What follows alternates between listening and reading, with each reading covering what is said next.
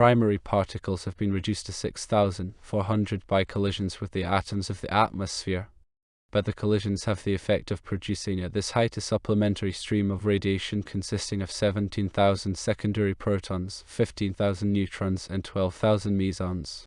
Additionally, every square foot at this altitude is penetrated by 48,000 electrons and positrons produced by the collisions per minute.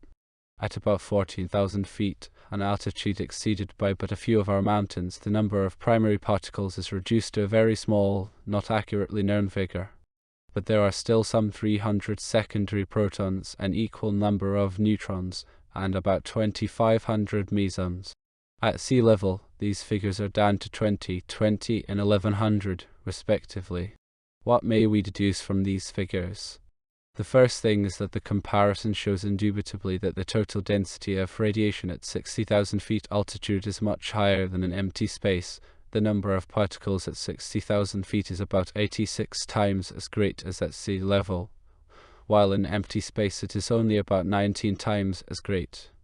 If we choose to consider secondary particles of cosmic radiation to be as dangerous as the faster primary particles, which may not necessarily be quite correct, it is obviously far more dangerous to fly in the atmosphere at 60,000 feet than to remain in empty space for an equal period. In neither case, however, do we need to be much concerned about our health. The natural regenerative processes of our organism are competent to remove the detritus of the cosmic ray bombardment and to provide new atoms as they work their continuous miracle of cell rejuvenation. The problem of the effects of the bombardment upon our posterity is a different and perhaps a more serious matter. In the rapid succession of generations, in the continual disappearance and regeneration of our cellular structure, there is a something which is as unalterable as the rock of ages. This something is the genes, the bearers of hereditary qualities transmitted from parents to children. Genes supervise the continuity of the species. They explain hereditary family traits and determine the inherited dowry which is laid with each child into the cradle. The characteristics of the 1.5 million genes which actively participate in one act of fertilization determine not only the character of the infant, but they also determine each and every physical detail, down to color of eyes, facial expression, and skin pigmentation. Genes are also constructed of atoms and molecules, so that any damage to them by cosmic radiation must be far more fateful than damage to our organism itself. Changes in the structure of the genes, such as have been proved may occur under the effect of radiation, affect not only the characteristics of immediate offspring, but are fundamentally inheritable. Such permanent alterations of inheritance are known as mutations. We may compute the probability that a gene, a unit of our inheritance, will be damaged by cosmic radiation, for it may be statistically treated, since we know the density and the size of the target. If we assume radiation density as that of ground level and apply it to the period extending from birth to the termination of reproductively of the average man or woman, the computation shows that a gene will be struck about 10 times within the many generative cells generated over that period. But only a very tiny fraction of the generative cells of a person have the opportunity to participate in determining the characteristics of a child. Hence the probability of mutations affecting the individual family is minute. Due to the fact that there are some 2 billion inhabitants on our Earth, there is a goodly chance for a number of hereditary changes in each generation, despite the small likelihood of a mutation in any given family. A mutation is by no means always negative, for we have both good and bad inheritances. While some inherited diseases, such as the hemophilia of the Russian Tsars, may turn up, improvements in heritage are also possible. It seems to me that the Darwinian doctrine of the survival of the fittest should here be introduced. A more intelligent, stronger, better species in the long run has a better chance of survival than the obtuse, weaker and poorer. Perhaps we can interpret the development of man from Homo primigenius to modern Homo sapiens as a combined effect of mutations on one side and Darwin's selective survival on the other. This may even be a tiny peephole into God's mysterious laboratory. Whatever our attitude towards such interpretation, one thing is certain, and that is that every living thing on earth is subject to a certain, definite, but small prospect of a mutational change by cosmic radiation. The prospect is immeasurably small for any individual, as has been strongly attested to by the amazing uniformity with which human, animal, and plant species have continued themselves through the ages. The total cosmic radiation density in empty space is some 19 times greater than on Earth, according to the figures just presented. A gene, however, cannot be exposed to particles penetrating the body until a certain layer of the body had been traversed. The thickness of this layer will, of course, be affected by the angle at which the particle impinges. In space, the particles approach from any direction, so statistically we shall do well to figure a certain mean layer thickness. This is about equivalent to 20 centimeters of water surrounding the genes. Collisions may of course occur in this layer, preventing primary particles from reaching the genes to some extent, but also increasing the danger of their being struck by secondary products from these collisions. You will see that the body provides a shield for the genes similar to that of a thin atmospheric layer, and that the density of particles is somewhat higher than that produced by the primary radiation alone. It can be estimated that in empty space the genes are not subject to 19 times the surface level cosmic bombardment, but to 140 times as heavy. On the other hand, cosmic rays are by no means the only sources of mutations. It has been scientifically confirmed that certain chemicals, of which colchicine is one, can also affect the genes. Botanists have found in experiments with plants that exposing the genes to marked changes of temperature, in particular shortly prior to the fertilization process, has much the same effect. Mutations are sometimes caused by radiation emitted by lighting. There may even be arbitrary orientations within the complicated molecular structure of the genes. Therefore, there are quite a variety of additional causes of mutation aside from cosmic radiation. Some of these causes, such as lightning, do not occur in empty space. Under these circumstances, it is difficult to say to what extent a mutation is more likely to take place in space than on Earth. We may, however, state that the factor of cosmic radiation will not be multiplied by more than 40. When applied to any individual, this factor of 40 is negligible. After all, gentlemen, you do not propose to expose yourselves for the rest of your lives to this radiation, but only for some 3 years. We believe that millions of people would have to expose themselves in empty space for a lifetime before we scientists could confirm an increased number of mutations in succeeding generations. Now, you might like to know whether the nacelles of the Mars vessels might not be shielded to a point which would reduce the cosmic radiation density within them to that of the Earth's surface. The absorptive capacity of our atmosphere corresponds to that of a leaden wall some 40 inches thick. I need not tell you that anything even approximating such a thickness would render the Mars vessels incapable of fulfilling their functions. Anything thinner would be worse than useless, for as you have learned, the total radiation density at 60,000 feet is higher than in empty space by reason of the collisions between the atoms of the atmosphere and the particles. It is the atmospheric layers below this altitude which absorb the secondary radiation to an extent which reduces the total radiation density at sea level to less than that of empty space. Therefore, a shield of a few centimeters of lead would only make matters worse and offer no protection whatsoever. It would simply increase the probability of collisions without being thick enough to absorb the secondary radiation. Thus, the thinnest wall remains the best, and the organic outer skins of your nacelles are favorable to the protective issue. The organic plastics of which the nacelles will be composed contain primarily hydrogen, carbon, and oxygen atoms and are highly porous to the primary particles. Thus, collisions, with their resulting secondary radiation, will be reduced to a minimum, and the radiation density within will be no higher than in empty space, while metal walls of moderate thickness would increase it. In short, gentlemen, I believe that I can assure you that there is hardly any danger to which you will be called to expose yourselves that will be of less consequence than the cosmic rays, as infamous as they may be thought to be. There's no doubt in my mind that you risk yourselves and your posterity to a far greater extent each time you get into a motor car than you will be doing by exposing yourselves to cosmic rays in the nacelles of your space vessels. Chapter 12 for the Great Space Lift. General Braun concentrated his personal attention on the organization of the ferry service which would freight Operation Mars up to the orbit of departure. Already he had reduced the rocket vessels which served Luneta from 30 to 12. Those 18 ships which he assigned to Operation Mars were immediately sent to United Spacecraft for the necessary modifications, which included complete removal of the passenger accommodations and the relatively small cargo bays from the top stages. 15 of the vessels were equipped with cargo tanks for the hydrazine and nitric acid propellants of the Mars vessels.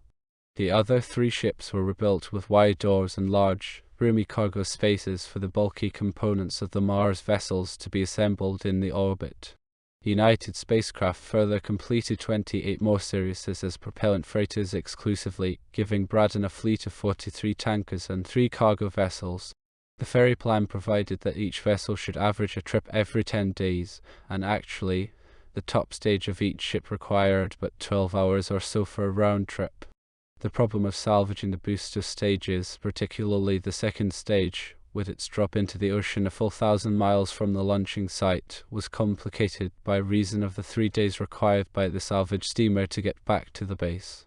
There were, nonetheless, some 7 days available for inspection, repairs and reassembly of the various stages to prepare each ship for its next departure. Experience with the Luneta ferry system indicated that such a schedule could be safely complied with, and matters were so arranged that the 950 Mars ferry flights could be carried out within about 8 months, even if as many as 6 ships should be concurrently out of commission for major repairs. Braun's plans were synchronized exactly with spacecraft's delivery schedule for the components of the Mars vessels and with the assembly schedule for the orbit of departure. Accordingly, a few cargo flights delivered a number of tank frames and tanks, followed by one of the nacelles for the passenger vessels. This cabin was to serve as a primitive shelter for the assembly gang during their labors in space. Working in spacesuits, the men assembled the frames and located the tanks within them, ready to receive propellants. This permitted the propellant loading operation to begin without delay, during which the tankers pumped their hydrazine and nitric acid into the prepared receptacles of the as yet incomplete Mars vessels. 2 tankers were to be launched simultaneously every 12 hours and to lay alongside the storage tanks, which they would fill through their delivery hoses within the 10 hours preceding the arrival of the next shipment. Then they were to uncouple their hoses and apply to themselves a brief decelerative thrust in order to re-enter the elliptical plunging path whose perigee would touch the atmosphere after the ship had gone half around the Earth. After another half circle in extended gliding flight, they would return to their point of departure. During the elapsed 12 hours, this point would have slowly advanced 180 by the Earth's rotation, and would hence again be below the orbit of departure. The cargo vessels were intermittently to deliver the other Mars ship components as the fueling proceeded. The last movement was to be that of the landing craft, whose wide wings would already be awaiting them in the departure orbit. Using their own rocket motors atop Sirius class booster stages, they would fly up to orbit to have their wings attached, and would themselves then be clamped to their motherships in anticipation of the long voyage through space. This was an enormous logistical effort, the greatest ever undertaken by the Space Forces. Establishing Luneta had been child's play in comparison, but before Braun could begin it, he was faced with another important problem. The plane of the orbit of departure lying, as it did, in the ecliptic had eliminated Kahului as a practical base of operations for the ferry vessels, for the Hawaiian Islands are approximately in the latitude of the Tropic of Cancer. The latter represents the northernmost latitude attained by the orbit. Nor could more than one launching operation every 24 hours be carried out from Kahului, and this would have delayed the entire ferry operation. In addition, there was the matter of utilizing the maximum payload, and the location of Kahului was unsuited to this. Braun therefore was forced to establish an entirely new base for the ferry vessels at Christmas Island, a huge atoll of more than 100 miles circumference rising from the Pacific to bear the ring of its palm-fronted islets 1,200 miles south of Hawaii. Since Christmas Island was almost exactly on the equator, it was from there that the maximum peripheral velocity produced by the Earth's rotation could most effectively be utilized for ascent. At the equator, this velocity is 464 meters per second, and since the direction of movement in the orbit of departure was identical, a velocity of 464 m/sec was no mean contribution to the required total velocity of 8,260 n/sec. In actuality, only 425 of those 464 meters per second would be saved, and this was because of the angle between the ecliptic and the equator. Nevertheless, some 6 tons of propellants per trip would remain in the tanks of the ferry vessels over and above what would have been there had the trip been made from Kahului to Luneta. Since the propellants were the same as those used in the Mars vessels, this represented a considerable net gain of available payload. Only by this gain had it been possible to reckon with but 950 flights for the whole ferry operations. The base on Christmas Island shared with Kahului the advantage that there was direct sea transportation between it and the plant of United Spacecraft at Long Beach, for very nearly all the material to be shipped was either manufactured there or passed through there for testing or adaptation. The problem of loading propellants was far easier in steamer ships than in tank cars.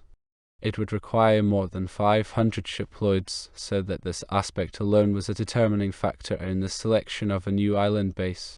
The DuPont Corporation expanded for the Space Force's large propellant plants in both Oakland and San Diego, and nothing was easier than for the tankers to go alongside the loading piers in these harbors, load up, steam to Christmas, and discharge into its storage tanks. Early in January 1983, 18 months' work had put the Christmas Island base into temporary operating shape. It was a rude shock which awaited the crews detached from the Luneta ferry service and their comfortable quarters in Hawaii. The grousing was like the grousing in every army since Caesar's, to the effect that when a base was picked by the Space Forces, it was at the most god-forsaken spot on the map. When they got there, Braun took their worries off their minds by delaying the ferry flights to the orbit of departure as little as possible. To keep soldiers busy was also an old Roman custom. A number of salvage steamers were always within the Christmas Island atoll while the tankers were unloading propellants into the tank farm near the docks. These salvage ships sought out the exhausted booster stages as they dropped into the ocean. Like returning whalers, they carried the great bulk of the boosters on their low-lying afterdecks when they entered the atoll's protected waters through the channel which had been blasted through the barrier reef. They always flew a victory pennant from the foretruck, somewhat like that flown by a successful sail fisherman. Salvaging boosters had become a science since the first modest spaceships were developed. It had become so important that a number of special devices for it had come into being. The enormous first booster of a series ship produced a thrust of not less than 12,800 tons and imparted to the upper 2 stages a velocity of 2350 meters per second in 84 seconds. At the 80-48 second, when the initially vertical flight path had curved to a little more than 20 from the horizontal, the ship would be 40 kilometers high and about 50 kilometers horizontally from the launching site. Then the second stage began to exert its thrust, separating from the empty first booster below it. With its tanks empty, the latter still weighed 700 tons. There is still considerable drag at 2350 m/sec, even at an altitude of 40 kilometers, and at the moment of separation, a large parachute of wire mesh emerged from the after end of the exhausted booster. The parachute slowly decelerated the great bulk on its still rising path, attaining several hundred degrees of heat in the process, by reason of the high velocity. The metal of which it was constructed, however, could easily withstand this. The booster continued upward to about 64 kilometers altitude, from which it descended to the sea, its velocity having dropped to 1250 m/sec when it passed the 40-kilometer altitude. Now the booster's flight path began to grow steeper, until it finally reached sea level some 190 miles from the launching site, approaching the water at 50 meters per second. It had flown for 7 minutes. When the huge bulk was still 50 meters above the sea, a grand proximity fuse went into action, igniting the braking rockets. These were mounted in the nose section of the booster and now pointed downwards due to the pull of the parachute on the other end. Their 10 streams of fire, generated by powder, exerted an upward thrust of almost 2,500 tons for 2 seconds.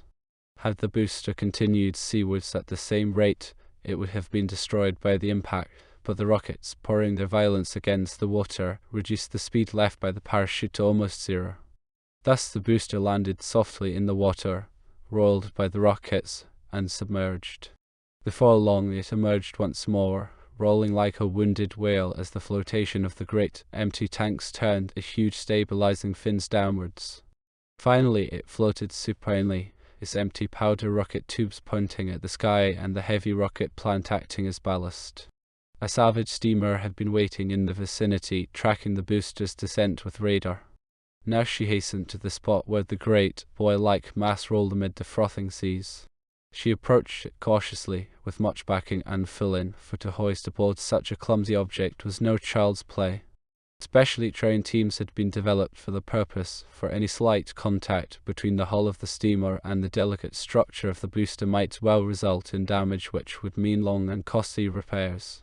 The ship moved stern first towards the booster with the jib of a crane mounted at the taffrail extending above it. From the outer end of the jib hung a bridle with a heavy spreader, upon each end of which sat a man.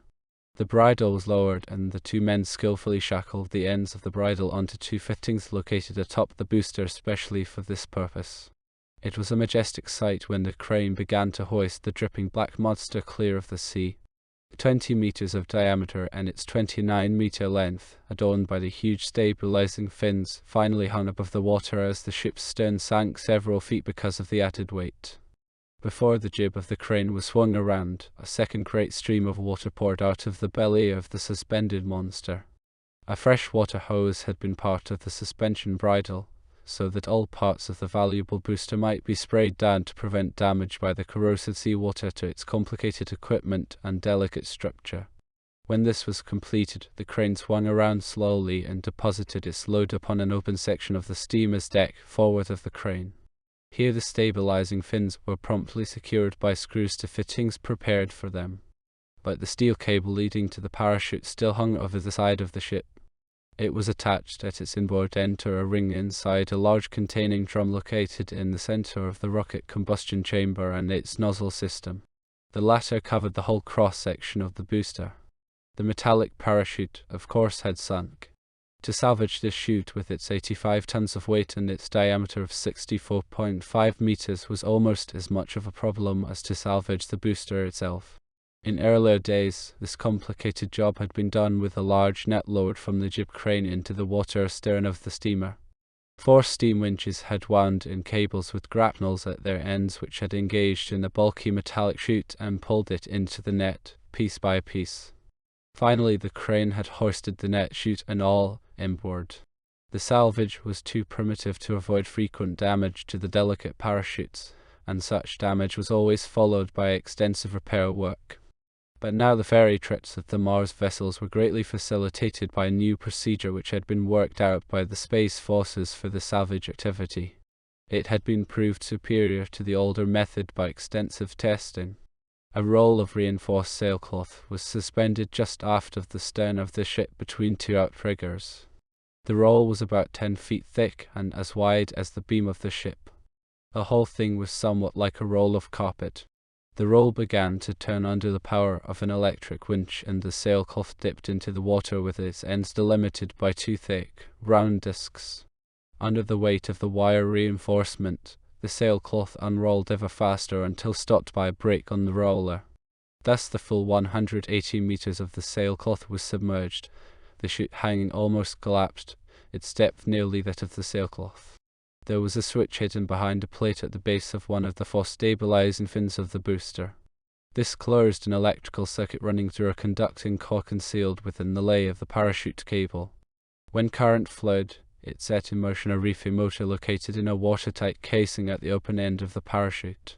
The motor reeled in a thin steel cable which closed the bight of the parachute down to a few meters as it hung deep under water at the end of its cable. Now the steamer's engines went slow ahead and the great parachute began to open as far as the draw line tightened by the reefing motor would permit, but still creating much drag behind the slowly moving vessels. As the speed of the steamer increased, the parachute on the end of its cable, now secured to bits at the stern of the ship, began to approach the surface. It streamed out behind the ship at an ever flatter angle until some 50 meters astern. The first visible meshes of the chute appeared above the boiling wake. Soon, almost the whole pocket of the great mass of metal ribbons was whirling and flashing near the surface like a school of flying fish. The long sailcloth roll had been pushed up beneath the parachute by the dynamics of the water and was raising the whole thing above the surface, much as a man on an aquaplane is supported by it. At last, the parachute lay with its whole length clear of the water and was kept narrow within the width of its supporting sail by the drawstring. Now a man on deck pushed a button, and a solenoid in each of the two disc-like affairs at the far end of the sail pushed off two cone-shaped covers. This revealed on each disc a little water wheel with spoon-shaped paddles. Promptly beginning to revolve in the wake of the advancing steamer, these wheels began to roll up the sail and the parachute within it around their common axle. It seemed that the towed sail was growing shorter as the roll it made at its after end grew thicker and thicker. Some 40 meters astern of the steamer, this rolling up process stopped due to the weight of the axle and its burden being too great to be supported above water by the now shortened sail. At this point an electric motor began to rotate the huge drum upon which the towing sail had been stirred. The sail was wound back onto it until the great mass, nearly 12 feet in diameter, between whose folds lay the dual layers of sail and parachute, was clear of the water. Just before this emerged, there appeared an enormous swivel weighing some 2 tons. This swivel, joining the parachute suspension line to the shroud lines of the great canopy, was to prevent any fouling of the latter if the body of the booster should begin to rotate while in descent. The carpet-like roll of parachute and towing sail was not hauled inboard, but secured to the after section of the hull, well above the waterline. Then, as the steamer's screw began to turn in earnest and her course was set for Christmas Island, the radio flashed the welcome news of another successful booster salvage to the ferry command. The spacious inspection and repair building for recovered boosters stood close by the bulkhead of the inner basin of Christmas Island. As the steamer came alongside, the ship's crane deposited the booster gently on a wide trailer which was then promptly hauled into the building. Here the reconditioning procedure began immediately, starting with the drying process by blast of hot air. These removed any remaining traces of water from the booster's ducting within a few hours. Still on its trailer, the booster next went into one of the test chambers, where it was thoroughly inspected for dents, damage and sprung rivets. The electricians connected the plugs on either end to their multiple testing circuits, which terminated in a profusion of test panels upon which glittered masses of switches, gauges, meters and test lamps. This revealed any defect in the magnetic valves, switching relays, servomotors and the rest of the complicated equipment which rendered the launch of a serious, well-nigh automatic. Other mechanics connected compressed air mains to the tubing of the propulsion unit, verifying its leak-proofness and the operation of its multiplicity of valves. Any defects revealed during these inspections were immediately made good by specially trained crews carrying appropriate replacement parts. Usually there were a few minor elements whose operation might be considered unsatisfactory, such as a sticky relay or a recalcitrant valve. All such commonly required parts were kept as stock in the building itself and could be obtained without delay. But occasionally there was major damage to be repaired. In such cases, which might vary from a crack in a seam weld on the rocket motor to a defective turbopump, the entire hull section of the booster might be hoisted by the overhead crane, as an undershirt is stripped from a patient in a hospital. The workmen would swarm around the inner structure like bees and remove the defective unit, installing a new motor or turbopump in laborious hours or even days of effort. One of the regular operations in preparing a salvaged booster for a new flight was the replacement of the exhausted deceleration powder rockets.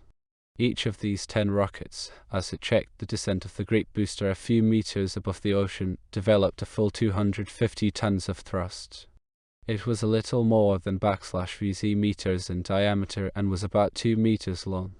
The powder charge weighed 2.5 tons and was loaded in steel drums weighing almost 1.5 tons empty.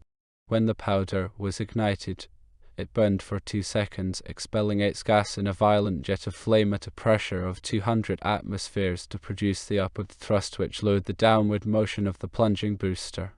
When this work was completed and the test section had certified the booster as ready for service, a tractor hooked onto the trailer and dragged it over a pit where the parachute was installed. This pit was just outside the building. The parachutes themselves were taken directly from the salvage steamer to a separate shop where they were removed from the rolled towing sails, thoroughly inspected, and finally given a new coating of corrosion proofing.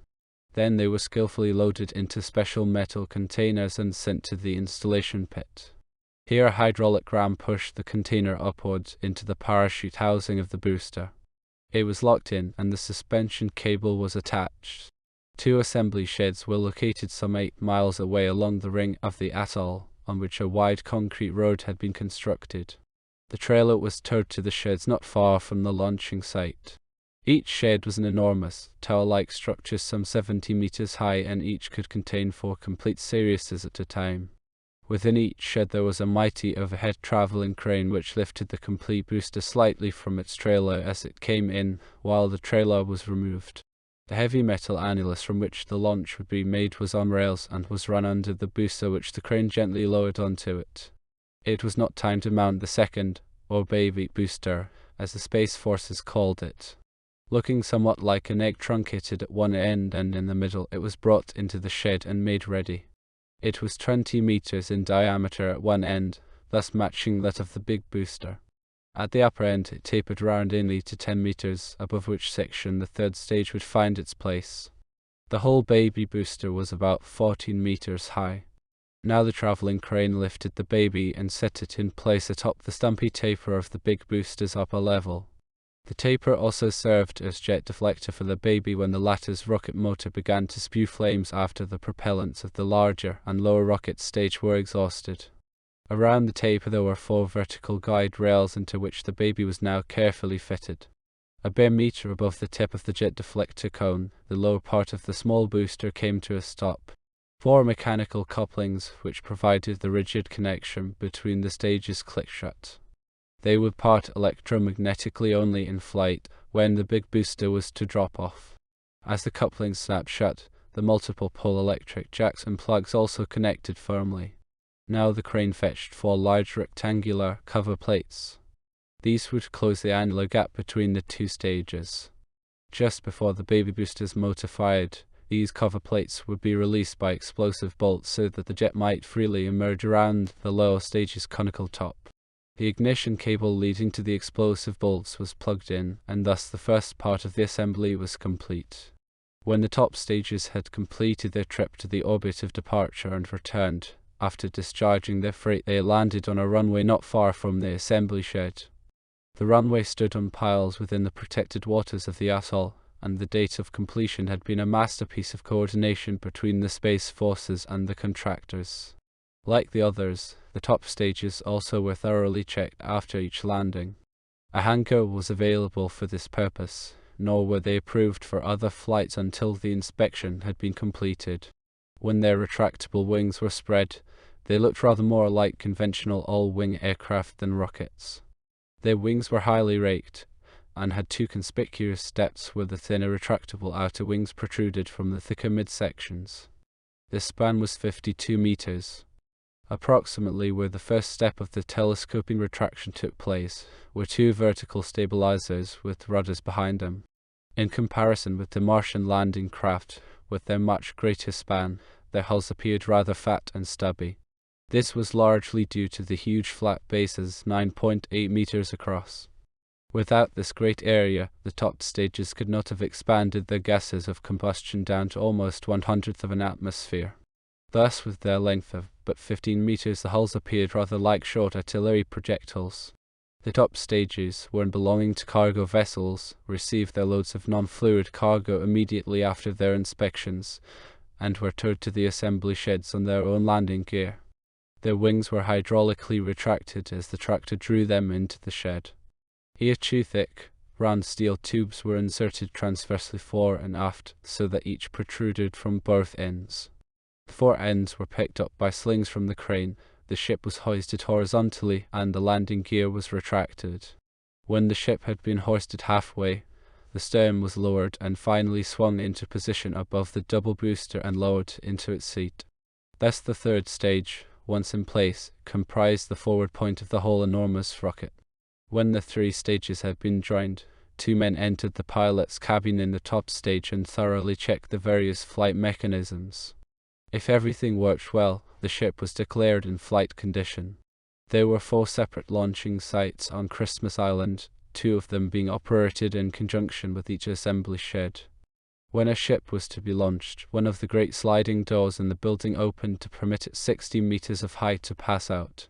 The powered launching platform, complete with jet deflector and running upon wide gauge tracks, bore the vertical rocket ship to the take-off site, located a scant mile from the building.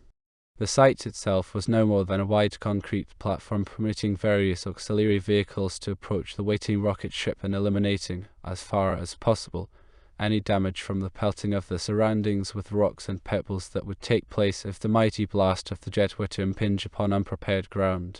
When the site was reached, the launching car was immovably anchored by ton-like brake shoes to the rails, and a web-like series of propellant hoses was attached. Each of the 3 stages was filled with 2 propellants independently through separate hose lines. A system of pipelines connected the filling stations at the launching site with the storage tanks near the harbour. There was a fuel meter on each outlet, permitting maximum accuracy during the tanking procedure. When the filling was over, the elevator gantry on its trailer was brought alongside the ship and the crew went aboard. All was ready for another takeoff for the orbit of departure. Braun's schedule called for the departure of 2 ships every 12 hours. They would be launched almost simultaneously and proceed in formation to the orbit of departure. This cycle of 12 hours was determined by the positions of the growing Mars vessels in their orbit, for there were only certain moments at which a signer ship could take off from Christmas and reach them. The orbit of departure lay in the plane of the ecliptic, namely at an angle of 23.5 degrees to the plane of the equator. It is in the plane of the ecliptic that both Earth and Mars circle around the Sun. The group of vessels on which the assembly work was being done circled the Earth once every 2 hours, and this made them cross the equator once every hour. In the meantime, the Earth was slowly rotating under the orbit of departure, making a complete revolution every 24 hours. Hence, after every half revolution, or 180 degrees, the same point on the equator, which was now just under the vessels, would again be exactly under them, they having meanwhile made 6 full circles around the Earth. Therefore it was always possible to launch a second flight just 12 hours after one launching had been made from Christmas Island. But if one flight had reached the orbit of departure in a northeasterly direction, the succeeding flight 12 hours later would be obliged to depart southeast, for only after a further 12 hours could the orbit of departure be attained via the northerly track. Chapter 13 Incidents and Adventures.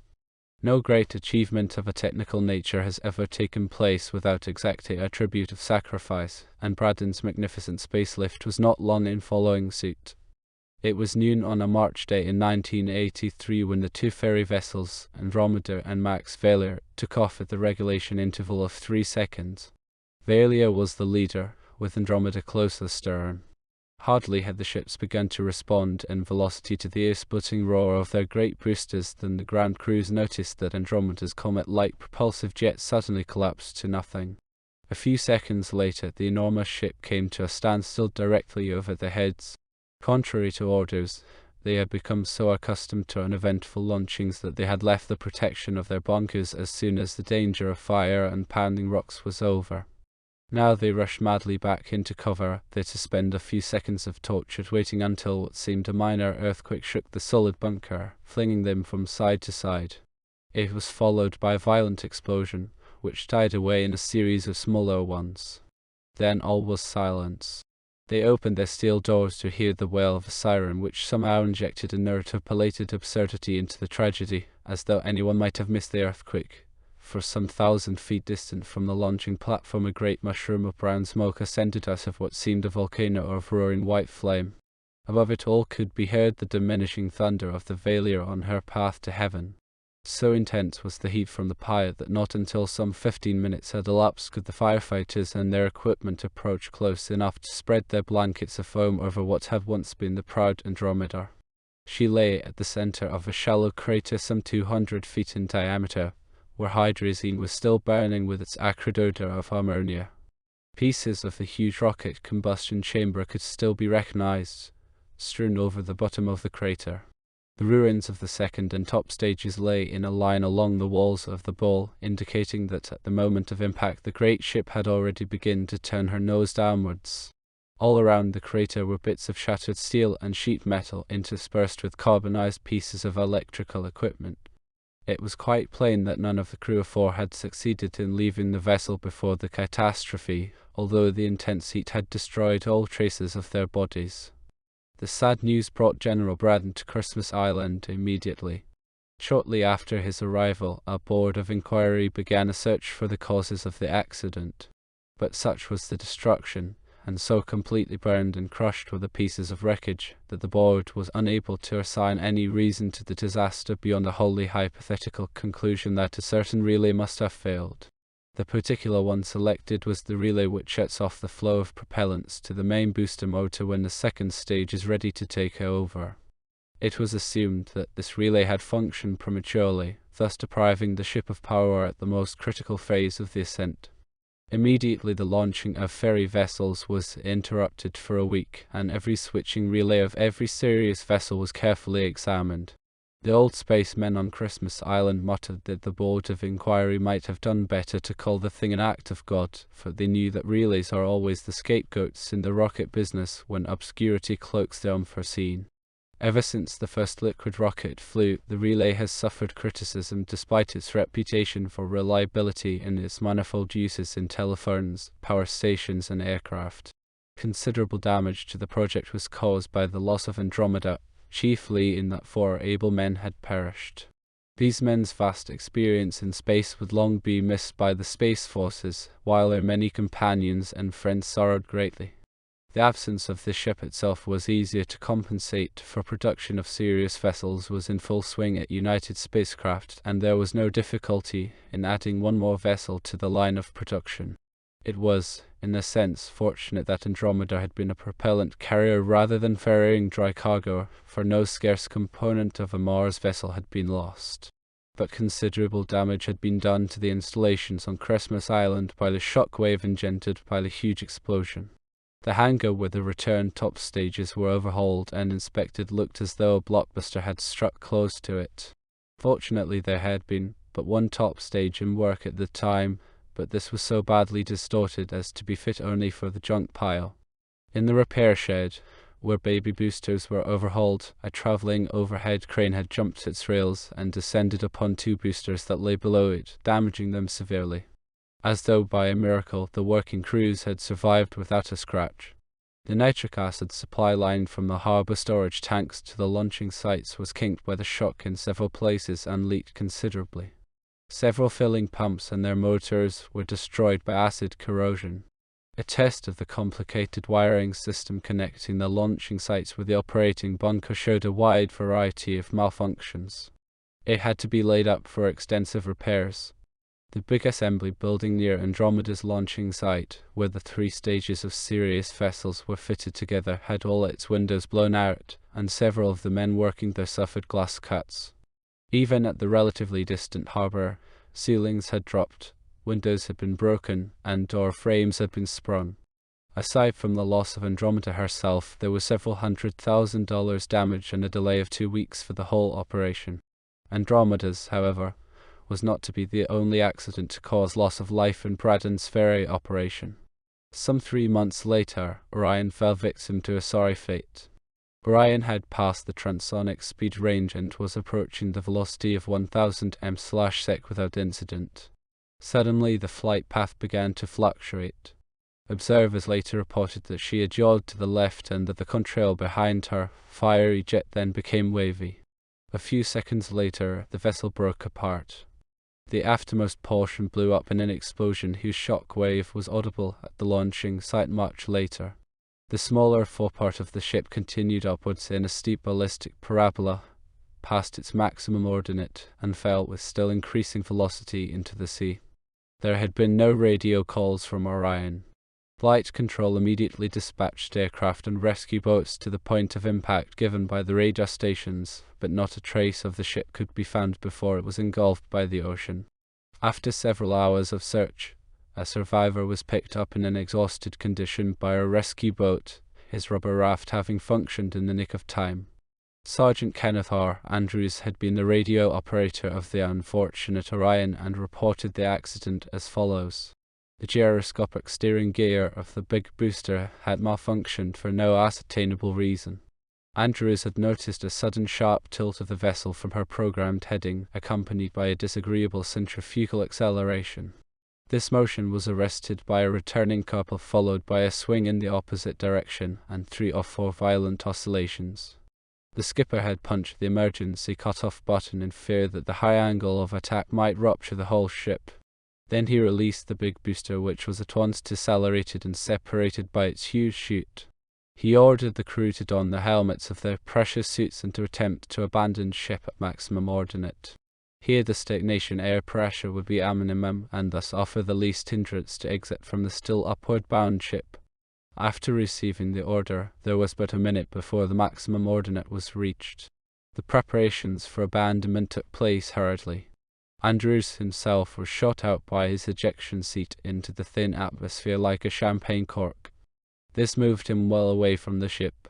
He allowed himself to fall from the 40 km altitude of the maximum ordinate to 5 km before opening his chute to avoid congealing himself. Whether anyone else got out he could not report. The rescue planes and boats continued the search for 2 days without further results. Operation Mars had 3 more victims. Captain Henry Burke of the Hercules was to experience an adventure sensational even to a veteran spaceman.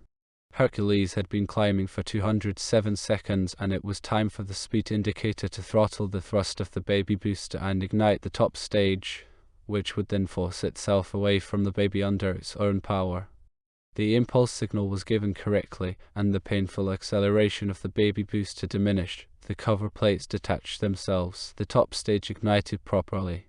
Then it happened. The magnetic disconnector between the stages malfunctioned and no separation took place. Burke immediately pulled the emergency baby booster release, but the booster did not fall off. Then Burke cut off the propellants to the top stage motor and waited tensely. A few seconds later, the already weak thrust of the baby booster died entirely, and, as the last propellants burned, a jar ran through the vessel, flinging the men forward.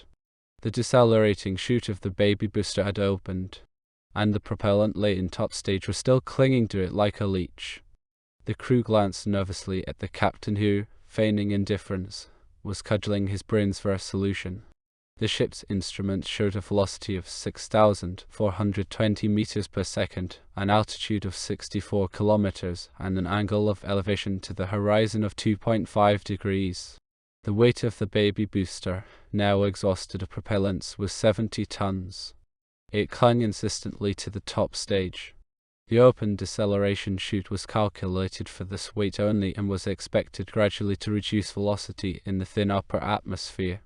The top stage, still loaded with propellants, weighed 130 tons, so that the little chute was now attached to a full 200 tons.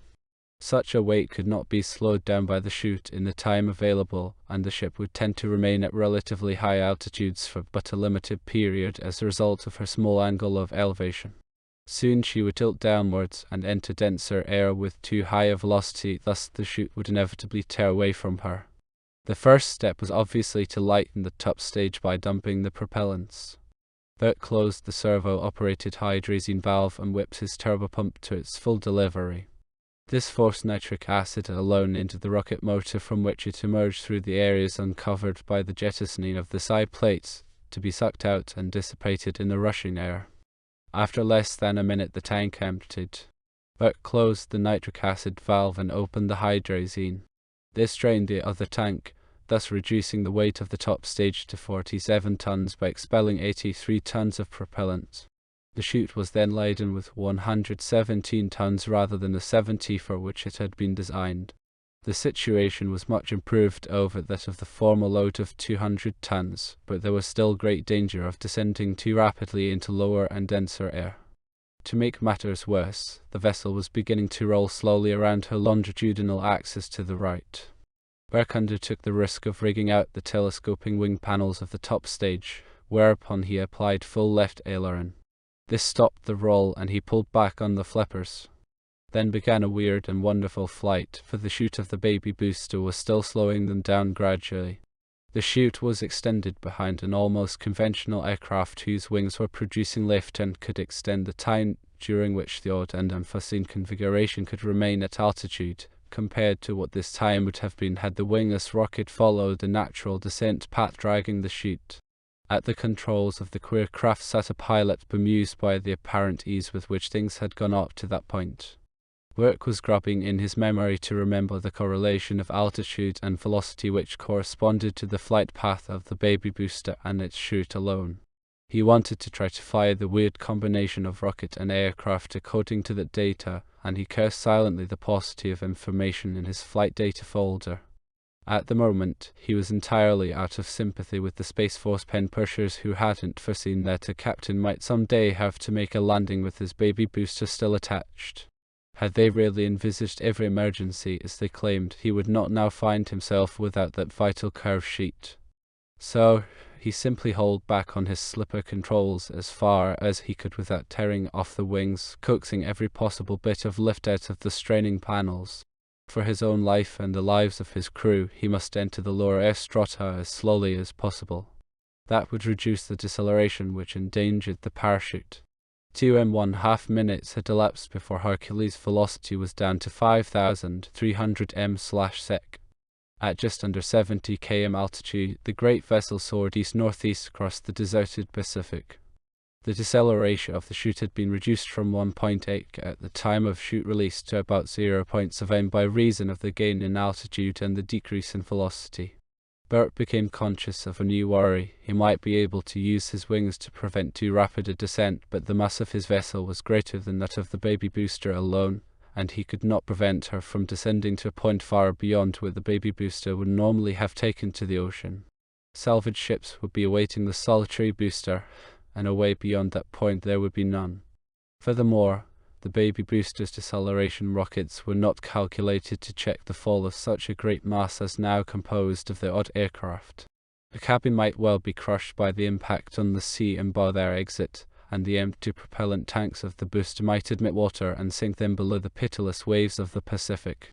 He hated the thought of making a halfway decent landing with the prospect of drowning with his crew like rats in a trap. Burke grasped the intercom. Radio SOS to Christmas Island from Hercules, top stage not separated from baby booster, now gliding, wings extended, on projection of great circle of ascent track. Send cross bearings and locations any sea vessels in this region. Anticipate landing 1970 km distant from launching site. Prefer to land near any vessel in that area. Another thought came to him with a shiver. P.S. he said over the intercom, hope nitric acid dump doesn't corrode my chute too fast. After a couple of minutes their cross bearings began to come in. 500 km ahead and slightly to port, the tanker Patrick was steaming towards San Diego. Burke would attempt to land alongside her. Hercules' velocity was now down to 3,000 m/sec and her altitude to about 48 km, but the deceleration had become almost unbearable with the descent into denser air. 5Gs pressed Burke against his shoulder belt where he gasped for breath, barely able to read the instruments and to keep his craft in the flight attitude. Slowly the nose began to point downwards, and when it reached 30 degrees the agony relented.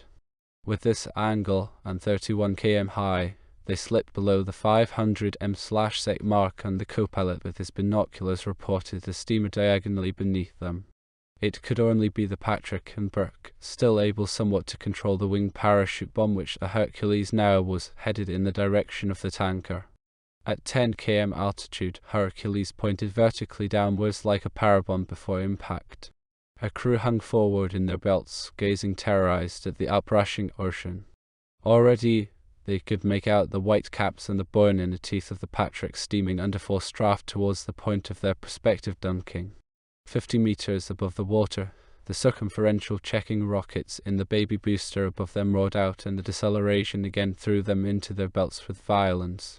The jets from the rockets screamed past their portholes in a mantle of flame.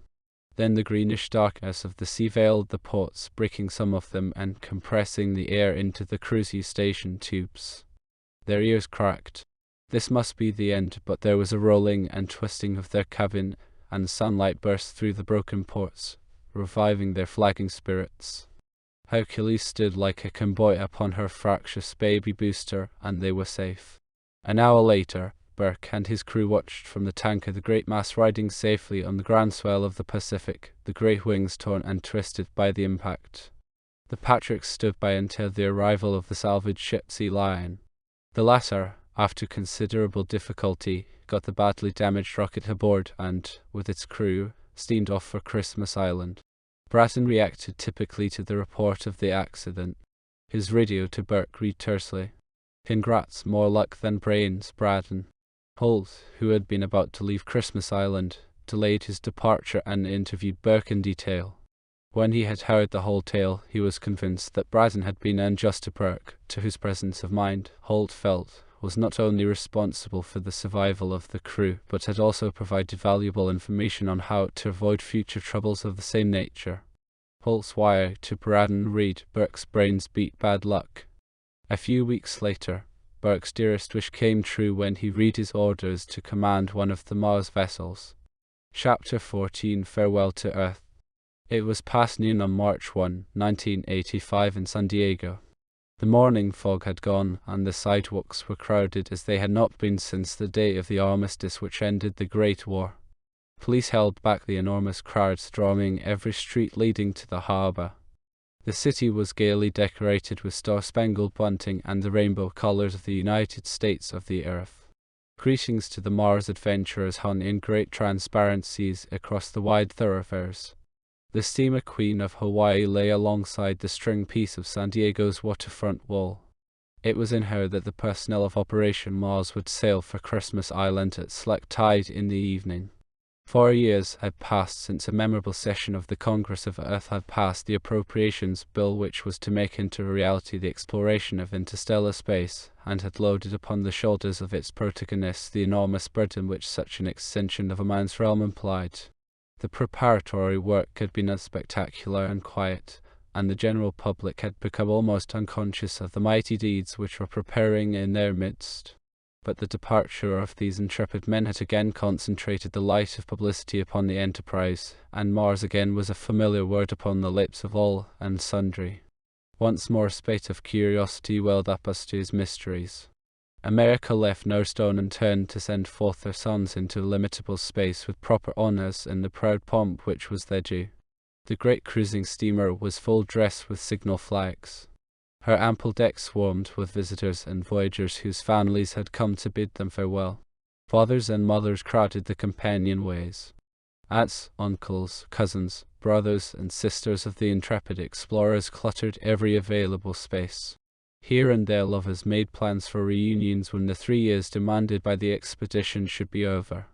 Gary and Catherine Holt stood on the boat deck looking at the harbor with its flotillas of submarines and destroyers nested beside their stodgy motherships.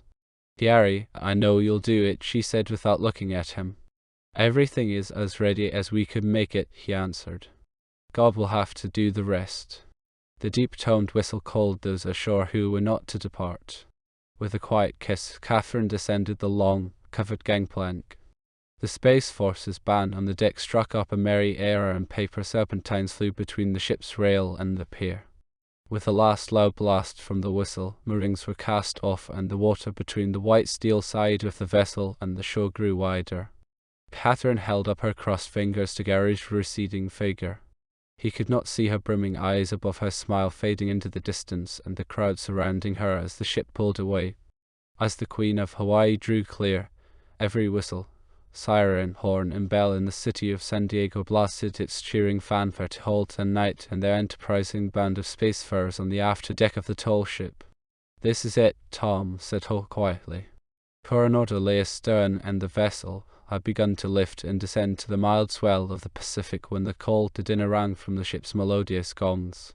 The great dining hall was bright as the Mars crew seated themselves, to their full number of 70, at long tables, one of which was occupied by the leaders who had done the planning.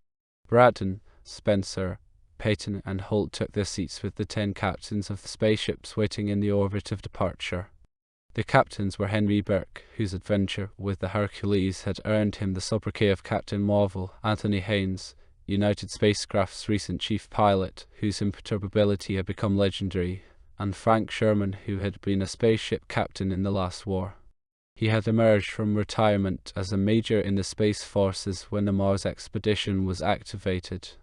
Another reactivated major was fat, cheerful Freddie Duncan with his inexhaustible fund of salty and passable anecdotes. Trygve Nordenskjold was a Norwegian lieutenant. A slim and silent fellow, he had made more than 60 ferry trips to the departure orbit in Sirius without the slightest incident. He'd been insistent that he could make as good landings on Mars as he could at home. Herbert Steinmetz, Lieutenant Colonel, Space Forces, an old-time space skipper. Fred Van Neumann, a young, intrepid-looking captain. Lieutenant Colonel Tom Knight, with his light hair and winning ways, quiet, contemplative Glenn Hubbard, and the effervescent, smart Frenchman Charlie Larach. Little persiflage passed between them as they sat. Each man was too much affected by thoughts of the great adventure ahead. They had bidden farewell to their loved ones to wander forth into the emptinesses of space for years, perhaps, indeed, forever. They would stand on the brink of the unknown. At a table to the right sat Hal Royer, Navigator-in-Chief, surrounded by the 10 who were to work at that trade and simultaneously co-pilot the spaceships. The next table was for the engineers, to the last man experienced burner boys from the war or the Luneta ferry.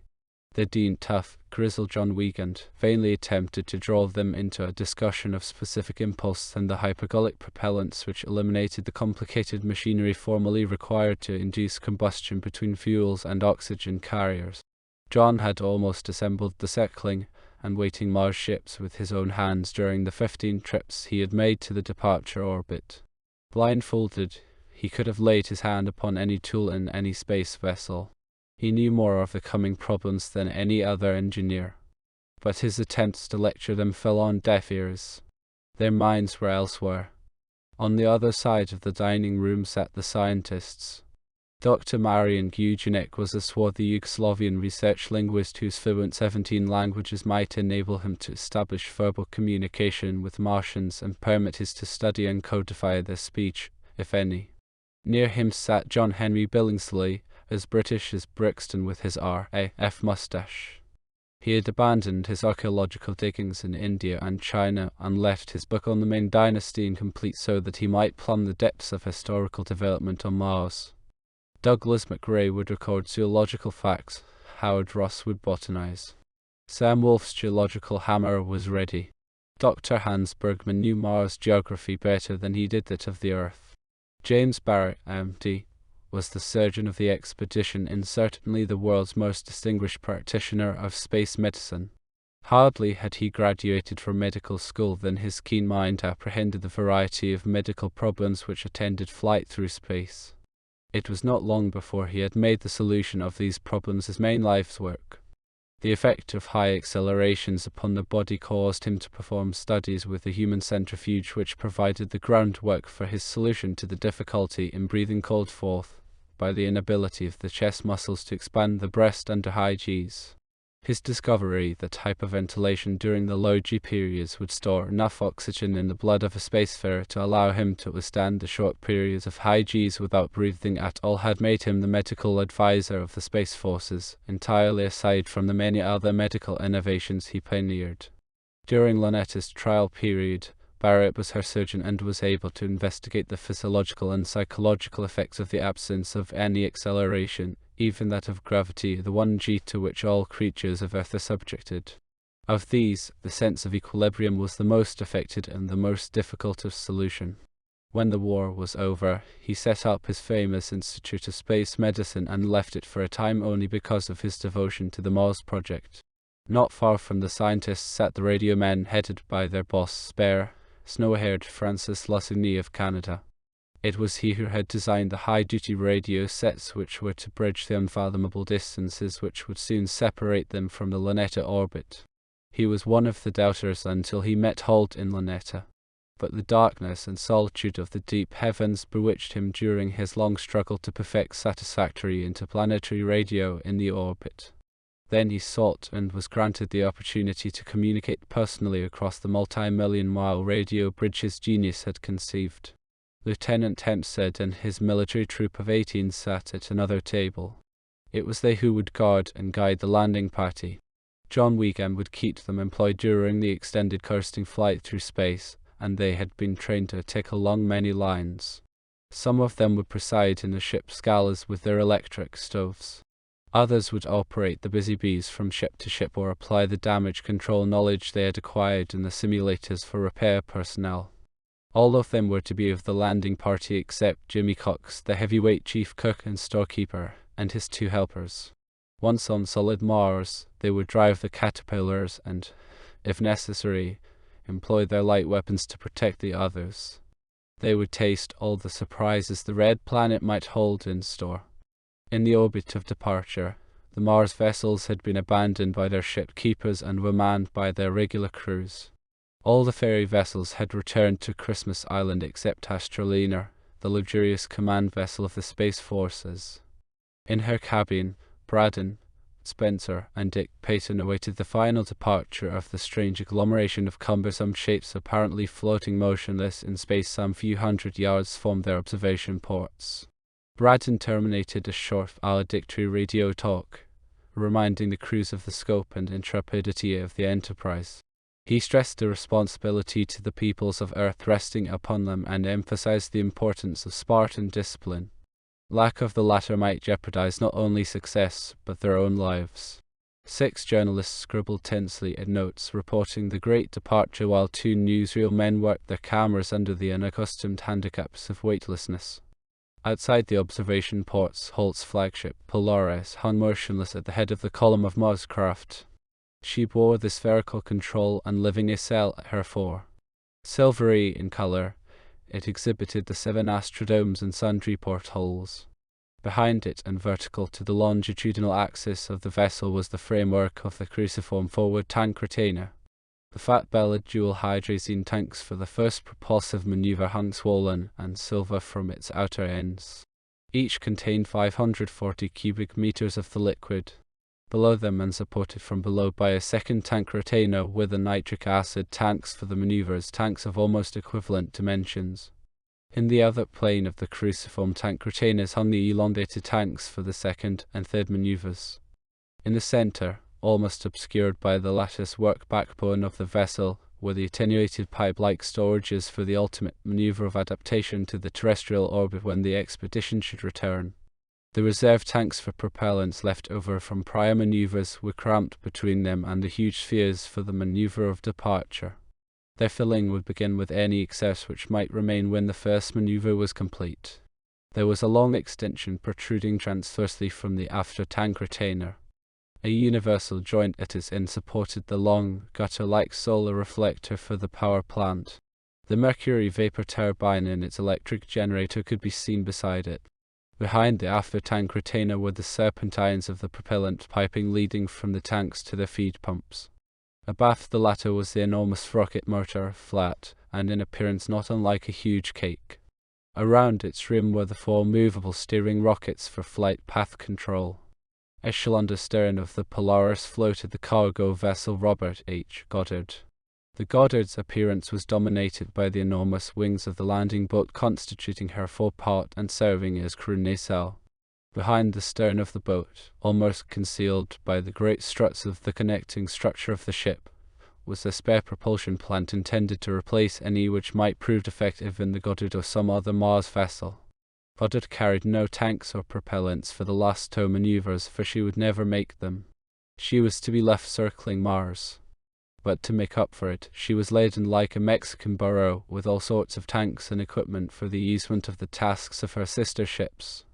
Among her burdens were the large telescope, the solar reflector, and the circular reflecting antenna of the high-duty radio set. She also carried 2 busy bees, oxygen tanks, the water supply, and many objects whose applications were not immediately apparent. In Astrolina, the loudspeaker had been hooked up to intercept communications between the ships. Colonel Holt in command of Polaris speaking, X-6 minutes, send ready reports as called, Nordenskjold. Nordenskjold, cargo ship Goddard, ready. Ponderously came the other reports. Sherman, passenger ship Aldebaran, ready. Van Neumann, passenger ship Arcturus, ready.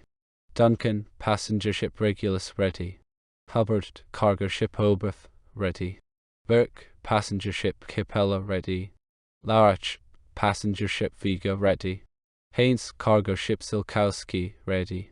Steinitz, passenger ship enters, ready. To squadron from Polaris, time X-3, at X equals 0, beginning with Polaris and in order of reporting, ships will apply thrust at 30-second intervals. The seconds dragged wearily as tension among the men in Astrolina waxed, their eyes glued to the ports. Then Holt's voice spoke calmly, X-10, 9, 8. At the word 3, a tiny flame leaped from the motor of Polaris, to be followed by a long trail of fire. The thunder of the jet was imperceptible, for this was no rocket launch from Earth. There was no air to transmit the sound even across the short span between Astrolina and the convoy. Slowly, very slowly, the colossal vessel began to move across their field of vision and disappeared. Then the Goddard's flaming jet lashed out, and she too bore away majestically with her outthrust wide wings. Aldebaran, Archeress, Regulus one after another, they forged into the illimitable distances by the consecutive ignition of their fiery tails. Amid a silence in which the buzzing of a gnat might have been heard, the cumbersome craft departed from view. The cabin of Astrolina resounded to a mechanical buzzing as the pilot ran up his flywheels and twisted his vessel in space so that Braun might again see the convoy. There they were against the velvet black sky with its unwinking stars. An orderly line of 10 man-made comets trailed 10 flaming exhausts laterally across the heavens, and Braun's heart swelled within him. This was truly a departure on man's proudest exploration, a departure in flaming confidence. He was still musing upon the incalculable possibilities facing the space cruise when Astrolina's jet rolled out to start him and the other stay-at-homes back to Christmas Island. Chapter 15: Killing Time Between the Worlds. 5 days of the voyage to Mars were behind the 10 ships of the convoy. After the initial impulse away from Earth, their intervals had slowly become greater. After 3 days, at the exact end of which each ship had fixed her position by stellar parallax, Hal Royer, the head navigator, reported to Holt that Silkowski was the only vessel to have applied her thrust so accurately as to both direction and amount that she needed no correction.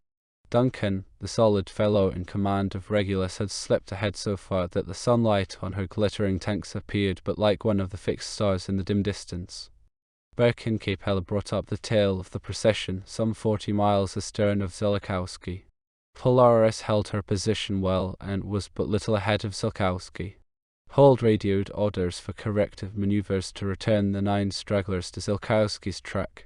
Extreme concern for economy of propellants might have dictated that closing up the convoy should be conducted so that the ships would be in close formation only when near Mars, but Holt had his reasons for reassembling them without delay. He felt that a few thousand kilograms of propellants would be well expended in keeping the ships near enough so that in case of damage mutual help would be at hand in a minimum of time. So the ships started their steering rockets and maneuvered themselves towards Silkowski. Within 10 days no more than 10 miles separated them. By now, the Earth was some 1.5 million kilometers distant and appeared about as large as the moon does to Earth dwellers. She reminded the observers of the waxing half-moon, due to her right half alone being illuminated by the sun. But that half shone more brightly than ever the moon, so brightly indeed that no contrasts upon it could be distinguished with the naked eye. Some distance from the Earth, they could see a luminous disklet of about 1/4 Earth's diameter. This was the moon itself, faithfully following Earth on her path around the sun. The sight brought the men of Operation Mars to full appreciation of the significance of their departure into the planetary world. They could see Earth and her companion actually submerging in the depths of space. Glances at the spectacle filled them with a kind of humble pride at their privilege of being the first to witness it. Not long after the maneuver, a stiff watch list and work program was instituted in order to accustom the men to the even and uninterrupted passage of time. Since there was no natural sequence of day and night, the good old military principle of invoking authority to determine which was which went into effect. At exactly 2000 expedition time, blinds were pulled over all ports except those of the pilot's cabin and astrodomes, to be opened only at 700. Meals, of course, were served on the dot. Weightlessness even proved a problem for the old Space Force veterans when it came to eating.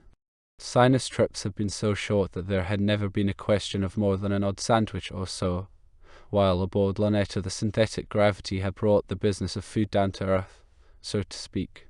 The consumption of a full meal under weightless conditions was an exciting novelty for almost everyone. Food was served in pannikins with spring-loaded covers and no knives were used. Edibles requiring cutting were chopped up in the kitchen.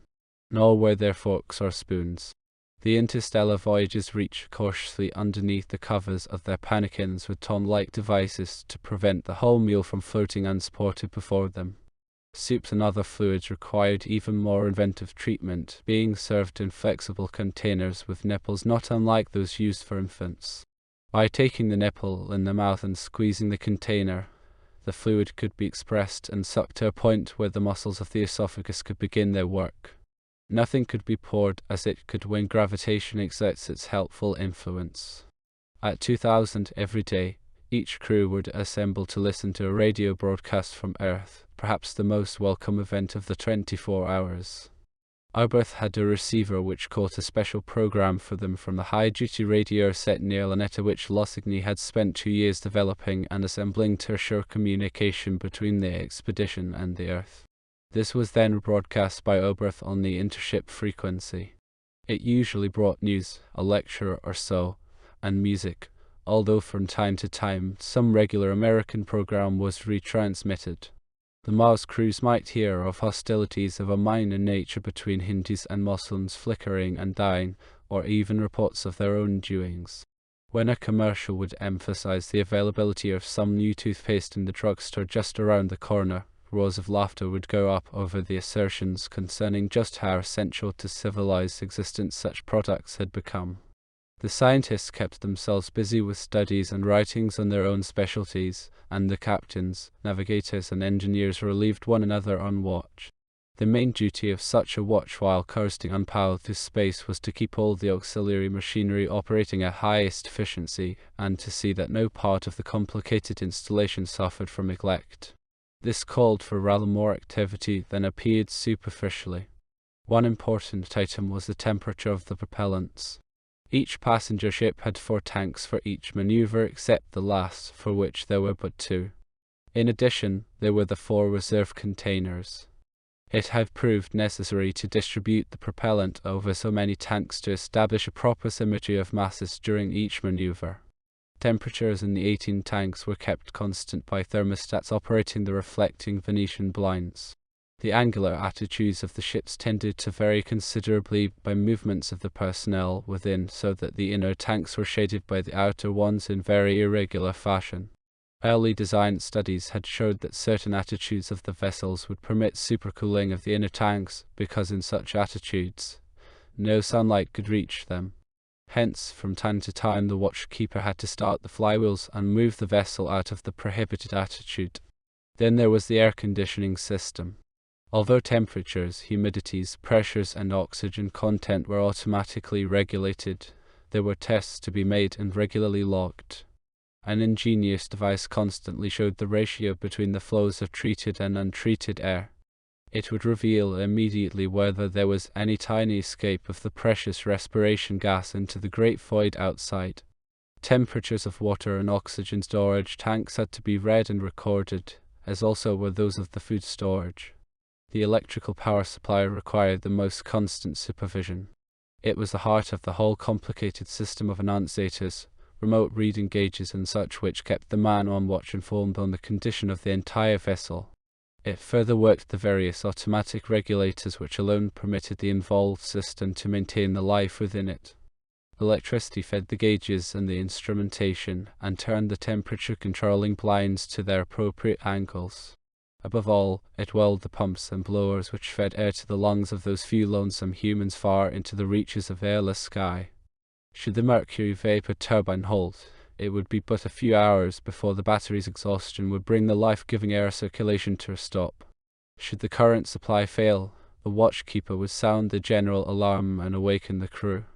Then he would radio one of the cargo ships for Power B, whose powerful accumulators would keep the blowers and pumps running while repairs were made by the damage control party called in for assistance from other ships. 2 weeks from the day of departure, John Weigard began a series of monthly inspections. From ship to ship he went in his busy bee, accompanied by 3 crewmen specially trained by United Spacecraft in troubleshooting and damage control techniques. No detail of the involved structure or machinery escaped his eagle eye and the prying hands of his assistants. Generally, he would spend up to 3 days on each vessel. His 3 minions, together with the engineer of the ship and John himself, would don spacesuits and climb out to the propulsion feed pumps at their station between the rocket motor and the huge tanks. Here his electrician began to pull plugs and seek scorched contracts or cracked plug bodies which had been allowed to overcool. His plumber might check tubing for hairline cracks caused by excessive heat stresses or the long vibrating of the initial maneuver. His tank expert would search for punctures with a magnifying glass. He would patch the tiniest rift such as was occasionally caused by meteoric dust, lest the self-sealing tank lining fail to plug it. John himself, with the help of the ship's engineer, might lift the turbine cover of the great 5,000 HP pump and perhaps decide to replace a white bushing. After thoroughly examining the ship externally for as much as a whole day, they would proceed to functional tests. Pressures were applied to parts of the propulsive mechanism to discover leaks. Trial switching operations were run so that the electro-pneumatic gear might not escape the Inquisition. Finally, Wiegand and his gang would go over the pilot's compartment with a fine-tooth comb. He and his electrician checked inverters, gyros, computers, switchboards and instrumentation using portable test panels. They would open relay covers to ascertain the contact pressures or to try the soldering on a cable terminal. Wiegand recorded his findings in a red notebook of evil repute, where he also laid out the repair work to be done, with some assistance from his troubleshooters, by the crew of the ship just victimized. The latter would procure any required parts from one of the cargo ships. His reports to Holt on the mechanical state of affairs kept the engineers and captains under constant pressure, for he never hesitated to lay the blame for any unsatisfactory condition exactly where he thought it belonged. It was not long before they were so intensive in their own inspections that Trouble John, as they called him, found trouble in finding trouble that he might enter in his horrid red book. Holt discovered that Wiegand's tireless X-ray eyes slowly but surely brought him the assurance that he need no longer fear that human mental inertia would prove a satanic factor in his computations. This it might easily have happened, lulled as were the men by the monotony of their seemingly endless voyage, and as susceptible as were the involved mechanisms to neglect. Holt had enough to worry about without that. Chapter 16, Interplanetary Radio. Holt found much of his diversion in listening to the tales of adventures on the 5 continents related by the 3 interplanetary hitchhikers, Billingsley, McRae, and Ross.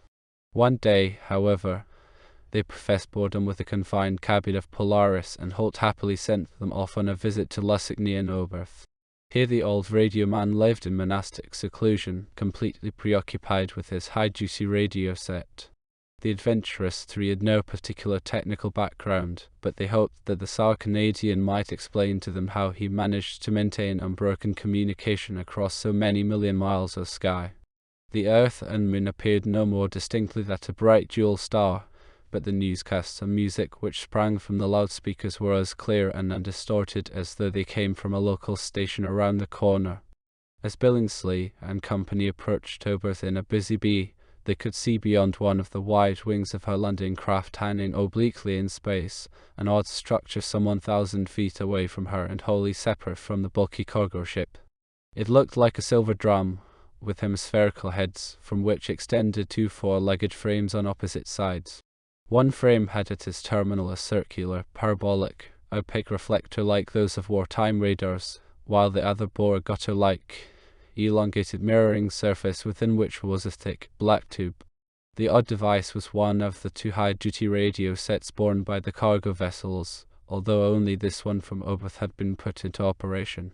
The bee slipped into the guides at the side of the drum, and the men floated inside through the rapidly opened doors. After greeting Lusigny, who crouched in front of an enormous instrument panel, they managed to inveigle themselves into such open spaces as could be found amid the electrical apparatus that filled the compartment. "Frank," said Billingsley, "it's jolly good of you to let 3 radio ignoramuses into your high-voltage jigsaw puzzle, if you're not too busy playing radio footsie with Venus, or something equally abstruse. Give us a bit of a lecture on how your interplanetary hookup works." Lassigny did not deign to respond to this sally beyond stating that they were in direct two-way communication with a similar station in Lunetti's orbit.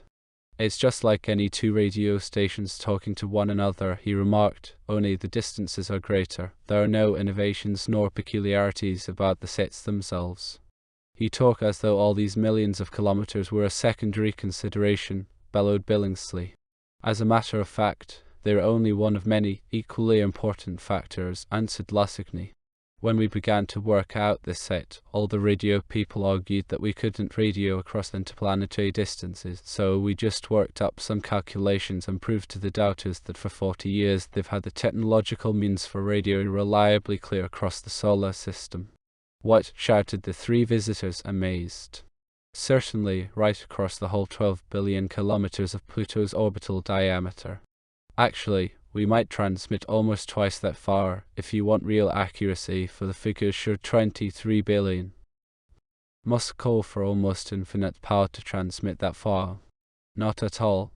60 kilowatts is all we need, and we get them quite easily at the frequency we've selected for this example. For this limiting case, in which we sought to demonstrate to the experts the performance of today's radio equipment, we left out such fancy trimmings as music or voice transmission. At those extreme ranges, we only claim to do business with the simplest and crudest type of communication, namely dot and dash. Music and voice transmissions are rather tricky, for we have to have what radio people know as bandwidth. Bandwidth means that the receiver, when tuned to a certain wavelength, must also receive a band of longer and shorter waves at the same time, if it is to pick up the modulations with which speech or music affects the carrier wave. When you want to transmit all the finer points of music from an instrument like a violin or cello, the tonal quality of which is determined by its overtones, the truer the transmission is to be, the greater the bandwidth required. But there is an unpleasant obverse to the case of great bandwidth. When you turn up the volume on your domestic receiver, you've all noticed that there's a background noise which increases and largely blows the reception of distant stations, and this noise is caused by unavoidable heat effects in the tubes of the receiver. In radio technology, there's an inevitable relationship between the noise level and the bandwidth, in that the noise level increases in the same ratio as the latter. Reasonably good reception requires that the useful signal power of the reception be a multiple of the noise power. But the noise level is entirely a vice of the receiving equipment and has no connection with the distance from which the signal comes. On the other hand, the power of the signal itself decreases as the square of the distance of the receiver from the transmitter, so that, if the distance is doubled, the signal strength is diminished to 1/4, and so on.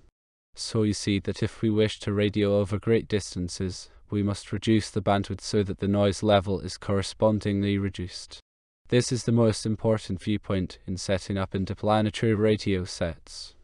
In the arithmetical example to which I referred concerning radio transmission right across the solar system, we assumed that the bandwidth was reduced to 120 cycles per second. In our computation, we picked a wavelength of 50 centimeters corresponding to a frequency of 600 megacycles, or 600 million oscillations per second. This means practically that the receiver accurately tuned to a 120 cycle bandwidth can only receive such wavelengths as do not vary by more than 60 oscillations from the 600 million. Based on this wavelength and this narrow bandwidth, communication across 23 billion kilometers with 60 kW of power, and directional reflectors for both transmitting and receiving of 100 square meters, we should still have a signal power exactly equal to the noise power.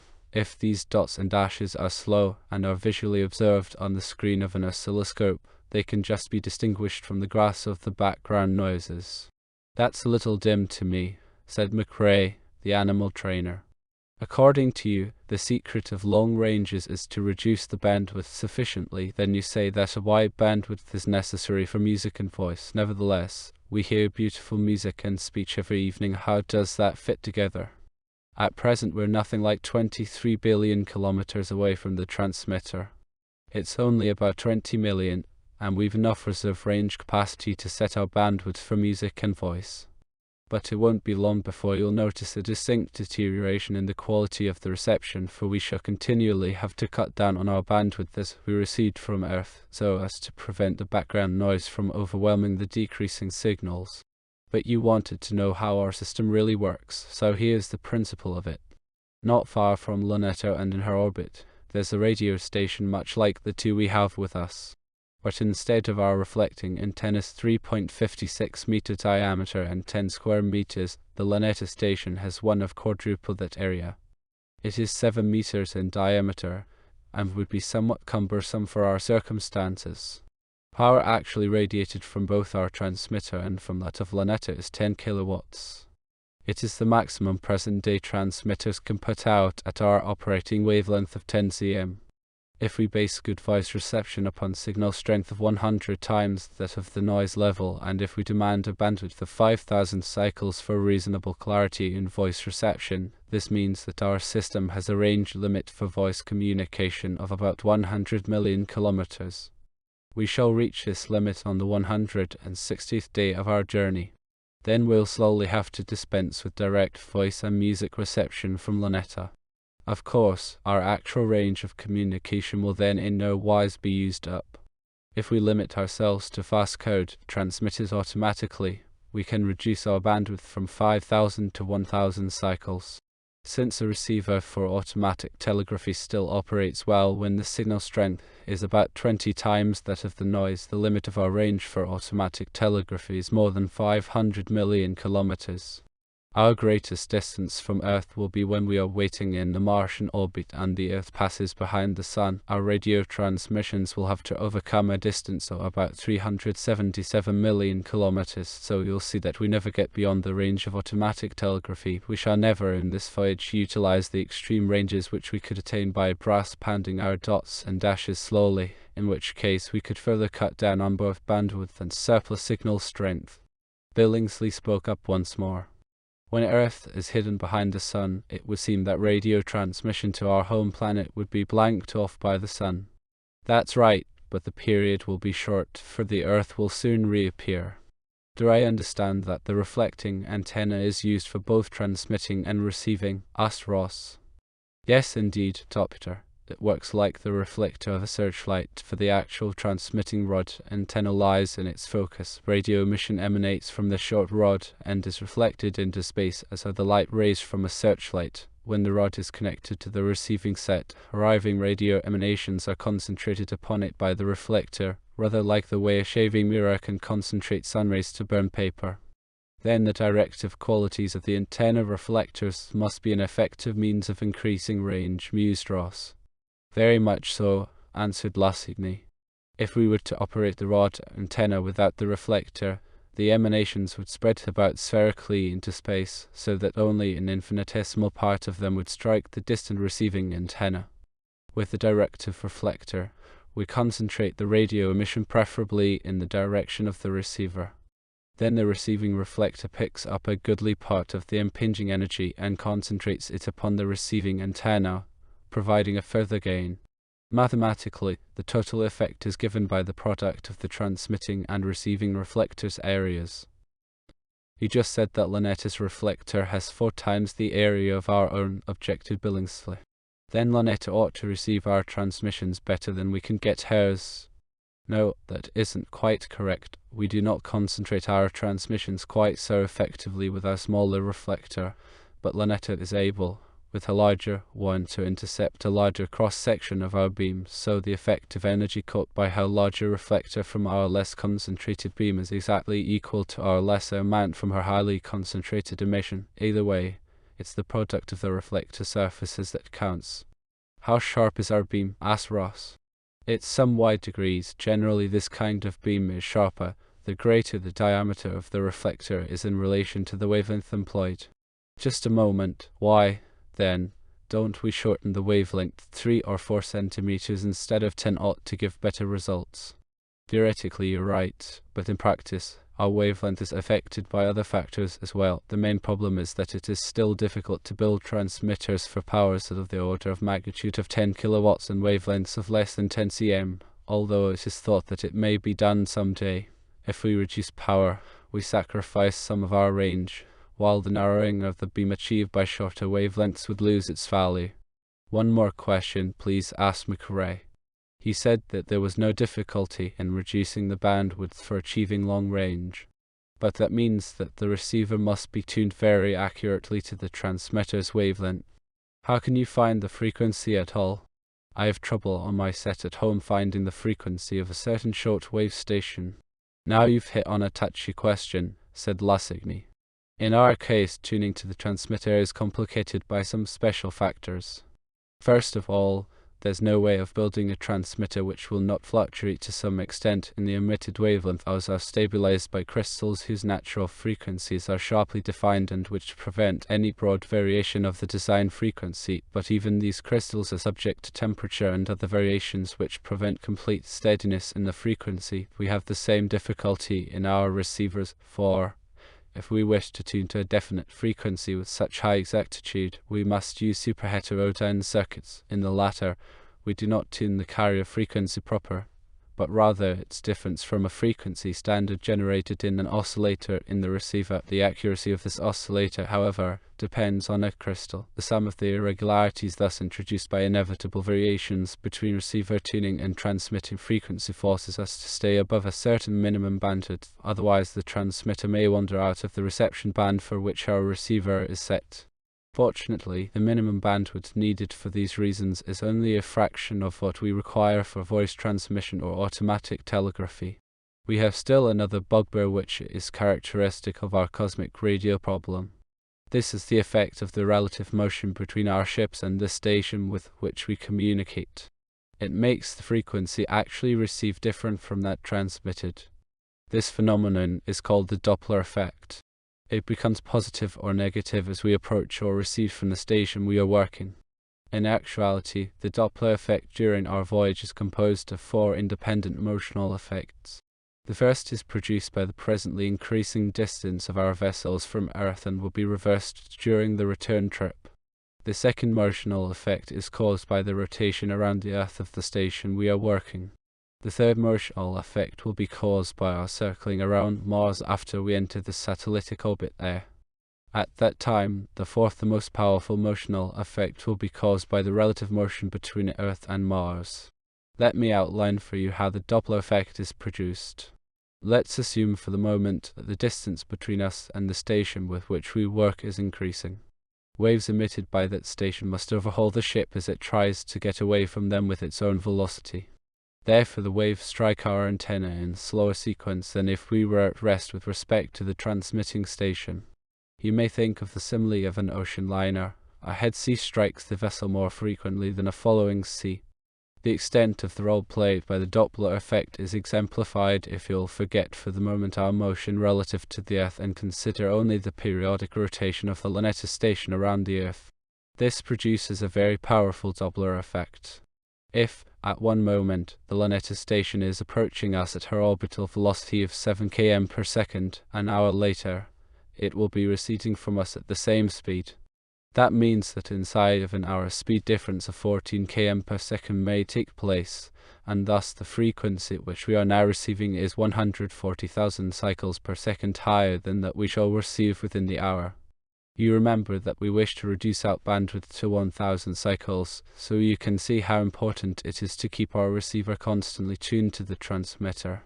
It's not quite as difficult in practice as you might think. We might use a search receiver sweeping periodically over a wide frequency band in addition to the working receiver. The searching receiver would detect the frequency at which the messages were arriving each time it passed them on its scale, and would periodically tune the working receiver accordingly. Actually, we use a single receiver with automatic frequency control. The Luneta station is similarly equipped, and it is not difficult to re-establish communication even after lengthy interruptions. "How do the Luneta operators know where to direct their radio beams?" asked Billingsley.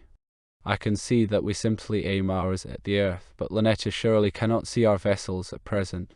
The tables give them our exact bearing in space, and since they have our coordinates daily, they always know whether we're on our prescribed track or not." "I'm only a child when it comes to radio," remarked Ross, "and I want to ask what might be a foolish question. Could we communicate by radar?" The question is by no means foolish. What you have in mind is obviously pulse radar, because the simple term radar is not clearly distinguished from the term radio. We checked and found that it would be quite possible to use pulse radar, although it offered no particular advantages over radio. Perhaps you'd like to hear the reasons.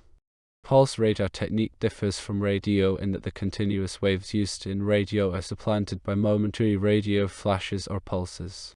The output of radio transmitters is generally limited by temperature rises, mainly in the tubes. In pulse radar we have the advantage of being able to overload tubes mightily during the short times that pulses last, for they can cool off between them. Actually, we can multiply the power of emission on the order of magnitude of 1000 as compare it with continuous waves, if the pulses are short enough. So, if we were working with pulse radar, we could multiply the output of transmitters such as this one by 1000 without any greatly increased effort. It sounds quite appealing, but there's a catch to it, for such a powerful emission extends over considerable bandwidth. There's an interesting analogy in acoustics. Fire a pistol near a piano when the damping pedal is depressed and all the strings will vibrate. Why? Because the sound of the shot is composed of tonal vibrations of innumerable frequencies or tones, as the acousticians call them. Each individual string reacts to the air vibration from the pistol shot that corresponds to its natural frequency and gets in resonance with it. You might say that the explosion has a wide acoustic bandwidth. A radar pulse is just such an explosion, so we'd have to set our receiver for a wide range of frequencies if we wanted to extract a lot of energy from it. That would mean a wide bandwidth. There's the answer to your question. A pulse receiver needs a bandwidth that is greater. The shorter the pulses it is to receive the greater the necessary bandwidth, but the noise level increases in the same ratio as the bandwidth. So, as we shorten our pulses for a radar receiver, we get more grass as opposed to our continuous wave receiver. On the other hand, we cannot increase our output power without shortening the pulses. So you'll see that what we gain on the swings, we lose on the roundabouts and vice versa. Transmitter efficiency goes up, but receiving efficiency goes down. So the pulse method has no advantages, and we stick to continuous wave radio for maximum range. I say, Francis, said Billingsley, why did you take the trouble to set up a station in the Luneta orbit? Why could we not communicate direct with Earth? We thought about it a good deal, and there's not much doubt but that we might have done so under favourable conditions, answered Lusigny. But there were a lot of practical reasons which induced us to set up the Luneta station. First, there's the problem of Earth's rotation on her axis. We could communicate with a single station on Earth for a maximum of half a day at a time, for that station would be blanked by the Earth's mass for the remaining 12 hours. That would have meant several terrestrial radio stations for continuous contact. These stations would have had to work in relays with continual intercommunication between themselves, and the whole world-girdling organization would have had to be set up for 3 years. The Luneta station permits us to work at least once every hour, by reason of its bi-hourly circling of the Earth. Then too, radio communication directly to and from Earth would be affected by the atmosphere. The lower atmosphere would have made communication hinge on local weather conditions. Sandstorms and thunderstorms might have upset communications. Clouds tend to reflect some of the energy radiated at them by our short waves, and we often would not have known whether we'd been received correctly or why the other station didn't come in at the agreed times. When I went to General Braun with this idea and kept going back to him with new problems and demands for perfecting such an involved net of communication stations, he wasn't pleased. Finally he pounded the table and said, "You'll get one ferry flight to the Luneta orbit. Fix up something to take up there which will do the job our side of all this atmospheric blockage. We want reliable communication with the expedition, not a scientific circus which will be flopping intermittently so that the wise boys can give 1,000 reasons from advanced physics for the flops." So we built up another set just like those we have with us now. There was some extra disposable load in a Sirius which took the set to the orbit, and this allowed us to haul up the big 40 square meter reflector. That's the story of the station which we work. McRae looked puzzled. You imply that the Luneta station is a Chinese copy of our own. Fe believed that it was the other way around and thought that our station was independent of the Mars vessels because such an independent station had proved its efficacy in the Luneta orbit. But if the design was first worked out for the voyage, why wouldn't it have been simpler to have made the radio set integral with the ship? There are mighty good reasons for the radio station being a self-contained unit separate from the ships. First of all, cargo vessels do not have comfortable living spaces like the yacht you're living in, the Polaris. They have a pilot's cabin, a tiny radio shack, and the crowded cargo bay of the landing boat, and that's all. Our transmitting and receiving spaces would have had to be built separate from the landing boat anyway. Then Peyton insisted that the attitudes of the ships be controlled, even while coasting, so as to avoid any propellant tank becoming too cold by being shaded for an excessive period. This would have prevented us radio people from setting the ship's attitude in accordance with the desired angularity for our reflectors. You'll understand, of course, that not only must our reflecting antenna be constantly directed at the Earth during the actual voyage and while circling in the Martian satellitic orbit, but the reflector of the generating plant must be directed at the Sun. It would be quite a trick to do that from a spaceship whose attitude is determined by entirely different considerations. Right now, it's difficult enough to keep the ship's own power-producing reflector pointing at the Sun and still permit the skipper adequate freedom to position the vessel as he wishes. With our two reflectors, that would be a geometrical impossibility, for the angular relationship between Earth and Sun changes much during our voyage. The self-contained and separate characteristics of our station eliminate these difficulties entirely. After the maneuver of departure, we had two busy bees tow the station away from the orbit and leave it some 1,000 feet from the vessel. We can stay here until the old man decides that we have to make another power maneuver. Here we can keep the transmitter compartment in whatever attitude will permit the reflectors to be appropriately directed. How do you control the reflectors? Asked McRae. With triple flywheels, and in the same manner that the attitudes of the ships are controlled. There's a set of such flywheels here in the transmitter compartment. With them, we set the whole radio station, leaving the reflectors locked in position. Then we unlock the solar reflector, which is swiveled at its center of gravity on an outrigger. The solar reflector has two flywheels with which we direct it at the Sun, after which a photoelectric cell automatically cuts the flywheels on and off to keep the direction. In the same manner, we rivet the reflecting antenna to the Earth. Your current supply here is doubtless based on the same principle as the power plants in the ships, remarked Billingsley. Yes, it's the same idea. Solar reflector, mercury vapor boiler, turbine, and condenser, the latter being in the shadow of the solar reflector. The reflector is smaller than those on the ships, having an area of but 15 square meters. It collects solar energy to the amount of 8 V12 kilowatts and feeds it to the boiler. This figure holds near Mars, but increases to 20 kilowatts near the Earth, where solar rays are much stronger. Such kilowattage is not adequate for our transmitter, and besides, our turbo generator is only about 30% efficient. In the Martian orbit, we shall only extract some 2 kW of power from our 8 V12 kW of solar energy, the remainder being irradiated to space by the condenser. Thus you see that our reflector only provides a quarter of the energy emitted by our transmitter.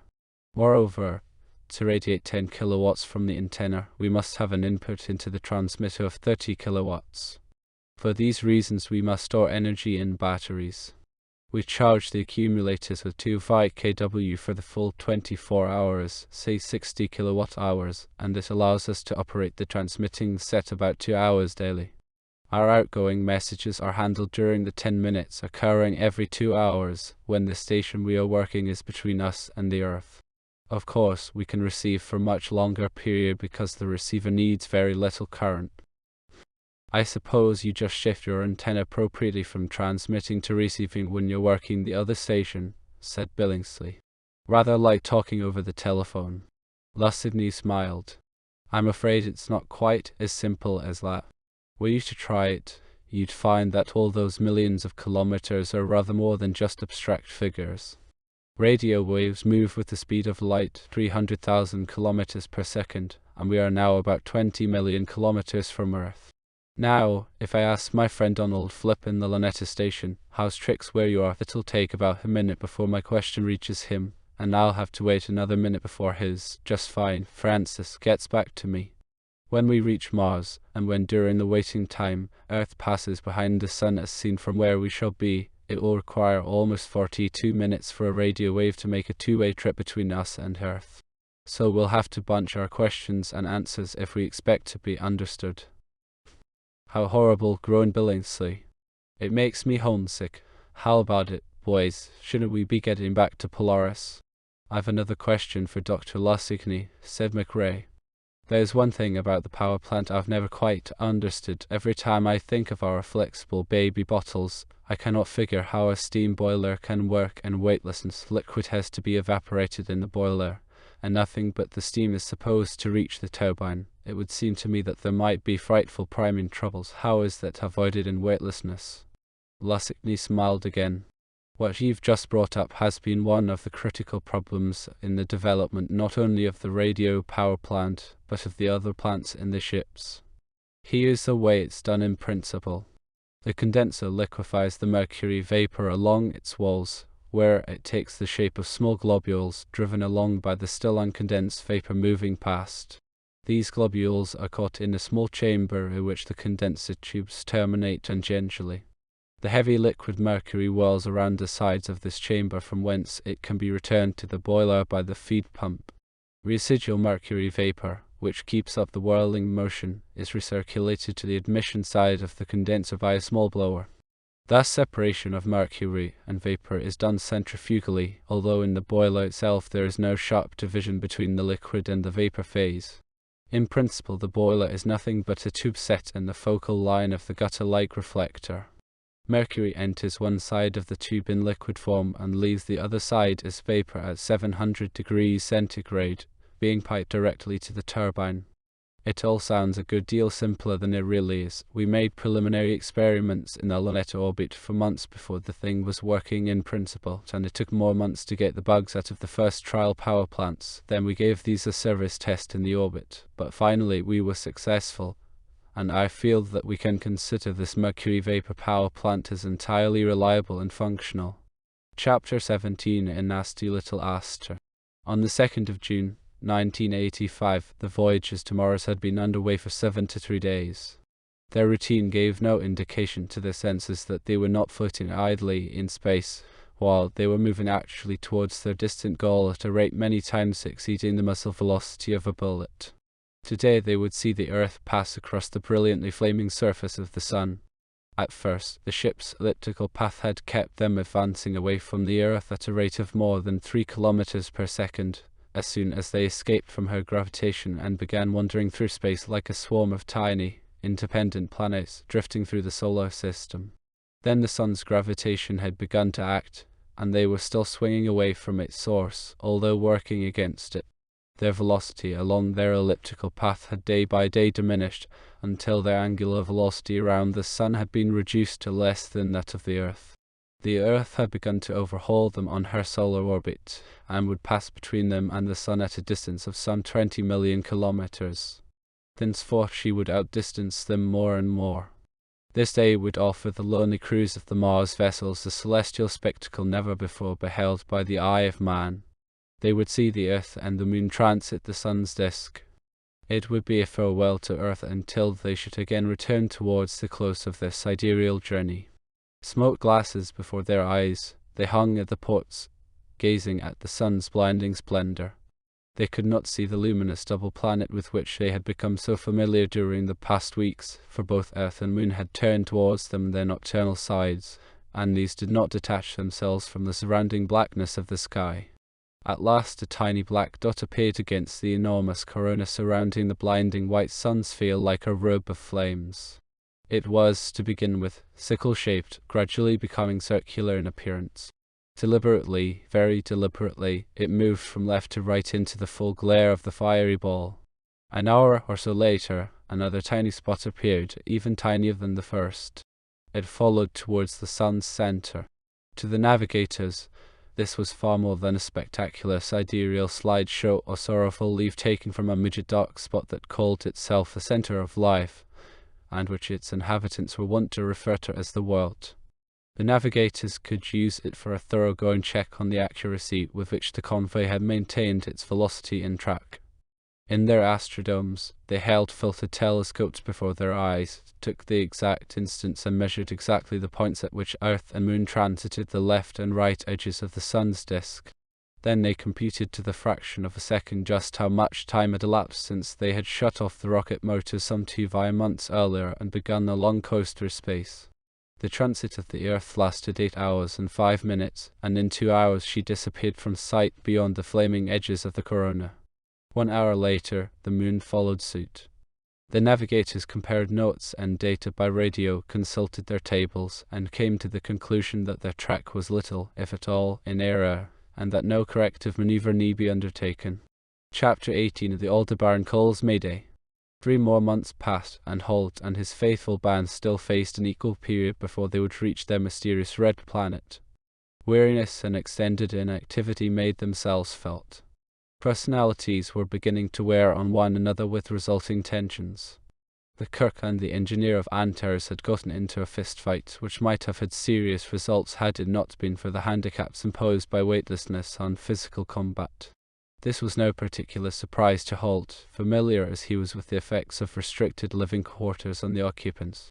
He therefore undertook an exchange of personnel between the space vessels so as to afford some variety in the human contacts between his men.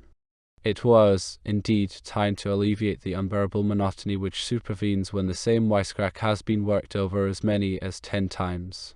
Even Billingsley had seemingly exhausted his ample store of amusing anecdotes concerning English globetrotters and dead Chinese emperors.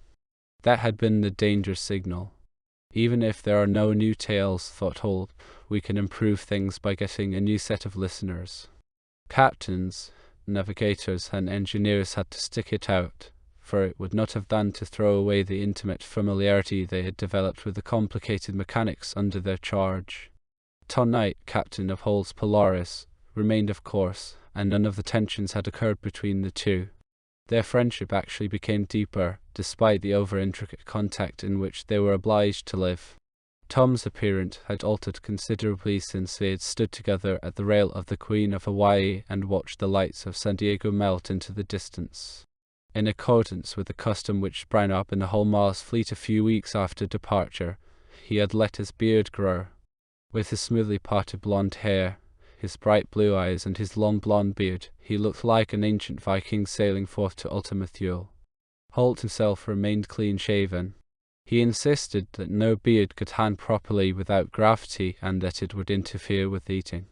No matter how convincing the arguments of the beard wearers that their experience proved the opposite, he stuck to his theory. But in the interest of the psychological welfare of his crews and to prevent them from becoming prey to depressive thinking, he instituted a broad program of activity. Every passenger ship held a movie show at least twice a week. Sam Wolfe and Howard Ross circulated from vessel to vessel and ran the projector. Those not on watch in the cargo ships we allowed to attend, since the limited spaces where they lived would not permit of such luxuries. This they called getting out into the great world. Dr. Guzenek would give radio lectures in English, French, German, Russian and Spanish for those who desired to improve their education during the long days of inactivity. He announced that he would include Martian during the return trip. He saw to it that there was an active interchange of books between the vessels, thus providing himself with an opportunity for extensive visiting, and he was always welcome. The expedition's gravity cells offered one of the gratefully accepted escapes from boredom. Early in the planning stage, Dr. Barrett and the specialists of the Institute of Space Medicine had expressed grave concern as to the effects of the weightless condition upon the crews when protracted for months on end. Even Bergman and his assistants, the champions in long-time weightlessness, had been able frequently to return to Lanetta during their extended observations and there to expose themselves to her synthetic gravity for several hours. Many problems had been posed to the space doctor.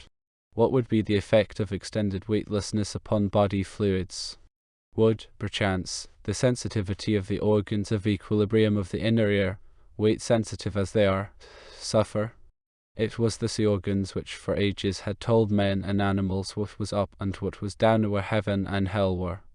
In space flight, their system of reference was gone. Would a general degeneration of the muscular and vascular systems not threaten organs such as arms and legs and heart, when, accustomed to working against gravity, they would be able to function with so little effort? In weightlessness, violent motion involved the danger of the movers colliding with any of the 6 walls surrounding him, forcing him to use his physical strength with utmost caution. The muscles and limbs of the crews might well shrink as though in plaster casts, incapacitating them for their duties when they reached the surface of the distant red planet. The answers to all such problems were the gravity cells, for it was impractical to provide the expedition with so bulky a donut as Lanetta. Peyton's designing genius evolved the dumbbell-shaped affairs which floated not far from the ships, whirling about the center points of their handles like giant maple keys. Holt issued a squadron order that each crew member must pass not less than 2 hours in the gravity cells twice a week. Busy bees ferried the men in groups of 4 to the huge dumbbells, which they entered through the central chamber, a spacious metal drum, via bulkhead doors directly from the bees. From the central chamber the men descended to either of the great bells through air-impervious hoses 100 feet long and 3 in diameter. The 2 diametrically opposed spheres, the hoses and the central chamber, were inflated by an air conditioning unit to a pressure of 1 atmosphere for respiration and to maintain the dumbbell shape.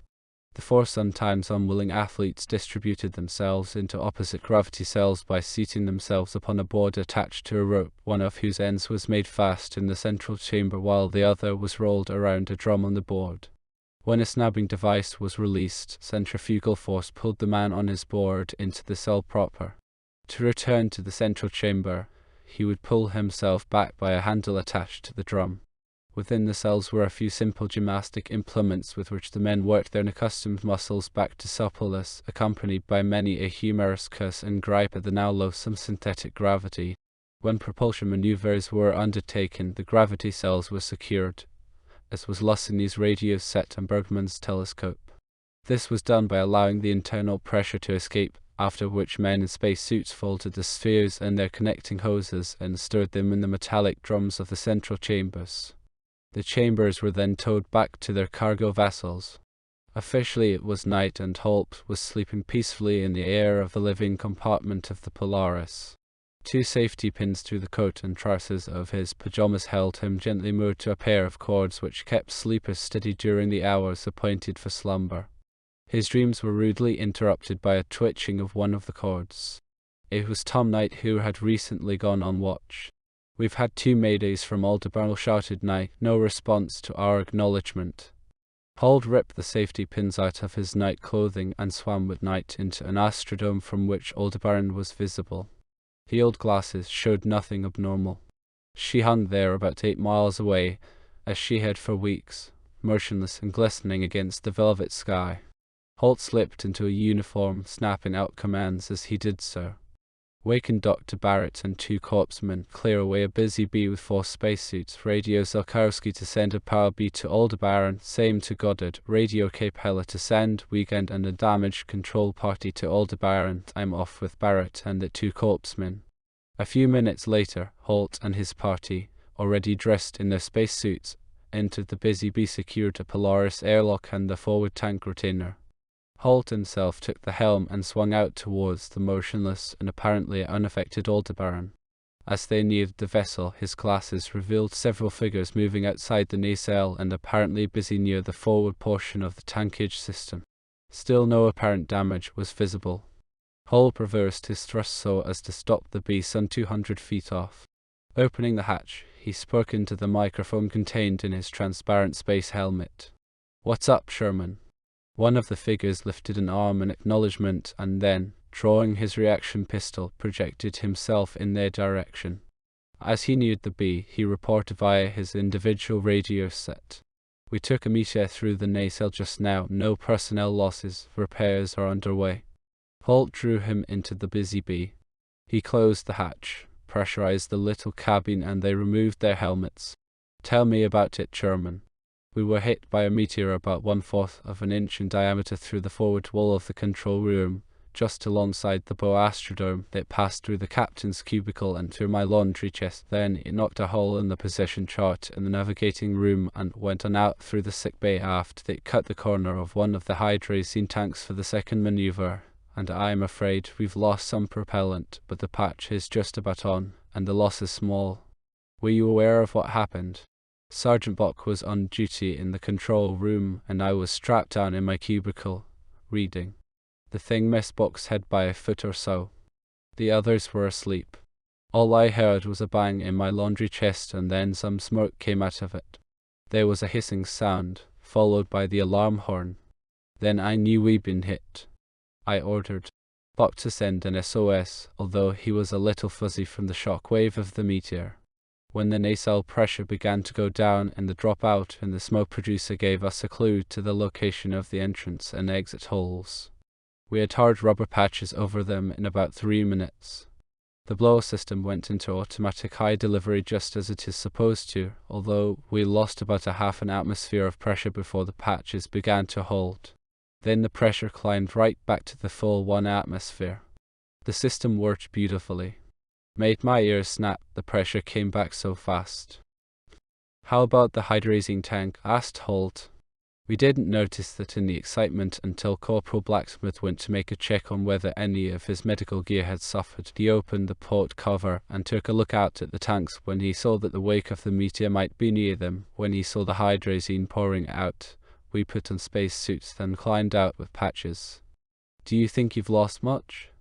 I don't think it's a great deal. It was pouring out of the aftermost leak like a half-open spigot. It began to spread over the skin of the tank because of its adhesive properties, and then evaporated rapidly in the vacuum. The forward leak just dribbled. Weightlessness is what saved us. I hope and believe that we didn't lose more than 50 gallons. Well, that's not as bad as it might have been, said Holt. But why didn't you answer us after you sent the mayday? Until we stopped the leaks in the nacelle, I didn't know how long we could maintain our pressure. It was dropping despite the emergency power on the blowers, so I ordered the crew into spacesuits and shut off the juice from everything except the blowers so that the batteries could keep them running at full power as long as possible. Our radio transmitter was shut off too. I believed it was vital to keep the pressure up at all costs, or else the nacelle might collapse when the batteries went dead. A collapse like that would play havoc with the entire installation, we reported as soon as the holes were plugged. But you gone. Colonel Knight took the message. You handled the situation very well, Sherman, said Holt. Let's have a look at the damage while Dr. Barrett gives Sergeant Bock the once-over. They replaced their helmets, depressurized the interior of the bee and pushed themselves clear of the little vessel. With their reaction pistols they shoved themselves towards the silver nacelle of Aldebaran. The holes made by the speeding meteor were insignificant. The edges of the punctures showed signs of carbonization due to its velocity. The hard rubber patches within the nacelle were still held tightly by the interior air pressure. Wiegand and his repair experts were already busy cementing them in place from the outside for permanence. The Aldebaran people had completed this detail on a hydrazine tank. The encounter between the meteor and the Aldebaran promptly became a welcome and enduring subject of conversation among the Mars crews. Bergman, the astronomer, had drawn Larch's Vika in the personnel shift and found himself foregathering with the loquacious Billingsley. Meteors in general had become a matter of very considerable importance, and Bergman's sidereal knowledge was much in demand. Heretofore he had not been able to utilize his fine, large telescope, for Mars was still at a greater distance than during his most favorable oppositions, and Bergman was unable to find a refuge from the hail of questions with which he was bombarded. I had no idea that these meteors were such dangerous fellows, remarked Billingsley on the day after Aldebaran had been struck. It would seem that our ships are so tiny compared to all this space that there should be plenty of room for us without any real danger of colliding with the wretched things, you know. Do you think there's much chance of its happening again? I'm afraid there is, answered Bergman cautiously. I believe, however, that the Aldebaran incident permits us to discount any major danger from collisions of this sort. But I say, old chap, what if a bloody great meteor knocks the whole ship to bits and pieces, bellowed Billingsley. That would be very tough luck indeed, answered Bergman, but the big fellows are fortunately few and far between in anything as vast as the universe. It's the small fry that give us the headaches.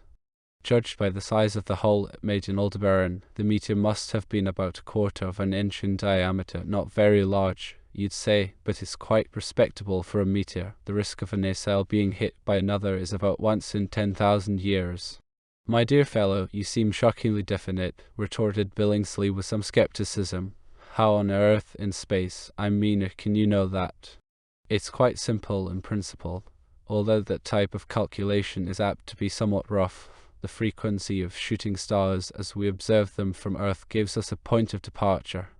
Really, old fellow, how jolly interesting. Would you elaborate a bit?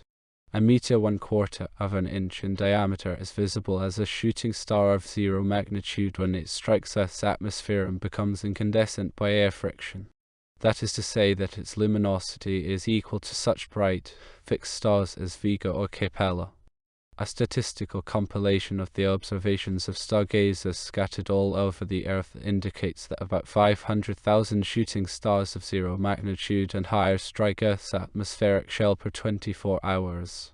When this is referred to the tiny globes of our nacelles, it comes out to the figure I gave you, one probable hit every 10,000 years.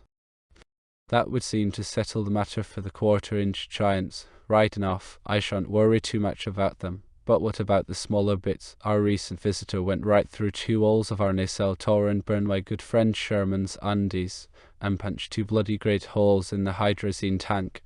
Can't one of his baby brothers burst through the nacelle some day and knock my breakfast panic in Gully West? As I told you, it's the smaller ones that give us the headaches, for they become more frequent as they decrease in size, and it is indeed fortunate that their penetration also decreases. This permits us to count on the 3/4-inch walls of the nacelles to protect us from all meteors smaller than the 10th magnitude. That size can only be perceived through powerful telescopes when it strikes the atmosphere, for the diameter is not far from 1/100th of an inch. We should call them grains of meteoric dust rather than meters. Should such a grain penetrate the walls of one of our nacelles, the tiny puncture can be repaired with far less fuss than Aldebaran trouble. As to probabilities of such punctures, meteors down to the 10th magnitude strike Earth's atmosphere 5 billion times per day, or 10,000 times as often as those of 0 magnitude and larger. The probability of a hit by such a large meteor is, as I said, 1 in 10,000 years. Therefore the likelihood of a hit by a meteoric grain is 1 per year.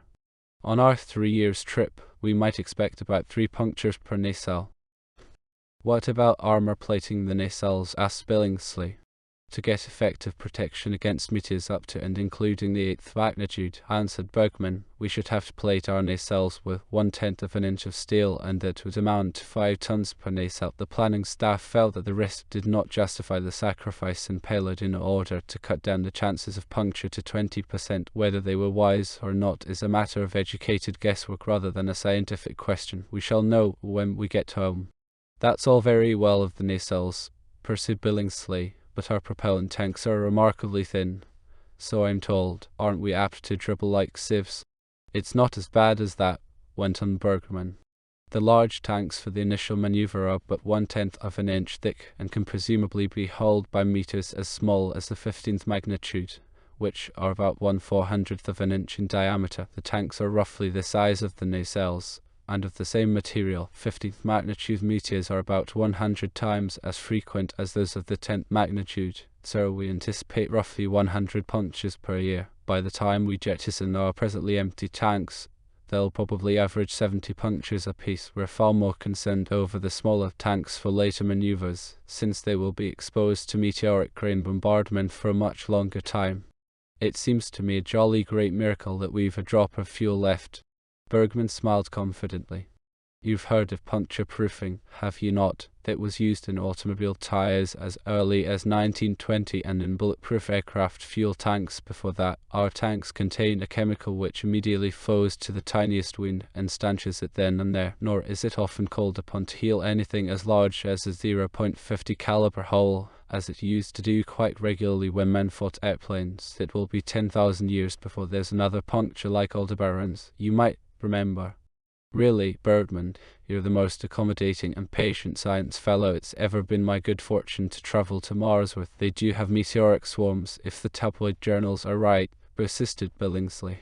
They are relatively dense, to be sure, answered Bergman, but the nice thing about them is that we're on familiar terms and know where to expect them. Meteors may be classified as hyperbolic or elliptical. The hyperbolic type enter the solar system from elsewhere, and when they enter the solar field of gravitation, they have an initial velocity which tends to increase the closer they approach to the Sun. When the distance from the Sun is equal to the distance of Mars's orbit, they are traveling more than 34.3 km/sec, and at the distance of Earth's orbit more than 42.1 km/sec, for they would have attained this velocity by solar gravity alone, even without any initial velocity.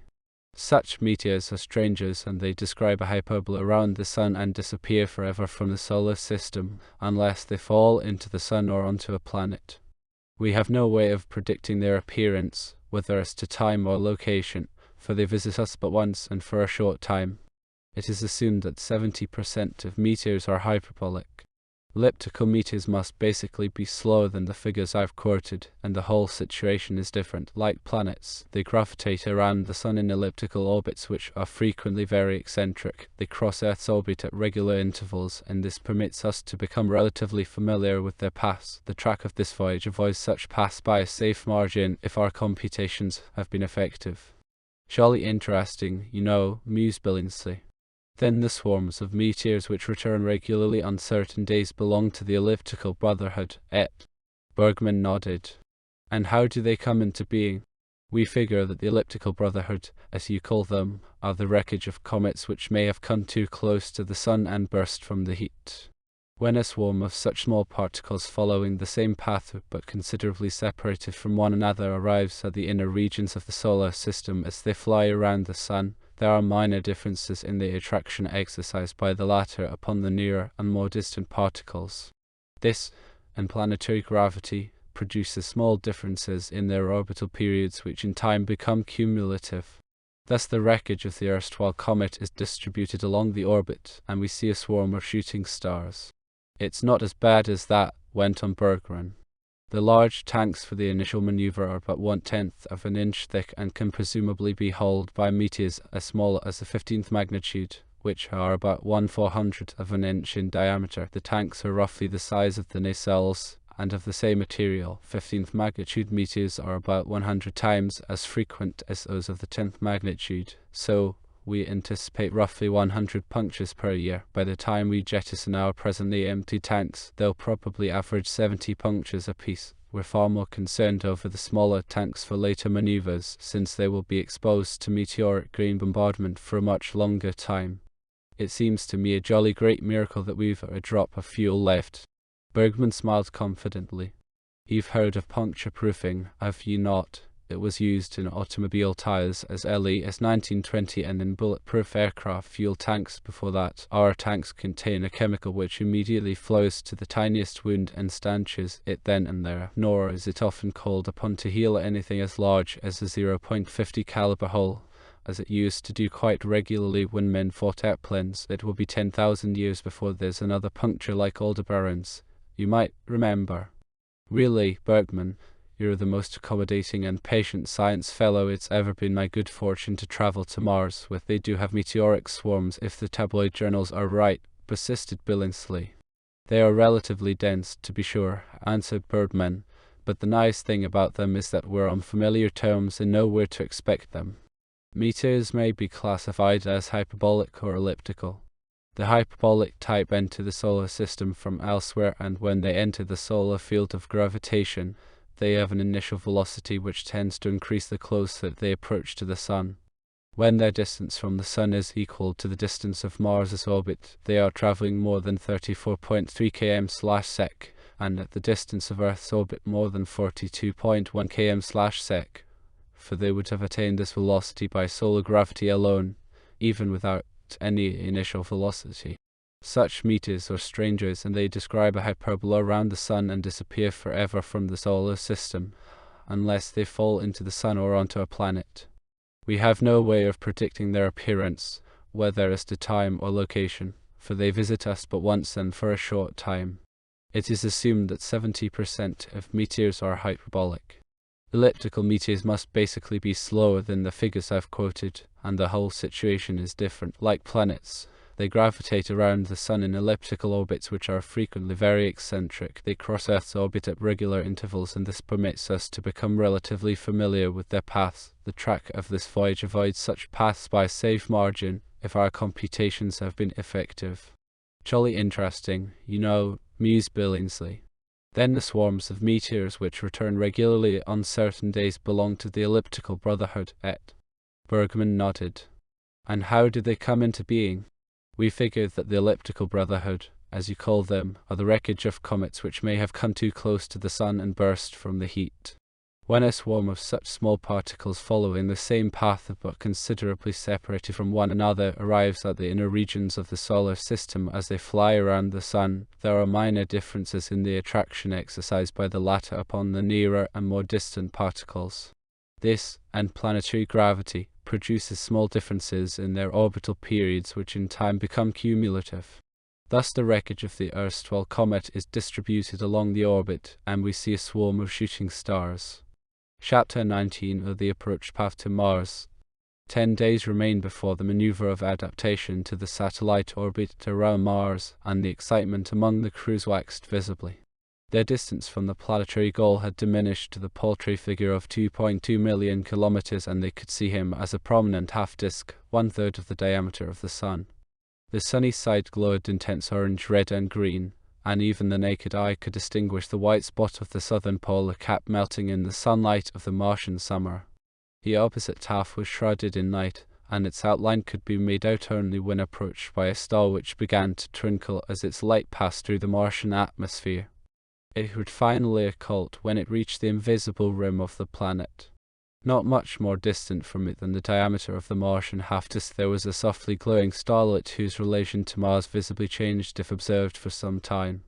It was Phobos, Mars' inner moon, on its 7.5-hourly chase around the planet. Double the distance away, and on the opposite side of the luminous semi-disk was Deimos, the other and more distant moon. Inconspicuous against the fixed stars, it made a leisurely circuit of its lord and master in an exterior orbit requiring 30 hours for completion. Hitherto the navigators had been content with a stellar parallax every 24 hours, but they now floated into the astrodomes every third hour and determined the apparent motion of the red planet against the fixed stars behind him. 2 days remained before a corrective maneuver was scheduled to bring the convoy into a more exact elliptical path from which the actual hyperbolic approach to the planet might begin. Mars' solar orbit would then pass outside the aphelion of their improved ellipse and at exactly 8,800 kilometers from it. He was coming up behind them, overhauling them at the rate of 2.55 km/sec and bringing them subject to his gravitation. Then they would fall towards him in a hyperbola having its vertex about 1,000 km above the surface. 2,900 km before reaching this vertex, a propulsive maneuver was to reduce their velocity to that of the local orbital speed. The navigators figured that, if no such maneuver took place, they would shoot out into space again at an angle of exactly 106 degrees and 12 minutes of arc to the initial direction of approach. Holt had instructed Bertman to secure the big telescope through which he had been scrutinizing their rapidly approaching goal. It was fastened to the Goddard, and Lascagne's radio station likewise became a part of the Oberth after the last reports on Bergman's observations had gone forth to Earth. The gravity cells were collapsed and hauled in. Then Wigan made a quick but thorough check that all was in readiness for the vital maneuvers. A full 24 hours before the signal was to be given, each ship was as much in readiness for it as human hands and eyes could make her.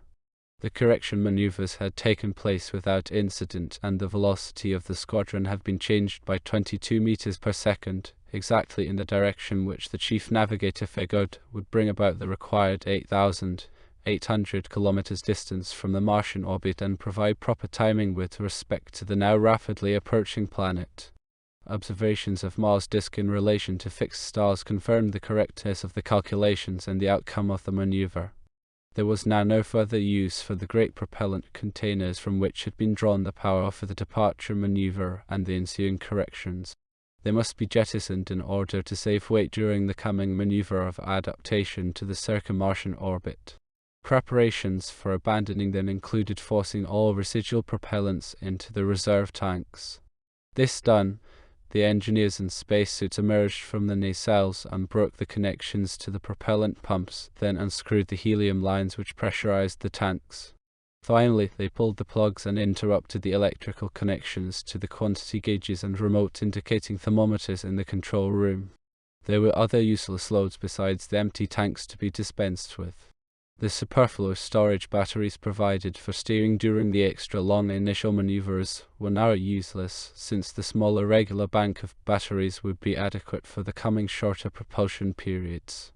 Spent food containers, broken tools and instruments, and similar accumulated debris was to be eliminated. Carried along as useless ballast, it would cause waste of propellants. Packed in what might be called sidereal garbage cans, the debris was bolted to the tank retainers to be jettisoned. Then the engineers re-entered the nacelles. Flywheels were started to bring the vessels into slow rotation around their longitudinal axes. Then the closing of electrical circuits detonated the explosive bolts holding the outer arms of the tank retainers to their centerpieces. The centrifugal force generated by the rotation then flung the arms with their great silver globes out into space, where they continued to recede slowly into the infinite distance. There could now be no danger of their interfering with the coming maneuver of adaptation. Holt ordered his convoy into echelon with an interval between ships of some 1,000 feet, with instructions that the captain should keep station with the utmost accuracy, using the 4 rotatable steering jets only. Events now came in such rapid succession, almost taking away the breath of the Mars crews after the weary boredom of their months in space. The apparent diameter of Mars 2 days before the maneuver of retardation had been equivalent to about twice that of the Sun, and 24 hours later it had increased to nearly quadruple. Now, just 4 hours before the vertex of the hyperbola was to be passed, the enormous multicolored disk, more than half of which was brightly illuminated, subtended an arc of vision of over 7 degrees, or 14 times the angle subtended by the Sun. The now compact flotilla of spaceships was only 55,000 kilometers from the center of Mars's enormous sphere. All navigators lay strapped into their astrodomes, recording the times of occultation behind Mars of various stars and reporting results to Holt immediately by radio telephone as he and his chief navigator, Hal Royer, studied the flight path chart in the navigation room of the Polaris. As Royer read positions from the tables with each incoming report, Holt would mark the spot on the chart with a round-headed, colored pin. Thus he could keep track of any small divergences of the convoy from the prescribed track's thick red line. Holt was well content, for the many careful observations of star occultations were now bearing fruit, proving the last correction maneuver to be accurate. There was no reason to anticipate any unforeseen alteration of the flight path by extraneous or unpredicted factors. 2 hours and 15 minutes remained before they would reach the hyperbolic vertex, where they were to convert their precipitous drop into a definite circular orbit. In the meantime, their velocity relative to Mars had increased from 2.55 kilometers per second to 3.1 km/sec, and the rapid increase of the disk of Mars in their eyes impressively confirmed it. The distance to Mars' center was 27,500 km, and almost 3/4 of the great sphere was bright with sunlight. There was a brilliant star close to the inky edge of Mars' nocturnal side, sliding rapidly towards the planet. Instead of disappearing behind the somber edge, it remained visible on the night's deep face of the planet, and passed across the orange-red deserts, finally moving off into the world of stars with increasing pace. It was Phobos, the fast-moving inner satellite of Mars, crossing their course. Field glasses revealed that the 10-kilometer sphere was misshapen in contrast to the perfected rotundity of larger heavenly bodies. At X-85 minutes, their distance from the center of Mars had been clipped down to 13,750 kilometers, and their relative velocity had risen to 3.57 km/sec. Mars himself, with his glowing red, white and green shadings, subtended a full 30 degrees of angular vision in the eyes of the tense crewmen. Holt now gave the order to turn the ships to the attitude for the maneuvers. Royer selected 2 fixed stars on which the directional scopes of the new Sperry instruments were bracketed. Then the desired relative attitude of each vessel to this system of reference was set, and when the control gyros had leveled themselves, the flywheels were started.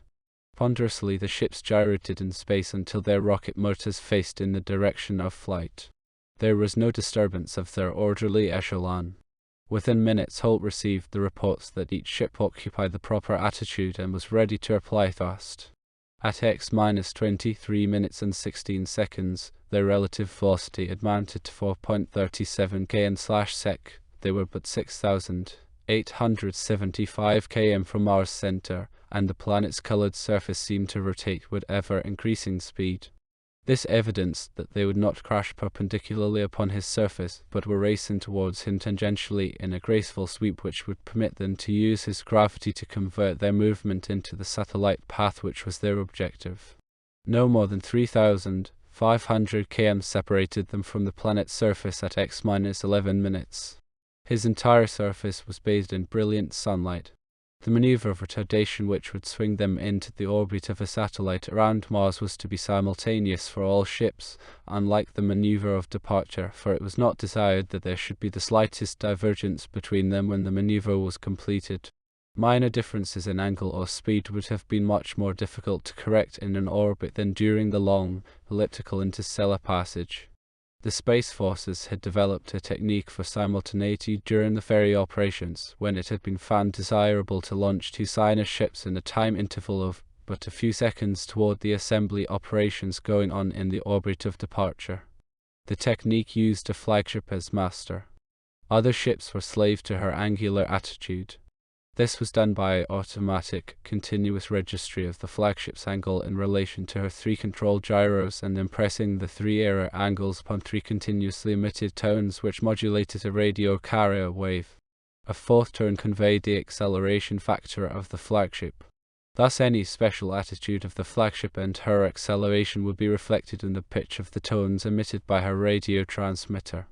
On the slave vessel, the corresponding four tones were generated, and comparison of the pitches of these four tones with those emitted by the flagship indicated whether the slave ship deviated in spatial angularity and in acceleration from the master. If one tone varied in pitch, it produced a beat with that of the flagship. This beat induced a corrective signal in the automatic control equipment of the erring vessel, and her angle or thrust was corrected until the beat disappeared. This method had been used by two ships only in the ferry activity, but near Mars it was proposed to slave the whole flotilla of 9 to Polaris. 10 captains lay strapped in their control rooms, ready to make corrections by hand if the automatic should fail or an alteration in the ship's relative position should prove necessary. Thus there could be no danger of the vessels being drawn together in a mass collision or by any malfunction in the flagship's mechanism. Polaris was now the last in line, astern of all the others. Next ahead was Sherman in his completely repaired Aldebaran. Hainzel-Karowski spread her wide wings in the next position, and at the head of the column flew Lauerch and Vega. 2 minutes before the maneuver, Holt ordered the navigators out of their astrodomes into their acceleration couches, for Royer had informed him that the vertex of the hyperbola would be missed by but 12 kilometers, and this could easily be allowed for by a slight change in the length of the thrust application. Computation was now to be laid on the shelf. The proper guidance tapes were inserted so that the automatic mechanisms could take over. The next minutes would show whether the various ingenious devices had survived the rigors of the long, idle voyage and whether John Wiegand's precision was to bear its fruit. A malfunction of the most insignificant part of the machinery might bring disaster upon the ship where it took place. Each vessel was faced with the passage between the silo of an all-shattering crash on Mars and the chances of losing herself in space forevermore on the second branch of the hyperbola. X-1 minute came Holt's voice through the bullhorns. The once weary hours spent in the synthetic trainers returned to the crews. Captains and navigators checked the spatial attitudes of their commands. Engineers went over the checklists of control gyroplanes, automatic steering gear, and the readiness of rocket motors. Each and every gauge and indicator seemed to smile encouragingly at them. They lay back on their couches. The fateful second hands of the clocks jerked towards the deciding moment. 6:54 came Holt's quiet voice. Knight firmly pushed Polaris' igniter button. On Holt's panel a red bulb glowed, to be followed by the 9 others showing that ignition had been all but simultaneous on the other vessels. At 2:01, thrust roared out and a column of green bulbs lit up across Holt's panel. The whole convoy was now pushing against their self-created gases to reduce the precipitous speed. But weak indeed was the deceleration. The indicator showed a bare 0.12, only a miserable 1/5 of Earth's gravitational force. The oldest spacemen in the crews could not but realize how different was a true voyage through space from an Earth launching, where they were almost crushed by acceleration at the end of the booster thrust. Convoy from Polaris, reports from Larch, please. Polaris from Vega, formations good, except for 20% lateral between numbers 3 and 4. First 3 ships are a little too far inside. Roger, thank you. Burke, did you hear? Roger. Hull out 60 meters. Over. Roger, Wilco. Over. A little later Burke called, now on station, up. Holt instructed Oberth and Vega to follow suit, then Larch reported the station keeping above reproach. The thrust maneuver was to last 10 minutes and 58 seconds, and the accelerometer rose slowly to the figure of 0.45. Holt's eyes flickered between the clock and the integrating velocimeter, where was registered the speed reduction produced by the thrust working against their direction of travel. When it read 2.1 km/sec, there was silence, and the hand of the accelerometer snapped to 0. The roar of the rocket motor, transmitted by the structure of Polaris, had suddenly ceased as the 10 green bulbs on Holt's panel went out. Polaris integration gear had simultaneously cut off the thrust in the whole convoy by radio.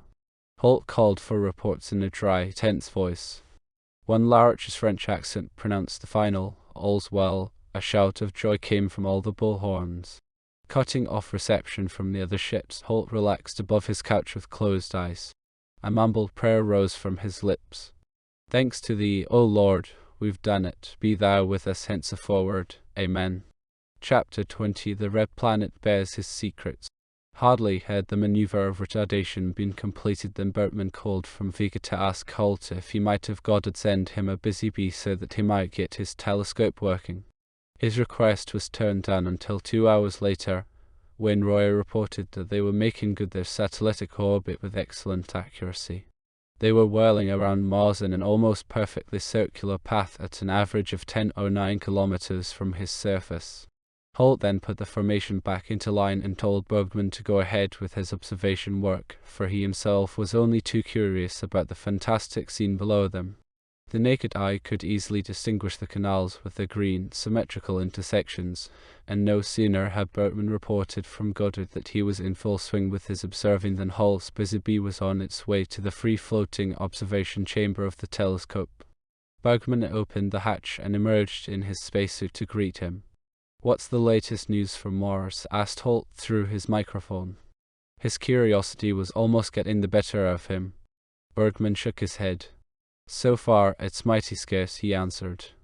"No towns, no streets, no movement anywhere. The whole planet seems dead as a doornail, but somehow there's an impression of symmetry entirely uncharacteristic of death. Quite frankly, I'm just as dumb as ever." Inside the observation chamber, they removed their helmets. "Let me have a look," said Holt. "Wait until I set the scope at a point just west of Cities Minor in the region we call Libya." Bergman arranged himself in front of the eyepiece and twirled the leveling controls, continuing meanwhile. The zone lies south of and close to the equator, between the famous Cities Major and Cities Minor. It is surrounded on the south, east, and west by vegetation, and is bounded on the north by the broad Canal of Nepenthes, which there leads through Maurus Lake, a small, circular spot of vegetation. Libya stretches about 300 km north and south and 500 km east and west. I'm using low power at present so that you can see the whole area. Take a look. Holt drew himself to the eyepiece. In the center of the bright orange-red desert which Bergman had called Libya, there was a circular, green speck into which not less than 7 canals of varying breadth terminated radially. Some of the canals connected with the large vegetal areas of Cities Minor and Major. 2 of them proceeded with admirable parallelism from the great green circle of Maurus Lake, cut rectilinearly by the broad Naples Canal. Holt gazed reflectively for a long time into the telescope. Then he withdrew and looked inquiringly at Bergman. "It's incomprehensible," he said. "Try 2000 diameters magnification, then it will seem as though we are only 500 meters above it, although the field of vision will be smaller." When Holt looked again, the circular edge of the green island cut halfway through the field of view. Holt was forced continuously to adjust the telescope setting to prevent their motion in the satellitic orbit and the rotation of the planet from losing the location on which he was focused. The drag of the air, heightened by brake flaps at their tails, would decelerate them and bring them to Earth with diminishing velocity. The sanding bomb was equipped with a parachute opening automatically at an altitude of some 125 kilometers, while the atom bombs had continued at high speed until their proximity fuses detonated them not far above the ground. The chute was intended to delay it, particularly in the little-known lower layers of the Martian atmosphere, which were of such vital importance to the landing. Elaborate instrumentation replaced the warhead of the atomic missile. This radioed its determinations back to the ships circling the planet. The telemetering technique employed was in no way novel, for it had long before been used in reverse in rocket instrument vehicles which explored the mysteries of the upper atmosphere on Earth.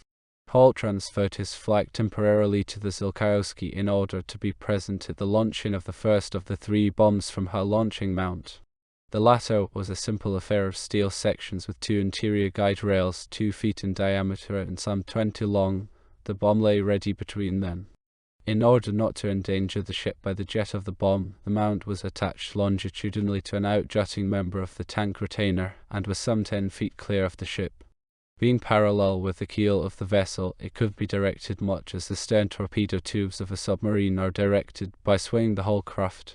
John Weekend and Lusigny, with the help of some of the technical ratings, had spent the last 24 hours calibrating and inspecting the complicated instrumentation and the telemetering gear which would radio back the data. Aside from the relatively simple problems of securing and sending simple readings such as pressure, temperature, humidity, and instantaneous altitude as found by electric altimeter, the bomb was also equipped to analyze automatically the composition of the Martian atmosphere and to transmit it by radio. As John Wigan often remarked, measuring is no great trick, but to measure correctly, aye, there's the rub. A busy bee motor Ziolkowski served as launching station. Lusigny's high-duty radio set aboard the Ziolkowski was still in reserve and was equipped with a special receiver for the bomb's telemeter transmitter, together with the oscillographs which would record the vital data.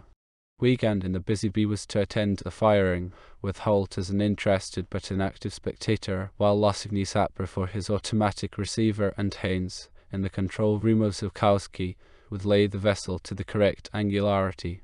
All 3 parties were in permanent contact via the ship's interphone. John Wiegand spoke into his microphone. Attitude set. Attitude set, came Haynes' voice. Receiver tuned. Receiver tuned, said Lusigny. Ready on the firing line, fire. Flame shot from the tail of the bomb, urging it rapidly out of the mount. Like a torpedo, steered by its small gyros, the sounding bomb passes close to Aldebaran and Polaris. The flame contracted to nothingness after 4 seconds, for the bomb's speed had been reduced to 130 m/sec less than the 3.14 km/sec with which Ziolkowski was circling Mars.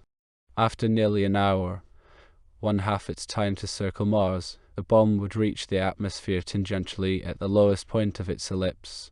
Then it would dive deeper and begin to take its measurements and to send them back to the anxiously waiting Mars crews. Tensely the men waited. Every 10 seconds a signal impulse flitted across Lusigny's check instrument, showing that the telemeter transmitter in the bomb was alive and at the ready. At the 60th minute, the multiple indicators on his receiver came to life, proving that the instrumentation of the bomb had armed itself faithfully. Lusigny switched on the oscillographs which would record the many readings radioed by the precipitously falling transmitter in the bomb. Slowly the light-sensitive strips of paper wound themselves through the recording instruments. From the tracings which would later appear would come the final word whether the design of the landing boats had been based upon solid facts, or whether guesswork had made a landing on the long salt planet too risky. Now the tiny specks of light on the instruments began to register, for the bomb had entered the atmosphere and was beginning to telegraph the vital information. For 20 drawn-out minutes the luminous points danced across the observation screen. Then they suddenly vanished.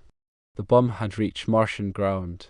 Hardly had the light specks disappeared than Lusigny feverishly began to develop the paper strips. 24 hours later, Holt addressed his anxious crews by radio to tell them that he proposed to take the landing boat of the Obeth down to Mars within 3 days, with Glenn Hubbard as pilot. Chapter 21. Down to Mars.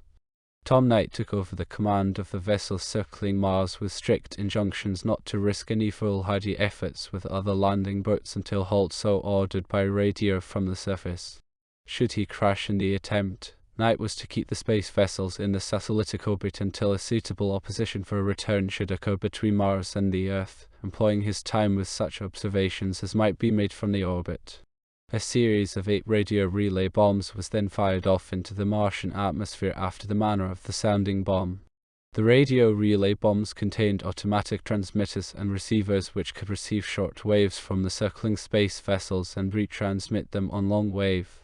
They could also receive long waves and retransmit them as short waves. The object of these devices was to permit constant communication between the landing party and the circling convoy, for a line of sight between the two would exist for only very short stretches at a time, due to the rotation around Mars of the spaceships. Such line of sight is essential to shortwave communication. But Losigny had predicated his design of the radio relay bombs on a Martian ionosphere which would reflect long waves and permit radio communication between any points upon the surface. Thus several radio relay bombs would always react to long wave signals from the landing party, while one or more of them would always be in line of sight with the convoy. After they had been eased to ground by their parachutes, Losigny questioned them as to their readiness, and no less than 6 responded, to his great delight. He reported to Hull that uninterrupted two-way communication was assured when the latter should have made his landing. John Wiegand and his inspectors went busily to work on the Obeth's landing boat, seeking not only defects in its involved mechanism, but subjecting the 3 caterpillars, the respirators, the pressure suits, the radio, and even the food and water supply to the most exacting scrutiny. "The devil," said John, "is a squirrel. Wouldn't it be silly to go through all this and have one of the boys die on Mars of ptomaine poisoning?" 18 composed the first landing party, and Holt was unwilling to shift the burden of its leadership to anyone. Glenn Hubbard, his executive and pilot, had vast experience as former chief test pilot of United spacecraft in supersonic glides and landing techniques of experimental craft. No other captain could compare with him. Dr. Kujanek, the linguist, was a member, in the hope that he would be able to initiate conversations with the Martians, whose intelligence was by now a foregone conclusion. Sam Wolfe's geological knowledge would be of inestimable value in getting out of the polar melting zone and in finding a suitable area in which to lay out landing strips for the wheeled landing boats. John H. Billingsley's experience with strange races and peoples Holt thought might be extremely important. As engineer, there was First Sergeant Clark E. Winslow, whose tireless efforts had kept the Obeth in Wiegand's good graces throughout the trip. Harry Brooks was radio man, and Lieutenant Hempstead, with a detail of 10 soldiers, was there to do odd jobs, including the operation of the caterpillars and their radio sets. These men would also undertake the building of landing strips once the equatorial zone had been reached, or, if need be, hold off any unhoped-for Martian attacks with tank ordnance and small arms. Holt seated himself beside Hubbard in the Obeth's landing boat's co-pilot seat, while the others floated into the well-packed cargo space. Then the boat was cast off and hauled by 2 busy bees some 300 meters to the side of the orderly column of spaceships. The 300 meters increased the boat's distance from Mars above that of the column of the convoy, and the bees had to reduce slightly the boat's velocity around the planet to keep the orbit exactly circular. Since Obeth had been number 2 ship near the head of the line, the boat now passed in review beside the circling vessels, drifting slowly astern of them while their crews floated in their astrodromes and waved farewell. Then the boat hung solitary above the vast Martian surfaces. Deceleration for descent was to take place at the southernmost point of their orbit. They would then make a half-circle of Mars to enter his atmosphere just before reaching the point where the northing flight would again turn southward. Detailed computations had shown that the boat could then glide down to the selected landing spot near the South Pole in a long, gentle right-hand spiral and with minimum alteration of course. Hubbard brought his flywheels up to speed and turned the boat to maneuvering position. The rocket nozzles were now opposed to the direction of the satellite orbit. Hubbard glanced at the clock and signaled the passengers to strap down. He touched the ignition switch and the jet roared into space, snapping the accelerometer to LG. Slowly it climbed to 1.3 minus 1.5, 1.7, 1.8. At 17.2 seconds, the thrust cut off. It had reduced their orbital velocity by 173 m/sec. Quiet again reigned in the boat. Hubbard again rotated his vessel to coincide with the flight direction, occasionally correcting to keep the center line coincident with the line of flight. "That must be Lucas Solis," he remarked to Holt, pointing at a geometrically circular, large green area in the desert just below them.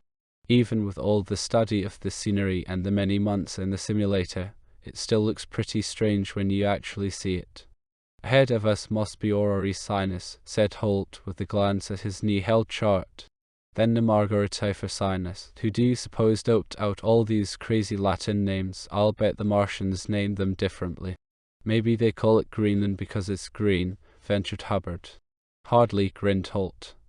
"If their logic works the way logic works on Earth, Greenland would be white."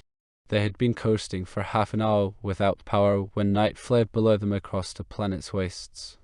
In their control room it remained bright for 15 more minutes, then they too were shrouded in blackness. Their radar altimeter, sending its pulses to ground and measuring the time of return, had begun to register, showing their altitude as 200 kilometers. There were no responses to Hubbard's control movements, nor did the wing temperature indicators even flicker. "What a queer atmosphere this planet has," remarked Hubbard. "Near Earth, we wouldn't even be expecting any air at this height, but if the scientific boys are right, we'll have stratospheric conditions right at the surface when it comes to the landing." "According to the sounding bomb," answered Holt, "you ought to feel something when the altimeter reads 180 kilometers. That's quite amazing when you remember that we're moving much slower than we would be this high over Earth." "That's right," said Hubbard. "If this were a landing from Lanetta, we'd have a velocity of 8.27 km/sec at the perigee of our landing ellipse. Here it's only 3.67 km/sec. Notwithstanding this perigee's being 155 kilometers high, while the one from Lanetta is only 80. Seems to me I can feel something." As he twisted the wheel to and fro, the wide wings began to rock slightly under the influence of the 11th, and there began the first audible signs of the passing air in the shape of a gentle hissing. The pressure altimeter's hand began to kick around the dial, which had been covered with a rough, hand-drawn scale computed from the results radioed back by the sounding bomb. It went from 165 to 160 to 159 kilometers and then settled at 158. Hubbard thrust the control wheel ahead. "We seem to have gotten into this funny stuff a little high," he remarked. "I better nose down a little so as not to sail right out of it again." They were lifted softly out of their seats by the negative lift of the great wings. "The ship's doing all right," said Holt with an eye on the altimeter. "Here we go down again." The wing temperature began to rise. 100, 200 to 300 degrees registered in succession. Then it stopped at 370 degrees centigrade. "Wing temperatures are no problem here," said Hubbard. "What with our low wing loading and low speed, we won't even get to 400 degrees. Do you remember how Dick Payton wanted to skin those things with dural instead of steel? He might almost have gotten away with it so far as the temperature's concerned. But discretion's the better part of valor." Holt kept an anxious eye on the leading edge, but the familiar glow of a landing on Earth failed to materialize. This was less ghostly than a return home from Lanetta. The tiny light ray from the cabin lost itself along the length of the summer wing surface. There was no tendency to float up of their seats now. Harry Brooks handed up a radio chit from his cubbyhole. "Hope you are doing fine, Tom," it read. Holt wondered whether night, circling above them, was worrying while they sat as comfortably as in any airliner and split the air of the second planet to feel the foot of man. Here they went, through a mad sort of atmosphere, which nevertheless reacted to controls as if their aircraft were in the familiar air of their home planet. Showing Hubbard the chit, he scrawled upon it reverse the familiar words, "Having wonderful time. Wish you were here," and gave it to Brooks. Doubtless the very banality of the response would help to quiet any undue nervousness in the distant spaceships. Hubbard now cut in the automatic pilot, setting the ship in a long, right-hand gliding turn, carefully worked out beforehand. It would steer them out of the plane of the ecliptic and towards the South Polar Cap, the aiming point of their descent. Holt kept looking out at the dark surface below them in the hope of discovering some gleam of light similar to what he had seen through Bergman's telescope. At times he felt that it had again appeared, but on each occasion the enveloping darkness swallowed it before he could be sure, or the wide wing interrupted his vision. Finally the first livid glare of the solar corona came up over the dark edge of the horizon. The heavy boat's speed had been reduced only to 3,400 /sec by the tenuous Martian air, despite the 20 minutes which had elapsed since the perigee of their landing ellipse. They were still 150 kilometers high, and the electric and pressure altimeters coincided almost exactly, thanks to the calibration of the latter permitted by the sounding bomb readings. The first rays of the sun penetrated the bow windows of their cabin, although the darkness still spread its mantle over the scene below. Slowly, very slowly, the dawn crept toward them, revealing vague outlines on the surface. Holt consulted his watch, the chart, and what he could see through his port.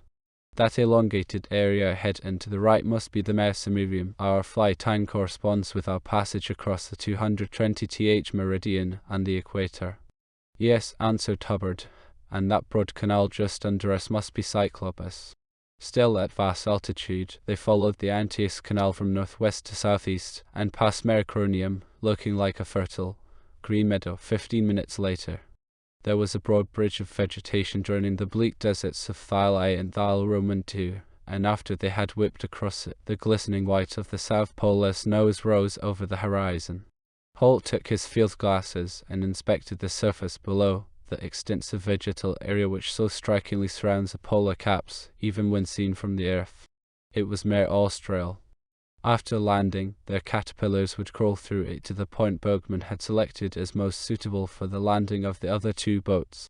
In the steep sunshine, the land appeared dry, for no puddles sent up their reflected shimmers. From 80 kilometers he could not distinguish the nature of the vegetation. As they approached the snow, Holt examined a line of demarcation between it and the green surroundings. At that line it would be easiest to discover the depth of the snow and the nature of the white covering concealing the southernmost part of the planet. Spreading along the wide verge of the Antarctic snow field was a band of shimmering water, extending into the distance like a great river.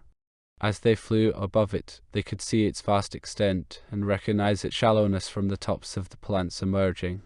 "I believe we'd better go further south where the snow may be firmer," said Hubbard. "To land in a melting zone might get us upon a surface so soft that we, and the whole business, would sink as in a quicksand."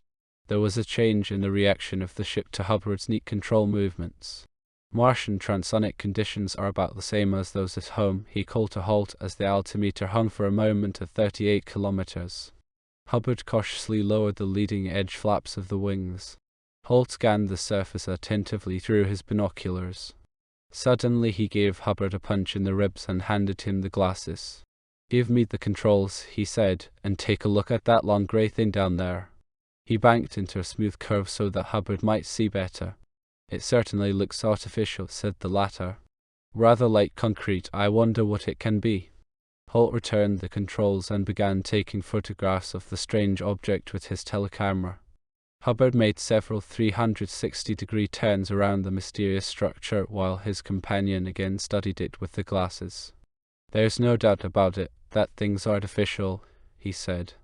"A mass as regular as that in the middle of a stone. This region didn't just happen. It looks rather like a concrete Quonset hut with a domed roof and no windows. Perhaps we can tell more from the photographs after they're developed." Hubbard marked the location of the object on his chart and glided further over the snow, meanwhile descending to 1,000 meters. "Ready with the wind bomb?" he asked the mechanic below him. Ready came the answer. "Does the surface look good?" he asked Holt. Upon Holt's affirmative, the bomb was dropped, and Hubbard piloted the ship into a left turn, his eyes on the spot where the bomb would fall. A huge column of black smoke arose from it, drifting slowly to the northeast. As the trailing edge flats went down and the skis were lowered, Holt radioed Knight that they would land immediately. The ship was now heading upwind towards the smoke bomb close to the glittering surface of the snow. The skis touched softly, and they sped like a sleigh along the smooth white plain. The friction brakes reduced their speed with an unpleasant scratching and grinding, and their motion stopped. "Nice landing, Glenn," said Holt with a pat on the shoulder. "Looks like the finale of the second act," commented Hubbard.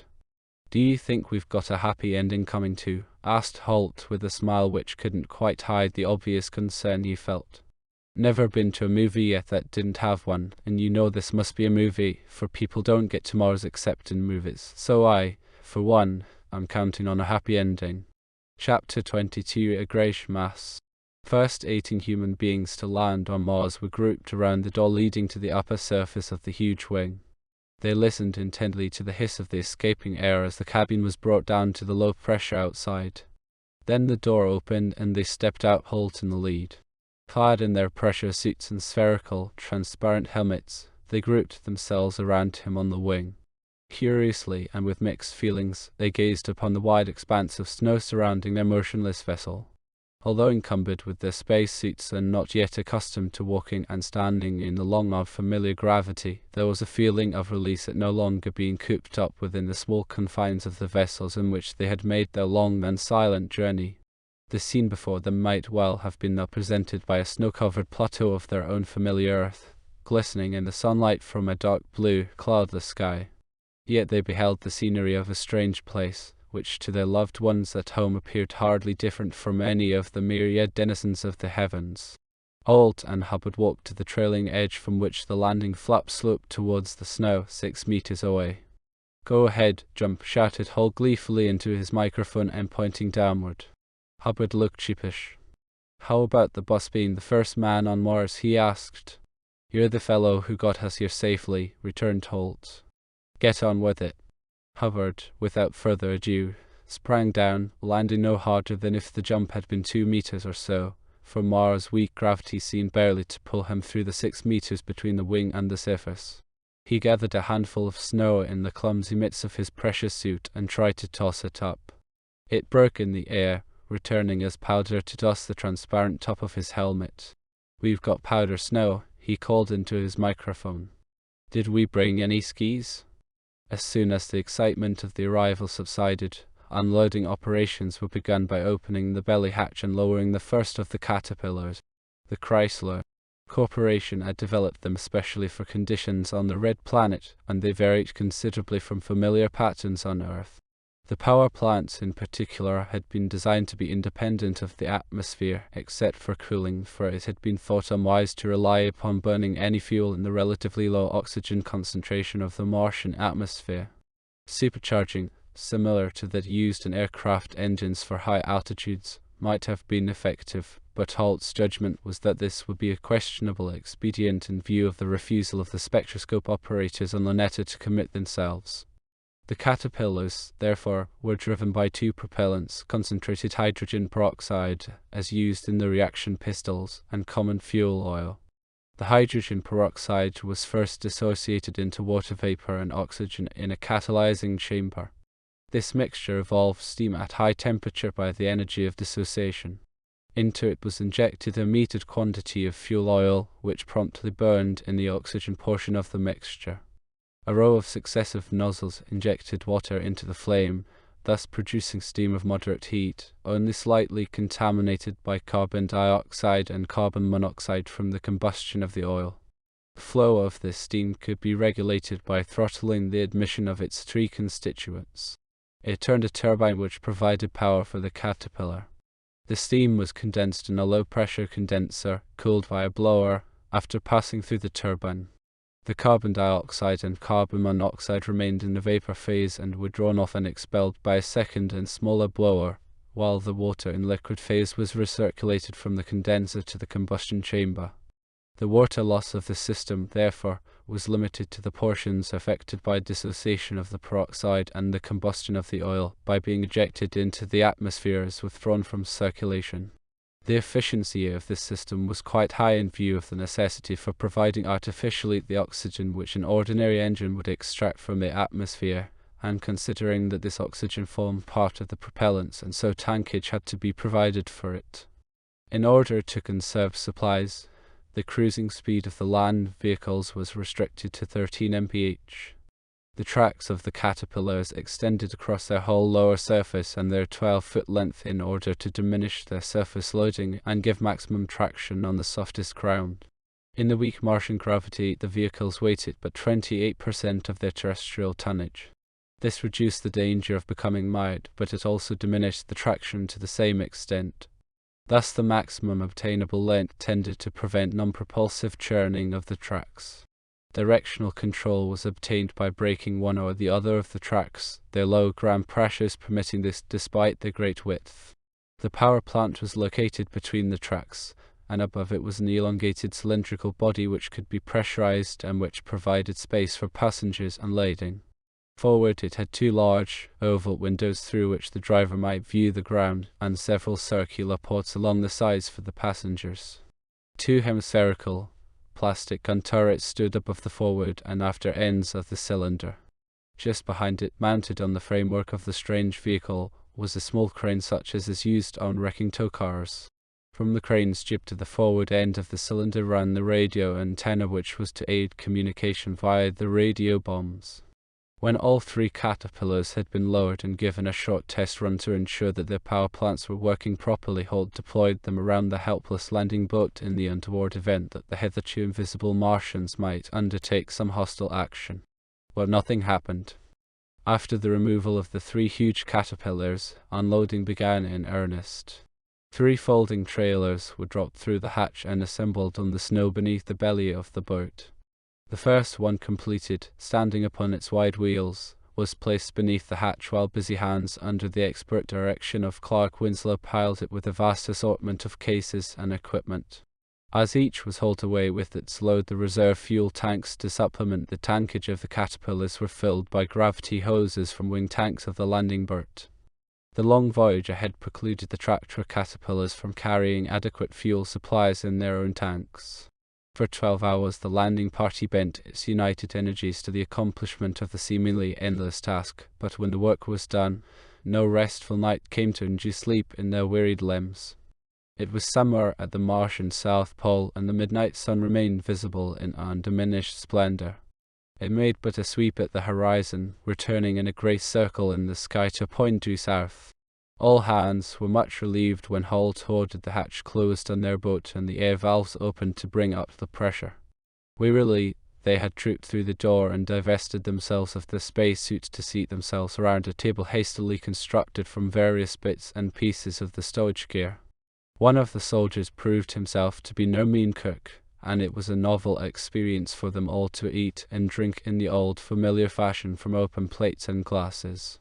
That night, when the shades were drawn over the landing boat spots to keep out the brilliant glare reflected from the snow, the men retired to their acceleration couches, somehow grateful not to be floating in space, despite the sometimes painful pressure which even the light Martian gravity inflicted upon them.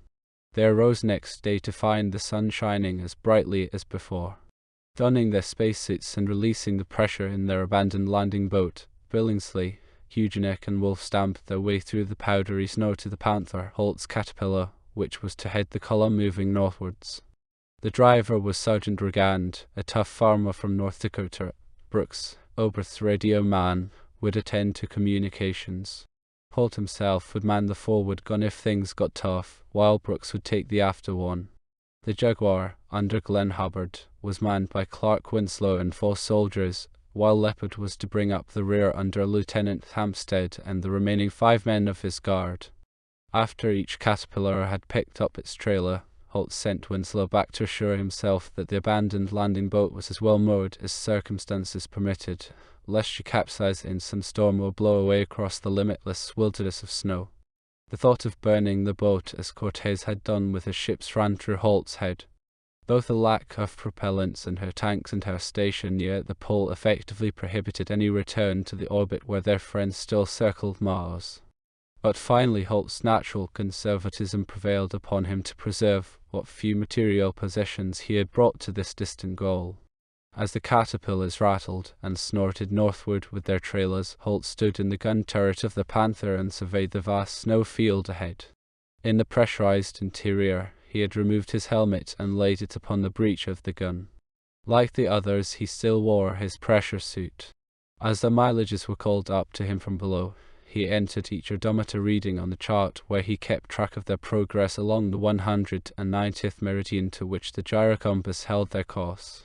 If he had estimated correctly, some 25 miles should bring them to the mysterious concrete Quonset hut which had so attracted his attention during the landing approach.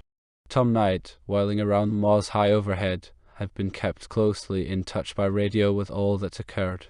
He had returned a description of the joy of the Mars circlers of the successful landing on the 82nd parallel of latitude, and was fully aware of their course towards the mysterious building Holt had described. Shortly before, he reported that he was able to make out the 3 dark spots of the caterpillars on the blind snow through Bergman's great telescope, and that he had located the mysterious grey building during the half hour that his vessels were able to view the region where the landing party was making its slow progress. The northward trek had continued for 2 hours at 12 mph when Holt saw the previously clear horizon become misty and blurred. This he took to be the effect of the melting zone and the haze which would naturally form above it. He turned to look astern. The tracks left by their caterpillars, which had theretofore been almost indistinguishable in a mixture of hoar frost and powder snow, were now clear and distinct, indicating that the snow must be growing stiff and sticky. Sure enough, the thermometer outside his glass dome showed 30 Fahrenheit, just under freezing. As he meditated upon the rapid increase in temperature, a rounded silhouette rose out of the haze ahead. It could only be the mysterious building. Quickly he called Jaguar and Leopard with orders to man the guns, again bracketing his binoculars on the projection above the monotonous expanse of snow. There was no movement, no sign of life. But with surprise, he beheld at each end of the strange structure 2 small turrets protruding from its smoothly rounded roof.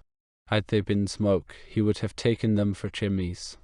The heavy machines clattered towards the mystery and stopped 200 yards away at Holt's radioed command. The lenses of his glasses revealed nothing. There was no path nor road leading to the building. Around it, crevices in the now melting snow showed green vegetation, apparently thick and mossy. There were no windows nor other apertures in the great, grey block 300 by 100 yards square. The rounded roof met the ground hemispherically at either end, nor did the 2 turrets help to uncover the mystery. They 12 feet of height and 9 or 10 of diameter were topped off by hemispherical, smooth caps. They could not be chimneys. No snow was on the rounded roof, but the light northerly wind bringing the haze towards them might have blown it away. That was quite possible. Could there be heat inside? Staring through the glasses, Holt's eyes burned with curiosity and concern. Now they seemed to tell him that the upper portion was more lightly shaded than the grey of the lower. Sure enough, he detected a marked line of separation running horizontally around the roof at mid-height. Where the building ended hemispherically, the line ran upward and across the rotund gable. The central portion of the roof was unmistakably of a different material and seemed to have been let into the main structure. Holt ordered the caterpillars to disperse, 1 at each end of the weird building, while he with the Panther took position 50 yards from the long, curved southern wall. Useless as they seemed, the tiny gun barrel swung around toward the giant mass. Calling to Billingsley in the compartment behind him, Holt suggested a little sally to the placid Briton. "Quite so. Might be rather fun, you know," came back the imperturbable voice. Slipping on their pressure helmets, they airlocked themselves out into the wet snow and took a tall ladder from the loaded trailer. Dragging it behind them, they approached the covering wall with a floating step which characterized the light Martian weights of their bodies. Holt drew a heavy knife from his belt and scratched at the strange material. "Harder than concrete," he remarked with a shake of his head. They pushed the ladder carefully up the sloping surface before them and mounted to a point at which the angle was flat enough to prevent their slipping on the roof itself. As they reached the mysterious line, the waiting crew saw them throw themselves down with their heads just across it, gazing fixedly at the surface. What they saw took away their breath, for the whole upper part of the roof was of transparent, glass-like material. Below it was a huge engine room, reminiscent of a giant terrestrial power plant. They counted 14 huge, circular, red-painted shapes, neatly ranged within the silver glittering hull. "Pumps, or I'm a Chinaman," said Holt after getting his breath again. Old Man Handsome was right. And your Percival Lowell, God rest his soul, trained in Billingsley. Holt pressed his helmet to the glass. Feel it, the machinery's running. Look, old fellow, grunted Billingsley. I'm sure I just saw one of their chaps running about down there. A diminutive, dark-haired figure of human bearing and carriage was walking down the length of the great room. He stopped and inspected one pump after another as he gradually approached the spot above which they kept their watch. The Martian wore a white garment reminiscent of a Japanese kimono with multicolored ornamentation. The man, for no other name could be applied to him, was beardless. His face was swarthy, with warm and friendly eyes and delicate features. His arms and legs showed nothing different from those of Homo sapiens, as exemplified by the quaking observers on the transparent roof. Almighty God must have found that our species has some good points, if he chooses to plant something so much like us on Mars, meditated Holt. But look at the enormous skull the fellow has, whispered Billingsley as though he feared eavesdroppers. My dear chap, if what that skull contains is all intelligence, we may be able to learn something yet from these bully Martians. Holt gazed solemnly at the creature below, who still seemed unaware of his brethren from another planet. John, he finally remarked, now I think I've got my theory working. These Martians are undoubtedly subterranean, and cannot live in the open. The whole pumping station is pressurized. Why else the curvature of this roof? Their whole civilization is pressurized and air-conditioned. Otherwise, how to explain the rest of it? No streets, no cities, no life above the surface but this huge pumping station, and the radio music lesson he picked up the other day.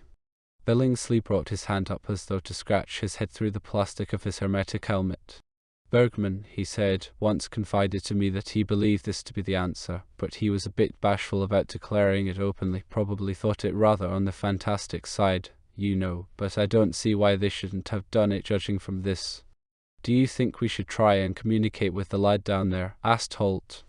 If we're right about this civilization, we shall run into similar structures anywhere we go and have similar difficulties. We can't get in, and they may not come out. Wouldn't that be a joke on us, if we sailed halfway through the solar system to find that we can do no more than look at a Martian through several inches of glass? I jolly well don't see why the blighter shouldn't come out, huffed Billingsley.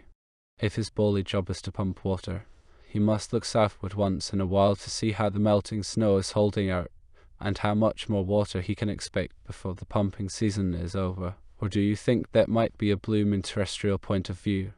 You're probably quite right about it. We'll dash back to our caterpillar and make a report to Tom Knight, who ought to be hanging around somewhere above us right now. He can retransmit what we've seen to Earth. Our voyage will have had some value. No matter what happens from here on, we'll tell him to bracket the big scope on us while we make a racket, which the fellow down there'll be bound to notice. Then we'll see what happens. Jolly good idea, said Billingsley. Perhaps our Martian here in the frozen south will be a bit more pleased with interplanetary visitors than the authorities of some large town. They might be frightfully annoyed if we were to drop in on them unannounced. Well, concluded Holt, if our friend down there should have some kind of death ray, or otherwise make it hot for us, the caterpillars can always retreat in a hurry and send the bad news tonight. Let's. Chapter 23 Contact. Holt, after having heard the circling convoy in the satellite orbit confirm his exciting report, ordered Jaguar and Leopard to station themselves 1,000 yards to the west of the Martian pumping station. Sam Wolf took over the command of Panther, which remained where she was, close to the station's well. Her living compartment was depressurized, and the crew sat within pressure suits, ready to respond to any call for help. Wolf had connected his walkie-talkie to the antenna of the caterpillar so that he could speak with the men outside. Eugenic accompanied Holt and Billingsley back to the pumping station and up the ladder. The white-clad figure below still stood before one of the great pieces of machinery. The great moment had come. Holt moved 2 steps onto the transparent roof and then stamped thrice upon the thick pane. The Martian glanced up, a look of amazement flooding across his features. In a moment, his face reassumed its calm and he waved up at them as though interplanetary visitors were an everyday occurrence.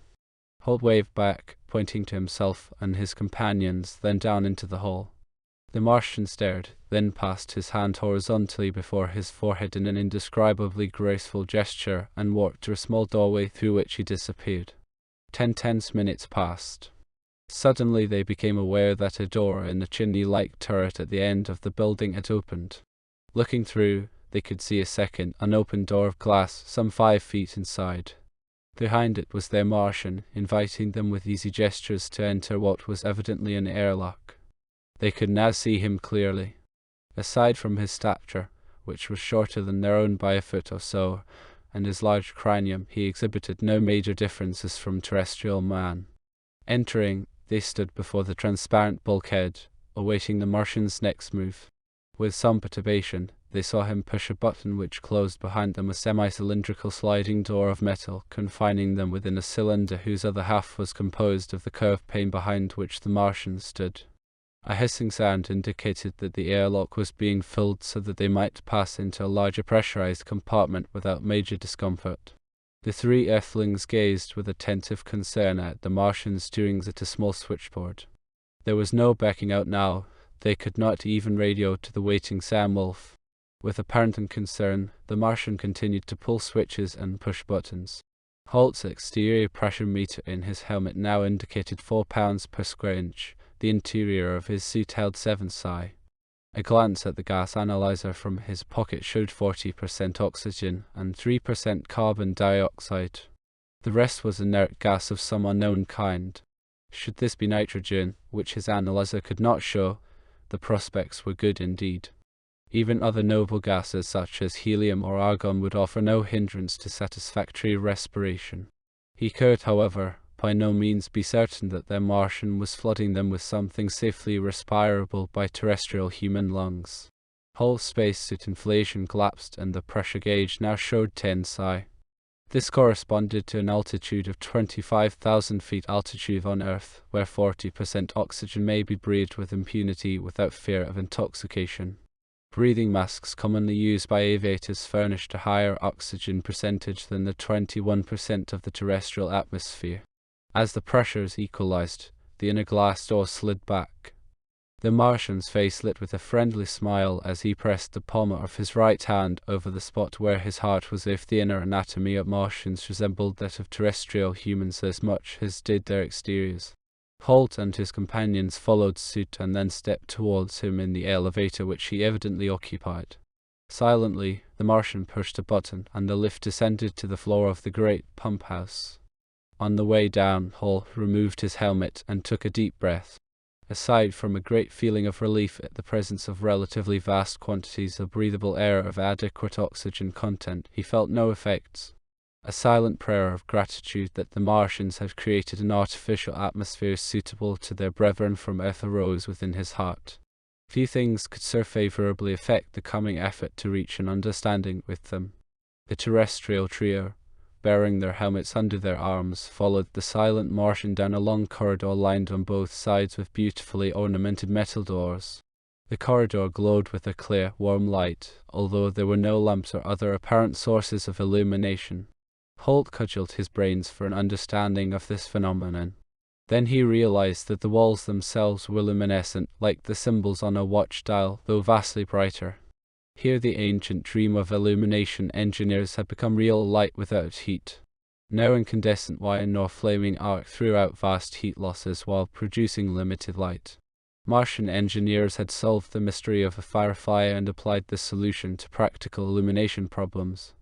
A feeling of infinite satisfaction overwhelmed Holt, for he could see that on the economic side alone, he might return to Earth with an infinite variety of technological and economic advances to be applied to the amelioration of human living conditions. The initial friendliness of their reception gave ground for hope that the Martians would not hesitate to part with their formulae and methods. The guide stopped by one of the metal doors lining the corridor, opened it, and ushered them into a large, windowless room decorated with carmine red patterns of pleasing outline. Opposite the door sat a venerable, dignified Martian at a long, ebonite table from which he arose at their entrance and laid his hand upon his heart. When they had countered his greeting in like manner, he motioned them to be seated upon a long, cushioned bench across the table from him. Their Martian guide thereupon intoned a melodious speech in words without significance to any of the visitors. From time to time the dignified, elderly person interrupted smoothly with what could only be questions. Eugenic listened intently to every inflection and syllable, attempting to coordinate the words with the remarkably restrained gestures accompanying them. He could not get even an inkling of the Martians' reactions to the arrival of Earthlings upon their transparent rooftop. There was a pause in the smooth flow of language, and both looked at Holt with expressions of amicable interrogation. Drawing from his briefcase a diagram prepared for the first interview with any authorities they might meet, Holt placed it upon the table before the elderly Martian. Clearly and unmistakably portrayed was the solar system with the 5 inner planets: Mercury, Venus, Earth, Mars, and Jupiter. Each orbit was marked with its astronomical signs and the direction of rotation of its planet. The route of the expedition stood out in brilliant red, with an arrow marking the direction of travel. The ancient art of astronomy was surely the most likely ground upon which to base a set of semantic symbols capable of development into broader means of communication between the denizens of separate planets. The senior of the 2 Martians bent over the diagram with evident interest and understanding. Holt's finger pointed to his own group and then to the Earth, followed the flight path, then indicated their hosts and their planets. He then arose and placed his hand upon his heart after the Martian method of greeting. The senior Martian followed suit, turning thereafter with a wry smile to a small cabinet in the wall. He opened the cabinet and adjusted 2 knobs within. No sooner had he done so than the blood of the visitors suffused their faces with embarrassment, for a voice in colloquial English sounded forth. "Can you still hear me?" Tomit questioned. "If we don't get out of that building within 24 hours, the caterpillars will proceed northward along the 190th meridian to the equator, where they'll start preparing the landing strip." It was Holt's own voice, evidently intercepted and recorded by the Martian radio system. While it was likely that the significance of the words entirely escaped their hosts, it was at least entirely clear that the latter were anything but ignorant of what was going on in an interplanetary way. It would be well to be careful in dealing with people of that sort. The Martian shut off the record and smiled tolerantly at Holt and his party, whose answering grins held no small portion of embarrassment. Holt felt that matters were progressing rather better than expected, despite the evident lack of privacy of their communications. The elderly Martian now extracted a large sheet from a drawer in the wall and spread it before Holt. It seemed an organization chart, being covered with circles arranged in pyramidal form and containing mysterious symbols. The Martian selected one of the small circles in the bottom row and placed his finger upon it. He put a finger of his other hand upon his breast and nodded, as much as to say, "This is where I am." Then, with a finger on the larger circle at the top of the pyramid, he gestured into the room and said something which sounded like Allah. "By Jove," spoke Billingsley with a perfectly straight face but with a trace of roguishness in his voice. "Looks rather as though the British Labour Party had gotten here before us. Mars seems almost as bureaucratic as jolly old England." Holt produced his map of the red planet, showing the mark he had made to locate the pumping station in which they were being entertained.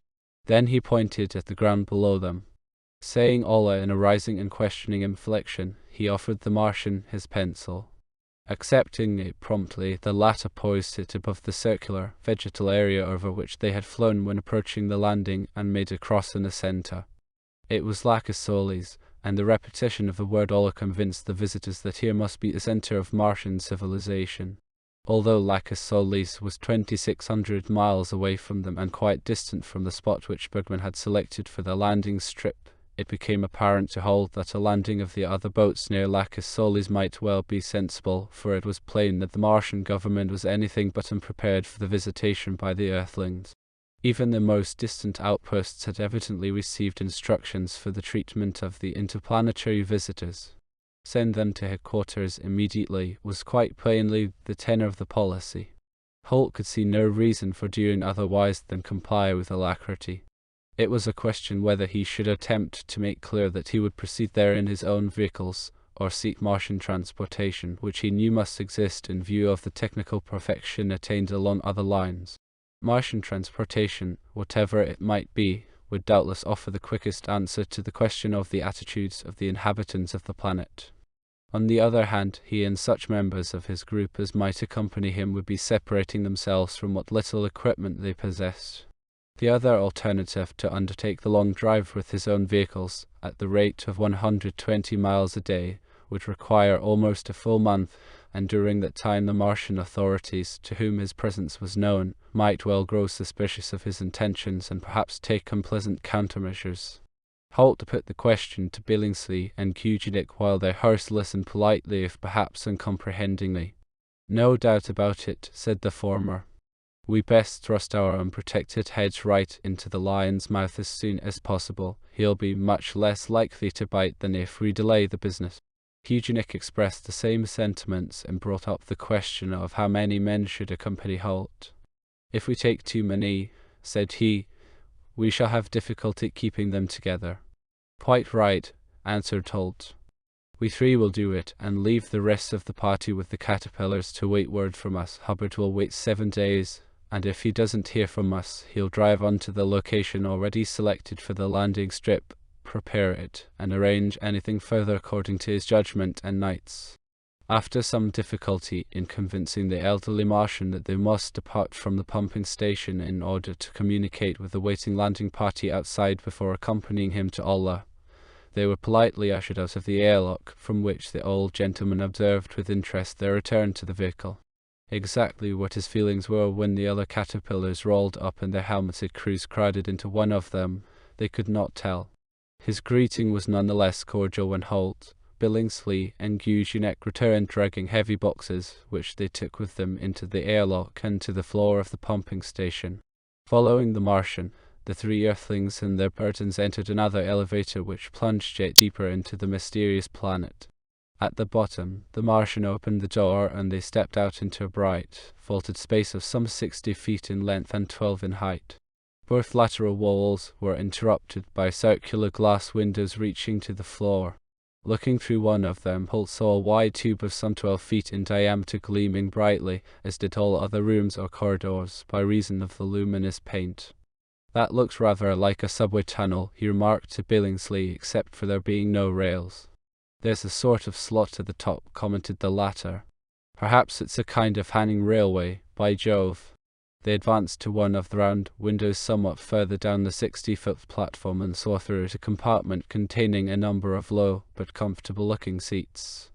"The Mars Express," whistled Kujanik. "The All Limited, so help me," cracked Billingsley. The Martians pressed a switch button beside the window, which promptly slid up, much after the manner of the windows of the more expensive terrestrial motor cars.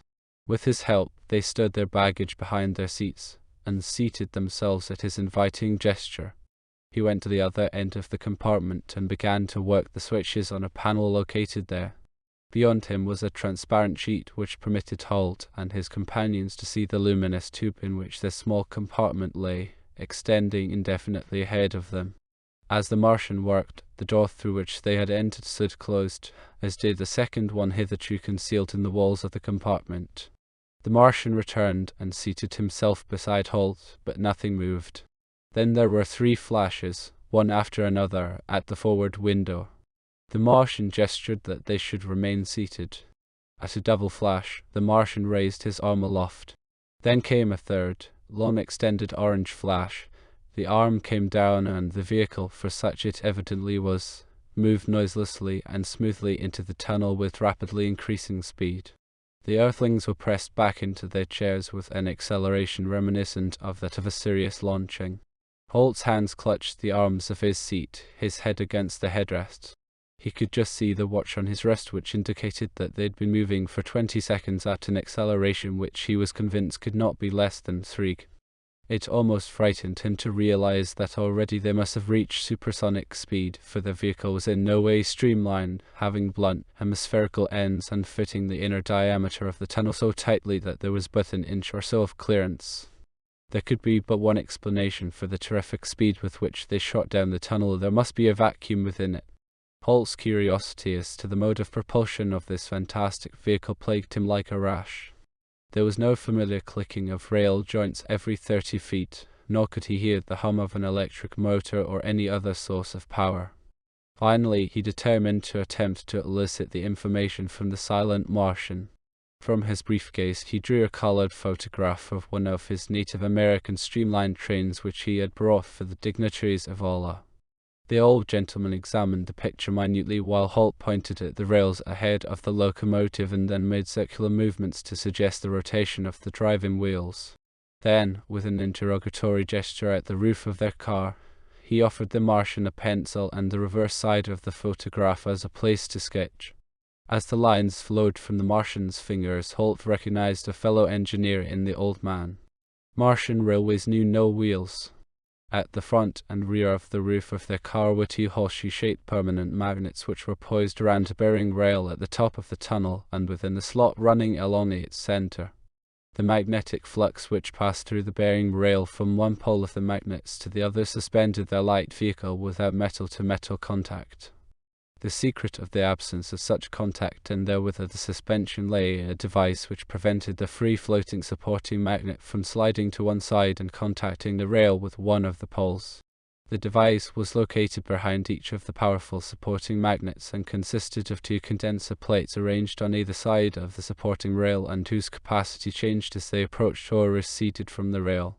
This change in capacity was apparently utilized to energize two electromagnets arranged laterally to the rail through an electronic amplifier. According to whether one or the other of the two electromagnets received more or less amperage, the position of the large permanent magnet was displaced to the right or left by a small increment. The control was so adjusted that the bare magnet was balanced in a free-floating central position. That's a problem of getting sufficient sensitivity and damping in the control system, thought Holt. Actually, there was no reason why an electronic control with sufficiently fast action shouldn't solve it. The handy sketch produced by the Martian also revealed the secret of the power driving their fleet car.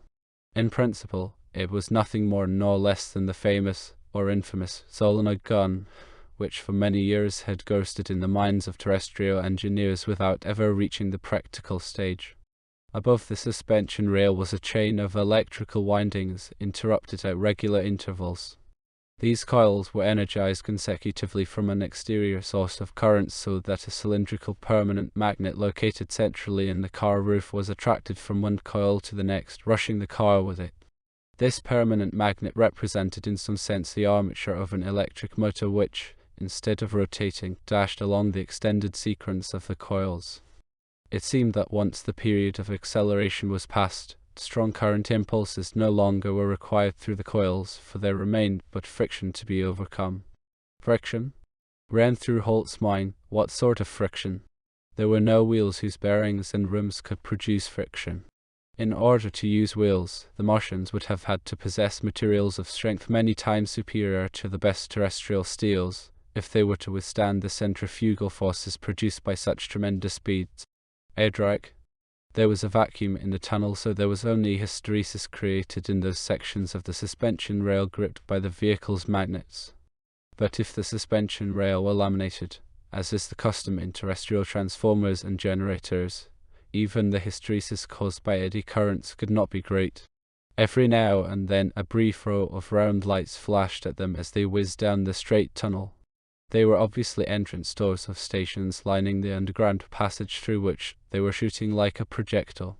It occurred to Holt that it might be embarrassing if another car happened to be stopped to receive passengers at any of these stations. There was no engineer or motorman, and he had seen nobody except the small party on the platform from which they had departed.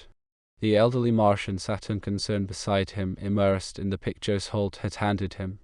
He paid not the slightest attention to their bullet-like speed. The only explanation was a completely automatic system. Suddenly there seemed to be an application of brakes, for they were gently urged forwards in their seats. Far, far ahead, a slight change of direction in the tunnel could be seen. They were on top of it and could feel the centrifugal force as the car swung slightly outward, despite the reduction in their velocity as they made the turn. Then the acceleration came on again and brought them back to speed. Twice their vehicle came to a full stop for a few seconds, then the invisible and automatic signals controlling this underground miracle of transportation sent them on their way once more.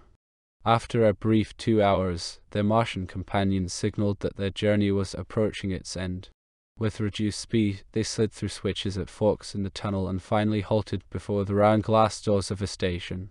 Here a festive scene awaited them, for the tiny platform was decorated with multicolored and tasteful draperies and occupied by 80 or 100 Martians of both sexes. The clothing of the Martians had a silken metallic sheen and was beautifully ornamented in the most varied colors, lending a solemn, almost reverentially antique flavor to the occasion. The Earthlings could not but contrast this with the marvelous practicality of the technical miracles achieved by the same people. At the signaled invitation of their guide, Holt stepped out at the head of his companions upon a thick carpet which led from the door of the car to a group of Martians centered around a venerable man in a violet kimono embroidered with tiny golden stars. Holt approached him and gave the Martian greeting with his hand on his heart. Billingsley and Kujanek, a few paces behind him, followed his example to right and left. The old gentleman returned the greeting, followed by the surrounding dignitaries. Harp-like musk filled the air with a cheerful lilt in which a joyous greeting was somehow reflected, and the chief dignitary advanced towards Holt, holding out in both hands a massive and glittering ornamental chain which he ceremoniously placed over Holt's bowed head. Then, after the manner of a South American abrazo, he embraced him. The hospitality of this reception surprised Holt no little, despite the very complete equipment he carried with which to reciprocate kindness. With a grandiose gesture, he motioned Billingsley to his side. The latter stepped forward, ceremoniously opening a gold embossed jewel case in which lay a ruby-studded arrangement in the shape of a star. As though he had spent a lifetime pinning royal decorations upon the breasts of faithful servitors, Holt gravely attached the glittering bauble to the Martian's upper garment. Next he returned the embrace. Apparently satisfied, the old Martian made a gesture of mutual departure and stepped forth with Holt at his side. Holt was no little concerned about the baggage with the radio transmitter, a signal from which his comrades in the frozen south were anxiously awaiting. A turn of his head revealed Kujanek engrossed in a sign-language conversation with their erstwhile guide, and evidently relating to the baggage which had been left in the underground car. Coolly he turned back to his dignified companion, somewhat restrained by the obvious impossibility of initiating any small talk, and they walked together, decorations jingling, to the exit. Chapter 24: How Mars is Governed. Long and exhausting were the official receptions of the 3 Earthlings by the Martian authorities. Holt and his 2 companions finally found enough leisure to make themselves a consecutive picture of the vast variety of novel impressions which the week of greetings had poured upon them. At no time did they sense any suspicion that their arrival out of the depths of space might be motivated by anything but the most friendly of feelings and intentions. At first they had thought that perhaps the Martian consciousness of absolute technical superiority over Earthlings had been the foundation of the dignified courtesy and consideration shown to them by the personalities in authority. After all, an interplanetary visitation could be no ordinary event, even in their lives. But slowly Holt and his companions began to realize that they were acting from primarily quite different motives. The pictures of life on Earth with which they had been regaled were to them but final confirmation of the universally held, deep, religious conviction that God had created man in his own image, wherever man was to be found. The efforts of Earthlings to subjugate nature on their richly endowed planet seemed to the Martians technically extremely primitive, but again they drew the conclusion that these pitiful efforts were but an additional proof that God had inspired the doers, and that this inspiration was inseparably linked with that inner urge to action which had been the driving power of Martian civilization. The Martian government was directed by 10 men, the leader of whom was elected by universal suffrage for 5 years and entitled to loan. 2 houses of parliament enacted the laws to be administered by the Alon and his cabinet. The upper house was called the Council of the Elders, and was limited to a membership of 60 persons, each being appointed for life by the Alon as vacancies occurred by death. In principle, the method was not unlike that by which the College of Cardinals of the Roman Catholic Church is appointed. Usually the Alon chose historians, churchmen, former cabinet members, or successful economic leaders who could offer lifetimes of valuable experience. The Council of Elders, however, had but limited authority. Proposed laws could be approved or disapproved as presented, but no riders, amendments, or alterations could be voted. The Council of the Elders could stimulate, suggest, and test legislation. Its main purpose was not action, but rather to assure the continuity of the basic thought on legislation, as also the protection of that thought. A lower house, the Assembly of Deputies, was devoted to action, for here demands were made and wordy battles were fought. The main distinction between the Martian Assembly and analogous terrestrial legislatures was the electoral system. The United Congress of the Earth was composed of representatives regionally elected after the tried and true examples of the formerly great democratic nations. The Martian Assembly of Deputies, on the other hand, consisted of representatives of certain occupational groups. This peculiar electoral system originated in the structure of the entire Martian community which, despite the close relationship between the thinking and feeling of the individual and that of his earthling brother, yet differed profoundly from the community of Earth. The ancient culture had long since emerged from the age when the welfare of the inhabitants of any region depended upon their being well and powerfully represented in the machinery of government. The Earth had not yet cast aside the concept that the riches of any particular region, whether in natural resources or skill and energy of its inhabitants, should be devoted primarily to the welfare and comfort of those same inhabitants. Thus each country of Earth attempted energetically to elect such representatives as would most effectively further its own immediate welfare and interests. Thousands of years of civilization on Mars had permitted refined technology completely to remove all regional concepts. Racial prejudice, national and local patriotism had not existed since time out of mind. Conditions of life on Mars, vastly different from those of Earth, made it possible for the planet to be governed without any form of regional representation. It was possible to make any conceivable journey within the confines of the planet in less than 4 hours in the high-velocity subways. This, and the fact that the very concept of nostalgia was unknown, due to subterranean existence which prevented Martians from developing attachment to local scenery or dwellings, together with the standardization of all ideas and desires, had much to do with it. Other factors were mass production of all consumer goods, and synthetics had replaced organic and inorganic natural materials and foodstuffs. This, of course, abolished the distinction between naturally rich and naturally poor regions, so that there no longer existed have and have not regional groupings with conflicting interests. The aging planet offered its inhabitants very few natural riches, and they had found that their individual lots could not be improved by attempting to bring their particular regions to the fore, either politically or economically. So integrated had their economy become that any trouble afflicting one locality was immediately painful to the entire planet. This, however, did not mean that utter peace and unity existed among the Martians, for there was only a displacement in the points at issue.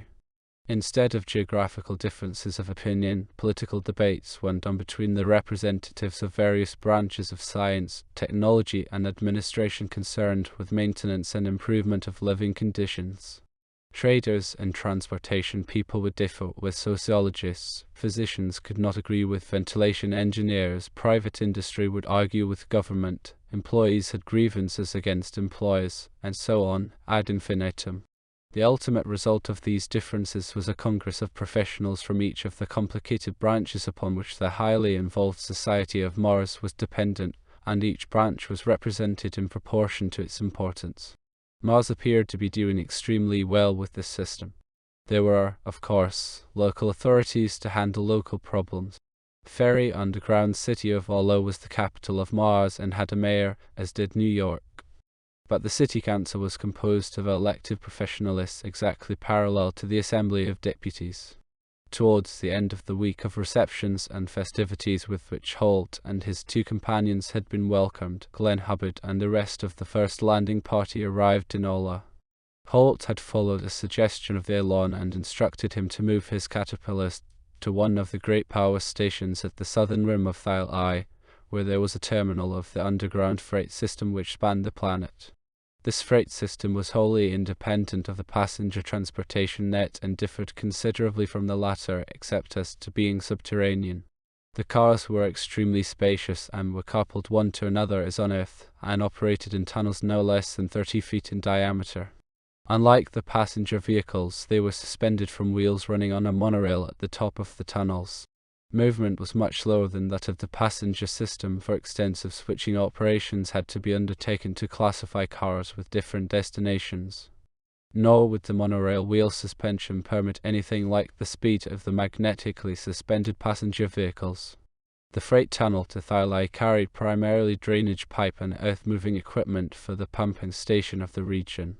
The evacuated tunnel had airlocks at its terminals, which permitted bulky freight to be moved into the atmosphere where the drainage pipe was installed. This was done by special ditch-digging machines which did the excavating, laid the pipe, and then covered it, being manipulated by Martians in pressurized cabins atop the huge machines. Hubbard had reached the station after 3 days of hard driving, 16 hours a day. Lieutenant Hempstead's Leopard had mired twice in the soft ground of the melting zone, but Hubbard and Wolf had each time succeeded in towing him out. Finally, they had reached the great concrete station, worn out and muddy. The Martian attendants at the Thylai station greeted Hubbard with the utmost courtesy and consideration, inviting him to step into the great building in advance of the rest of the party. With great politeness, they ushered him into a small, quadrilateral room and seated him at a table where they left him. No sooner had the door closed than the light went out, greatly to Hubbard's consternation, for he felt that this might be some sort of trap. He was about to make a rush for the door when Holt suddenly appeared across the table from him against a milky, luminous background. "Hello, Glenn, how goes it?" "How on earth, one mean Marza, did you get here so fast, Colonel?" "I'm not really here at all," grinned Holt. "What you see is my astral body. We're talking by Martian telephone, and that includes television." Hubbard was almost speechless with amazement at the full-sized, colored, stereoscopic telepicture, for he would have bet his bottom dollar that Holt was really present. It was some time before he could get hold of himself enough to make notes from Holt's instructions as to the mode of behavior he should inculcate into his men so that no offense might be given the Martians. Then he had returned to the caterpillars, which he directed into the airlock. Here, they were lowered to the tunnel level and driven directly into the waiting freight cars. Since the latter were not pressurized, the Earthling crews remained in the caterpillars and kept the air conditioning running until they reached all after a journey of some 12 hours. Chapter 25: How the Martians Live. When Hubbard and his caterpillar crews debarked from their machines in the roomy freight station of Oller, Holt, Billingsley, and Eugenic were on hand to greet them beside the Martian reception committee.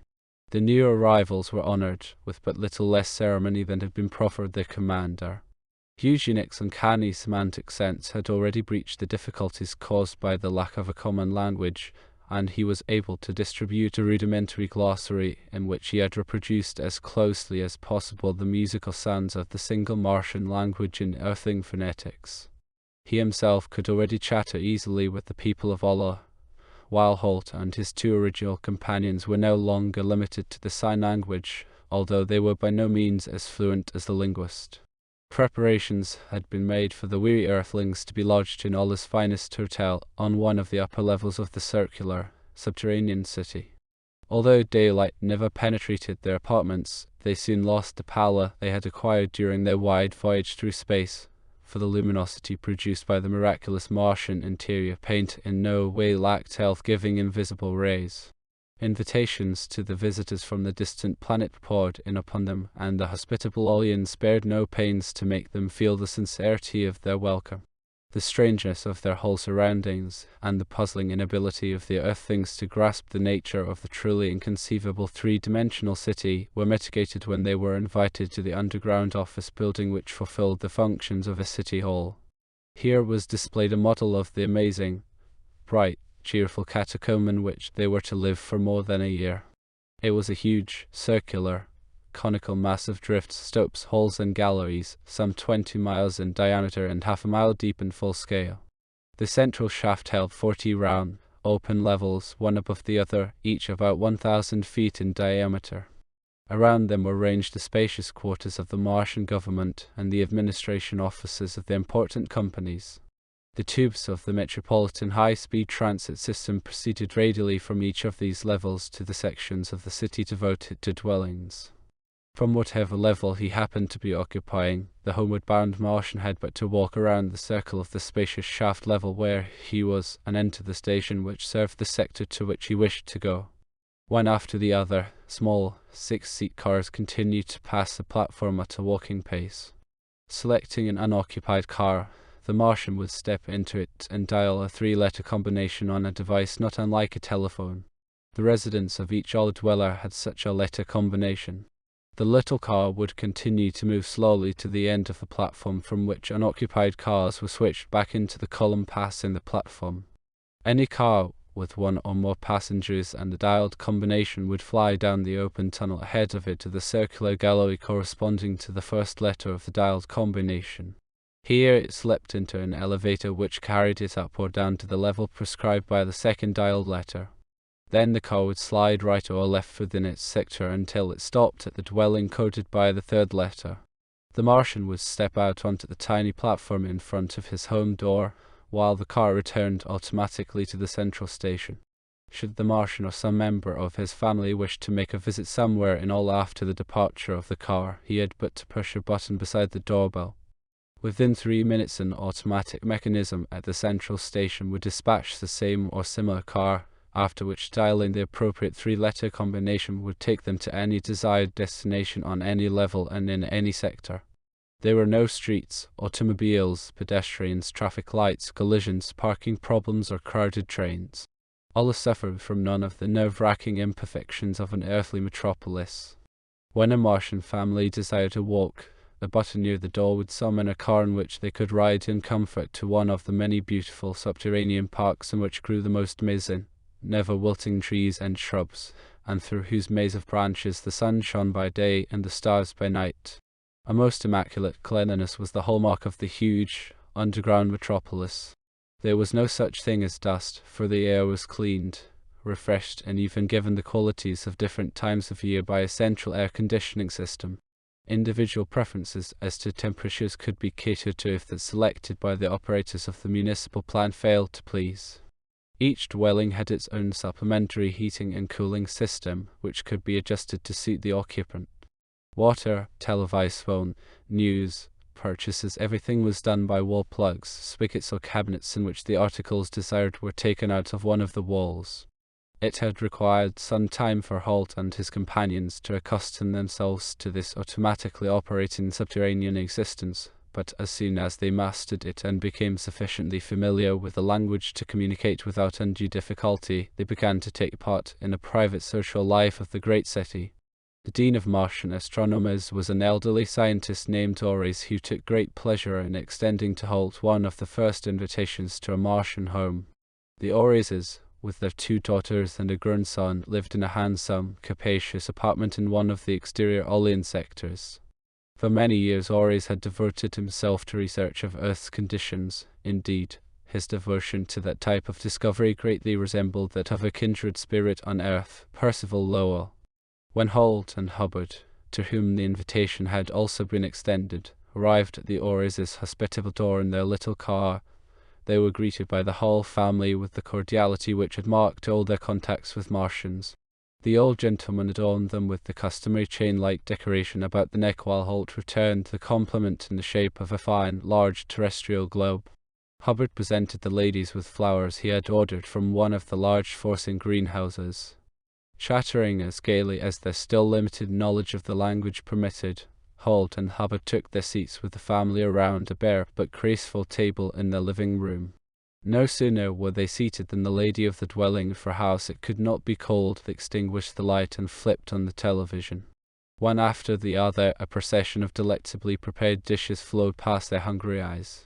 When the final dish had melted into the darkness, the procession was repeated, this time a little faster, and during the second presentation, the diners pushed a button handed to them on a long cord as each course of which they desired to partake passed upon the screen. The screen became blank, and the room again was bathed in the soft Martian interior light. For the space of 5 minutes, Holt and Hubbard were given an opportunity to exercise their growing knowledge of Martian. Then there was a clicking sound from somewhere, and the lady of the dwelling arose and removed from a cabinet door in the wall 7 shining silver containers, which she graciously placed before the diners. Cooking and serving was a lost art in Allah, for the huge catering firms of the city were able to display their wares by television and to accept orders at the simple push of an electric button. Whenever such a button was pushed, the dwelling letter combination appeared upon the order board of the company patronized at a moment corresponding to the passage of a given dish across the television screen.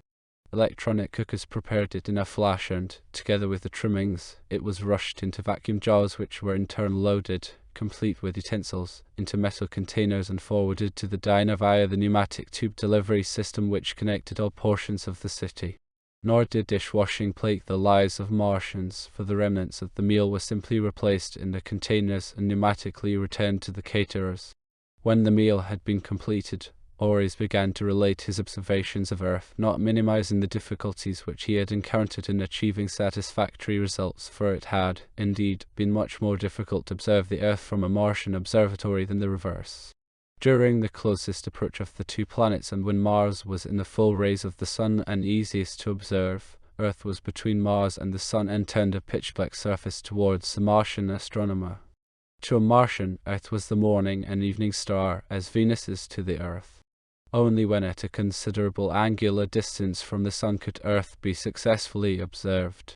The naked Martian eye then saw her as a bright double star, due to her large moon, in the morning or evening twilight.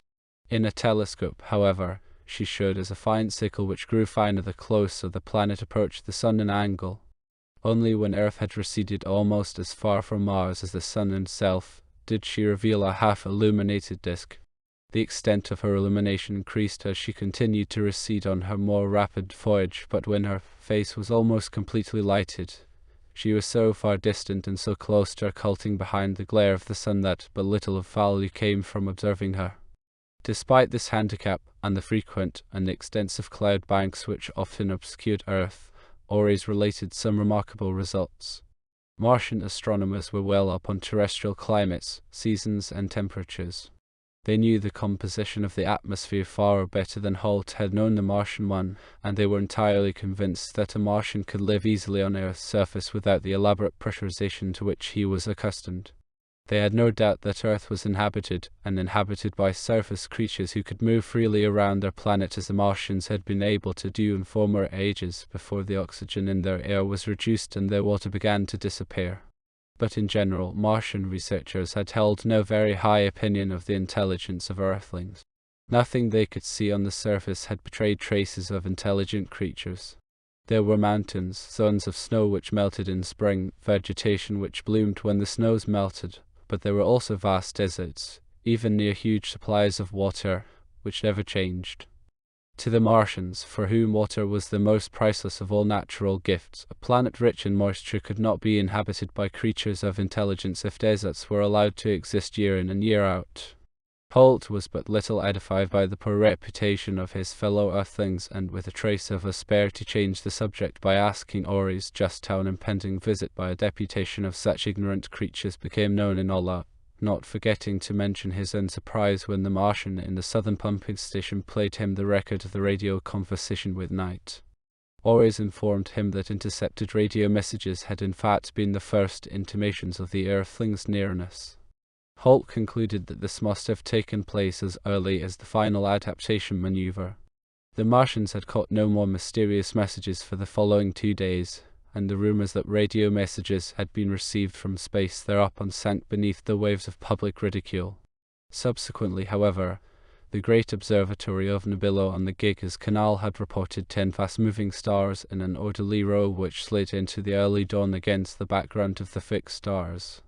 When the observatory computed their orbits, it was realized that the luminous objects were quite small and were circling the planet along an orbital path, their luminosity stemming from their reflection of solar rays against the dark background of the twilight heavens. Other observatories confirmed Nebilo's conclusions the following day. According to Ores, suspicion that the novel phenomenon might resolve itself into spaceships was strengthened by their orbital path being in the plane of the ecliptic, and it was generally assumed that they must come from Earth. Then directional radio receiving antennae had been bracketed upon the mysterious objects. This immediately and entirely confirmed the source of the radio emanations as intercommunication between the stranger spaceships. The flight path of the landing boat had been followed quite accurately by the same method, and the outlying South Polar pumping stations had been advised of the impending visitation. Holt inquired whether they had nurtured any suspicions that the visitors might have hostile intentions. At this the old man smiled tolerantly. I hope you'll forgive us if we doubted the intelligence of Earthlings until we came together with you, but we really never thought you could be stupid enough to attack a whole planet with a handful of men." This sally brought good-humoured laughter from all the listeners, including Holt himself, who felt that this might be an appropriate moment to put out feelers as to any Martian urges to visit the Earth. Ores immediately penetrated the meaning of the delicately put question. "You may set your mind at rest on that subject," said he. "We Martians have no desire to storm the heavens. Troglodytic as we have become through the centuries, we seldom indulge in stargazing, either actually or spiritually. Nevertheless, you are a religious folk in whom heaven has kindled a powerful light. Our Martian god does not live in heaven. His abode is in the hearts of our more worthy people, but I regret to say that he leads a sorrowful existence in the minds of the majority, for the god of the Martians is old and weary." Holt tried once more. "But your whole planet abounds with creative power," said he, "and the people seem to rejoice greatly in each technical achievement as it comes to fruition. It would seem to me that your adventurers might well be tempted by a neighboring star which might, in many ways, offer greatly improved living conditions." "Adventurers are an infrequent manifestation of the culture of Mars," answered Ores in a tone of regretful resignation. "During the short time you and your friends have been here, I know that you have been deeply impressed by many of the superficial things. When you have observed our people for some time, you will realize that an age-weary, languid, satiated culture lies hidden behind all the mechanical refinements with which our technicians have overwhelmed us. Not long ago, it was my privilege to hear you describe how a few earthling pioneer races extended civilization over your planet only a few centuries ago, and then, consumed from within by the ardor of their mission, prepared the way for new races. Tens of thousands of years ago, the same development took place here also. Here, too, there were battles and wars until there arose a planetary government. Then came the long flowering of a beautiful culture. Standards of living rose higher and higher, despite the increasing depredations of global drought and erosion. Fine arts progressed to unthought of perfection. Production of consumer goods on a vast scale well nigh leveled the difference between rich and poor. That the extirpation of contrasts and of the asperities of life decreased those tensions which theretofore had supported the ebullience of our inner drives. Now our planet is the home of a peace-seeking and easeful race, reposing upon the deeds of their ancestors. Everything is well organized, too well, indeed, to breed adventurous thoughts or actions." Ores fell silent for a space. Then he added contemplatively, "Perhaps the arrival of you young heroes may shake our languid minds awake one more, perhaps. So you believe that this spiritual lassitude was caused by the necessities of life being satisfied in too great a measure by the perfection of the means of production?" inquired Hubbard. "On our own earth we are now attempting to fight poverty along identical lines, and hitherto we've held to the belief that when dire need is banished, mankind will be able to turn to higher and nobler things than the fight for bare existence." "Natural laws are inexorable," returned Ores. "The Earthlings too will enter a period of wonderful cultural development once the political unification of your planets is complete, and I envy you. But you will also have to pay the piper. It is impossible to satisfy the demands of the millions unless you adopt methods of production which produce identical goods likewise by the million, and true mass production means not only the standardizing of the goods produced, but also the standardization of requirements and tastes. As an example, the identical dishes we ate this evening were eaten at the same time by millions of others here in Ola, and identical tablecloths lie upon millions of identical tables. Even the shoes my daughter wears." "Father, you know you've cut my initials in the heels," objected the young woman. Ores smiled bitterly. "You've just seen a very tiny example of what represents our greatest tragedy. It presses upon us all like a horrible nightmare, and those of us who have any feeling are fighting tooth and nail against an ever-increasing grey uniformity which besets our lives. That uniformity is, I fear, too powerful ever to be overcome. Throughout thousands of years our people battled for personal freedom. Usurper after usurper who attempted to suppress freedom in the name of his own conceit was overthrown, and a free political system was established which covered the entire planet and has provided an unheard of degree of stability for more than 5,000 years. Our technicians liberated us from bodily need, that's right, but their methods, the horrible uniformity with which they invest everything, has literally scorched our souls." The old man choked in his excitement. "My son Imo there is a physician. Miro, my eldest daughter, is a teacher. Our hospitals are no more than anatomical repair shops, and the schools simply pack mines as mechanically as machinery fills and seals food cans. You will have to see them to understand what I mean." Chapter 26. All hands ashore on Mars. Wolf and Hempstead set about their task of preparing the landing strip for the boats from the Goddard and Zilkowski within a few days of the termination of the welcoming festivities. With Kujenek's able linguistic assistance, they agreed with the Martian authorities upon a location exactly on the equator and just north of the great vegetated Aurora Sinus. The crews of the spaceships which still circled in their orbits had been kept informed of all the exciting events on the red planet below them and were eager to escape the narrow confines of their inflated nacelles and experience for themselves the wonders of the fey, subterranean existence of which they had heard so much. The site of the landing strip had the advantage of lying only 1,600 miles from Ola, and was distant but 430 miles from Sugilai, a large city hidden beneath the verdant carpet of Aurora Sinus. Wolf and Hempstead shipped the Panther to Sugilai by underground freight and drove her around the region in the company of several Martian employees of the Ministry of Irrigation. Near the Jamuna Canal, and just west of it, where it connects Aurora Sinus with Lacus Niliacus, they found an open plateau with satisfactory ground consistency where they proposed to lay out the landing strip. The Martian irrigation authorities provided earth-moving machinery with which the work was accomplished within a very few days. One of the aspects of life in Mars which had astounded Holt was the relative unimportance of aviation, despite the tremendous progressiveness of the highly technological civilization. It was not that aviation was unknown or unpracticed on Mars, for the museums were full of all sorts of highly developed transport aircraft which once had been in extensive use. Subterranean existence and the increasing perfection of the bullet-fast underground transportation system had banned the aircraft as obsolete and no longer adapted to modern transit problems. It was occasionally used to observe the waters of the polar melts and for surveying, but almost all remaining aircraft were helicopters, requiring no landing strips. Hence there were none available for the high landing speeds of the eagerly awaited boats. In the course of the explorations in search of suitable landing terrain, Sam Wolf was able to throw considerable light upon the secret Martian vegetal regions and canals.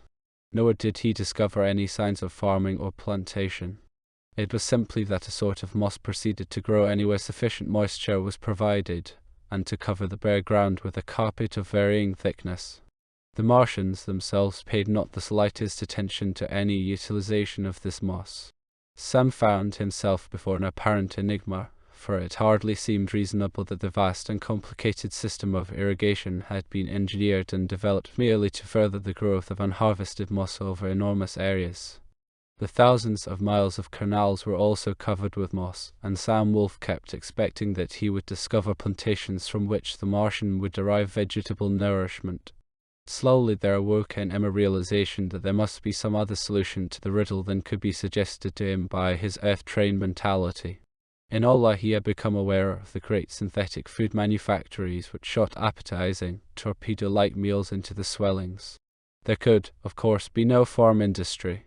Highly developed chemicals satisfied the Martian hunger just as synthetic fertilizers nourish plant life on Earth. But any industry calls for a certain amount of raw material, of which the most elemental is water, and water on Mars came only from the poles. Thence it was pumped during the vernal melts. How did the water return to the polar regions? Of course, snow fell there during the winters, but whence came the snow? Nowhere but from the atmosphere's moisture, and how could the atmosphere gather moisture, if industry and the cities consumed all the water pumped to them? Nothing is lost in nature, even when she is abused after the manner of modern chemistry. Therefore, what once was water must again become water. It was quite plain that the subterranean cities must drain away the same amount as was pumped to them. If this were not so, they would drown in their hermetic capsules. Sam Wolf discovered that the city sewage was distributed to an extensive net of porous tubes which ran slightly below the surface in the vicinity of the population centers. Thus the liquid soaked the ground and caused the moss to sprout.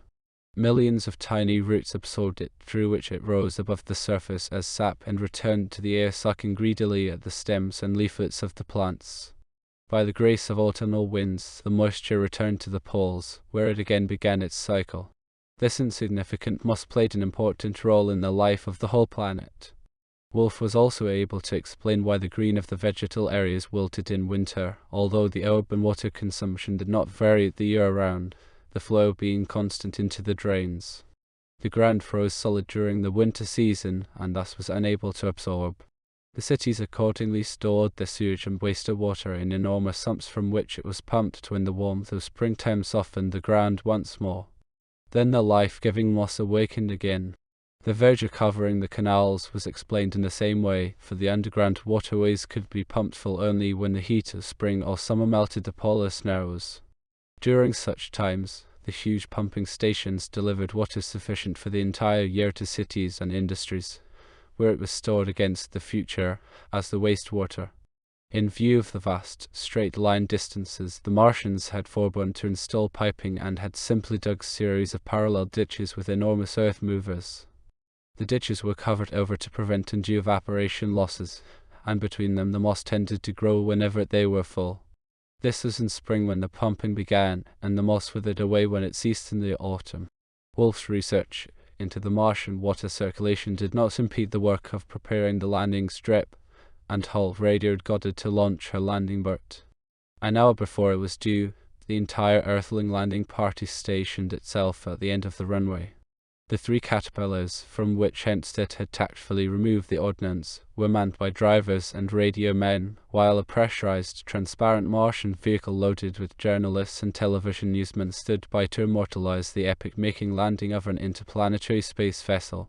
The usually imperturbable Holt showed signs of nervousness, for the success or failure of his expedition was at stake in the landings of the two boats. He suffered at the thought of being only a spectator at this decisive moment, and longed to be in the co-pilot's seat of Nordenskjold's craft, where he might perform a bit of discreet back-seat driving. It distressed him to know that his men were in danger that he could not share. As they scanned the northwesterly sky through field glasses, a signal flare drifted down out of the summer, crystal blue. Soon they could see the wide sweep of the great pinions centered by the pod-like hull. The great wings swept across them at 6,000 feet, made two descending spirals and a wide, left turn into the approach leg. Holt saw the two landing wheels drop into place before the start of the turn hid them under the wings. An agitated voice came out of his helmet receiver.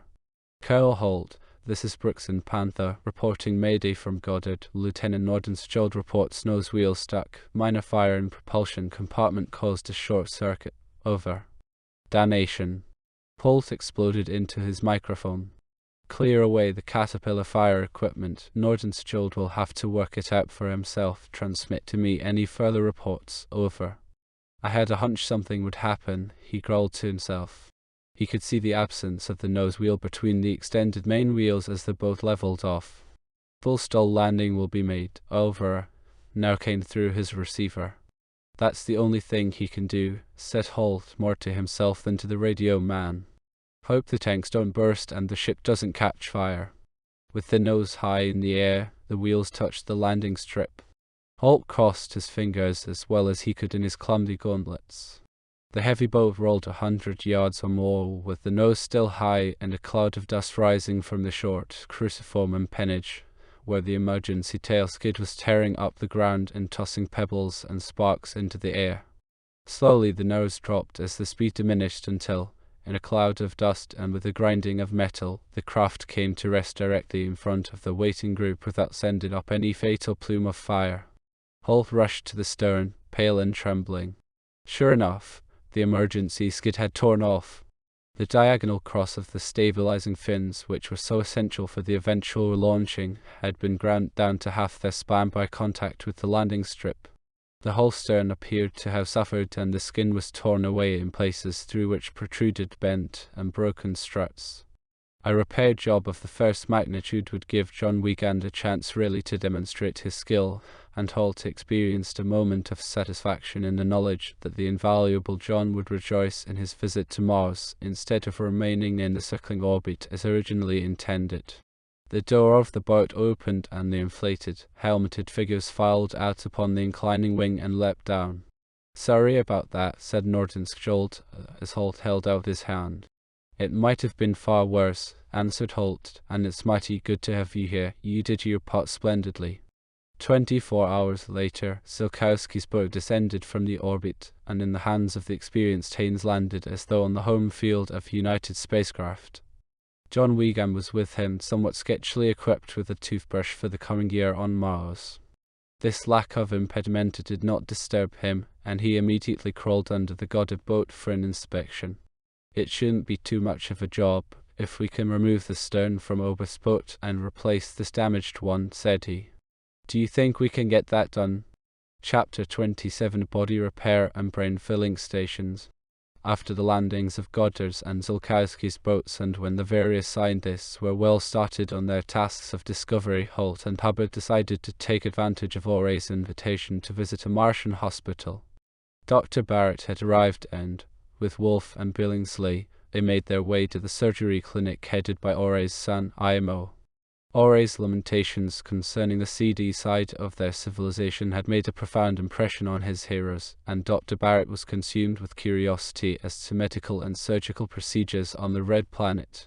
Notwithstanding his devotion to space medicine, he had retained a high degree of surgical skill and a good familiarity with internal medicine. The group of Earthlings was greeted at the entrance to the municipal hospital where the clinic was located by the youthful, swarthy IMO, who promptly led them down a wide corridor behind whose transparent walls was displayed a grim collection of human organs preserved in glass containers. Livers, hearts, lungs, eyes, legs, hands, and feet were stored in nutritive fluids or kept in states of activity by complicated glass pumping devices. "Here you see our stockpile," commented IMO. "All these organs are willed to us by people who have died and who, in their lifetime, declared their willingness to devote any still usable parts of their bodies to the healing of the sick. You may be interested to know that it is socially good form so to specify in one's testament. When such a person dies, we immediately remove surgically those organs for which there is the greatest demand. They are then made sterile and preserved against future use in the machines you see before you, under conditions which permit us to keep the organs usable for a considerable time." "How horrible," whispered Holt to Dr. Barrett. "Hyper-civilized cannibalism disguised as brotherly love and humanitarianism." Dr. Barrett chewed somewhat dubiously at his ragged mustache. "I'm not so sure," said he. "Our own medical science seems to be headed in the same direction. If blood banks, and eye banks, and bone and skin grafts are acceptable, why shouldn't a heart for which the owner has no more use, or an arm or leg fall into the same category?" IMO ushered them into an elevator which descended to a circular gallery whence they could look down into a bright operating theatre. On the table lay a patient completely enveloped in what seemed to be a white, celluloid skin. He was conversing freely with the masked surgeons and assistants through his transparent head enclosure. Ultraviolet lamps for sterilizing the air shone from the ceiling. IMO began to describe the operation. "This patient is a musician, and yesterday his arm was crushed in an accident. Fortunately for him, his accident coincided with the death of a noted violinist, so that his new arm will require little, if any, training when he returns to practice his profession. It might even happen that his skill will improve measurable." As IMO continued with his gruesome lecture, the crushed arm was removed and placed in a dish. One of the surgeons removed the new arm from its preservative solution and held it close to the socket, while another began connecting up the various nerves, muscles, sinews, and blood vessels. For greater convenience, these were identified by small, colored tags like the wiring of a switchboard. Finally, the ball was fitted into the socket and the wound closed. During the whole process, the patient lay with open and interested eyes, conversing loquaciously with the operators. "Getting a tire changed on my car seems more of a job than that," commented Wolf. In the next operating theatre, an eye was being removed from a woman. "This lady has been getting very myopic, and we once replaced her cornea. but this failed to effect a permanent cure. Not long ago, we received an eye which would fit her, and she decided on an exchange. Eye operations are among our more difficult surgical problems. Shall we move on to physiotherapy? In a long, half-dark room, patients lay on elongated apparatuses and watched a television show on the ceiling. Peculiar arrangements of levers and wheels moved legs, fingers or arms to and fro. Most of these people have received new members or had serious operations, explained IMO. We apply local anesthetic to the joint or affected part and then use mechanical movement to restore suppleness. The movements are initially slow and small, to be increased in size and speed after a few days. Gosh, it's like running in a car, whispered Wolf. Not over 40 for the first 500 miles, then increase speed gradually. They left the half-lit room and Holt questioned the young surgeon. I saw some hearts on glass pumps in your stock room. Can you really exchange a heart without losing the patient? I see at what you're driving, was the answer. My father's remark about God living in the hearts of the few good Martians and suffering in the minds of the others, perhaps the old gentleman is right. But you might as well note that medically the heart is neither more nor less than a pump with a particular aspiration pressure and an optimum delivery pressure. It delivers per second an accurately defined quantity of a reddish liquid called blood. Of course we exchange hearts.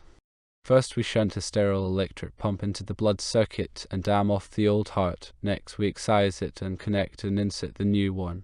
Finally we set the new heart in motion by mechanical massage, and after it takes up the load, we shut off and remove the electric pump. No patient has ever asked us what happens to his God during an operation. Holt was having difficulty concealing his distaste and explained to IMO that other business called him urgently. When they got outside, he addressed Billingsley. I'm beginning to understand what old Horace meant. It seems impossible that men who pretend to serve a science should be capable of such sacrilegious cynicism. A few days later they paid a visit to Mo's sister Mura at her school and heard a description of the Martian educational system. Martian children entered school at the age of 3, which was approximately equivalent to 6 on Earth. The first 2 years were devoted to reading, writing and arithmetic, together with a broad, illustrative coverage of the physical aspects of Martian civilization. Then the curriculum became more specialized. It included mathematics, physics, engineering and electrotechnics, not to mention chemistry, sociology and jurisprudence. There was also a short course in the history of Martian development and civilization. When the children attained their 8th year, there came a most confusing elaboration of the educational field. Metallurgy, food chemistry, atomic physics, transportation, communications, pressurizing and air conditioning, domestic economy, domestic troubleshooting, automatic registration and management, anatomy, medicinal properties, social hygiene, labor jurisprudence, vitamin studies, hydraulic installation, water rights, and 10 or more other subjects, including the study of tunnel building, as abstruse as it might be to the average citizen, were thrown at the young students. The curriculum was designed to familiarize them with the inordinate complications of their future life and simultaneously to impress them with their responsibilities as vital, if undistinguished cogs in the mighty machine. At the age of 12, both boys and girls entered universities or technical schools to prepare for their actual professional or business activities. Muir explained proudly that for many generations, sex equality had been the foremost law and tenet of the Martian social order. Under her guidance, the visitors then entered a classroom where 6-year-olds were studying chemistry. The instructor was brushing through his subject at a terrifying rate. Within 30 minutes he covered the periodic system of elements and the secret of electrical adhesion which binds atoms into molecules and chemical combinations. Lightly he tapped the subject of natural radioactivity of heavy atoms and included some remarks on the variety of behaviors of noble gases in their splendid isolation as compared to such clinging vines as the halogens. On leaving the classroom, Holt spoke to their guide. The speed with which all that involved material was presented to those children is really bewildering, and surely, even if those boys and girls understood it at all, it's out of the question that they should remember it. Oh, answered Mura with a disarming smile. They are not expected to. The children learn no detailed matter in school. It's done at home at night. You mean in the evening as homework? No, indeed. I mean at night, when they're asleep. How on Mars can that be? Our entire system of instruction is so arranged that lectures at school merely provide the children with a very general concept of the interrelation of things. In the classroom, they are not expected to absorb detail, but only to comprehend indicative viewpoints and general systematics. We can instill detail much more simply in the absence of waking consciousness, when the brain is not distracted by other external stimuli. Here you will see a large collection of phonograph records relating to every professional subject. When they return from school, the children carry home records appropriate to the subjects they have just heard discussed. They fill their record changes and connect the pickup to their pillow receivers. During sleep, the substance of the instructional matter on the records flows into the subconscious, and, according to our experience, it is absorbed much more reliably than if we had hammered knowledge into them in the classroom. How can a child get to sleep with a voice chattering from the pillow? Inquired Hubbard. Phonograph does not cut in until the encephalograph shows that the child is asleep. That's beyond me, answered Hubbard with a shake of his head. Let's go to the repose chamber, said Muir, and I'll give you a demonstration. Nearby there was a dimly lighted room containing several couches, on one of which Muir invited Hubbard to recline. When he had done so, she produced a piece of apparatus like a radio phonograph on small rubber-tired wheels. From a neighbouring closet she took a record and placed it on the turntable. How much do you know of the periodic system of elements? Asked Muir. No more than I was able to pick up from that high-speed lecture we heard just now, and furthermore, my Martian is too limited for me to have understood it all anyway.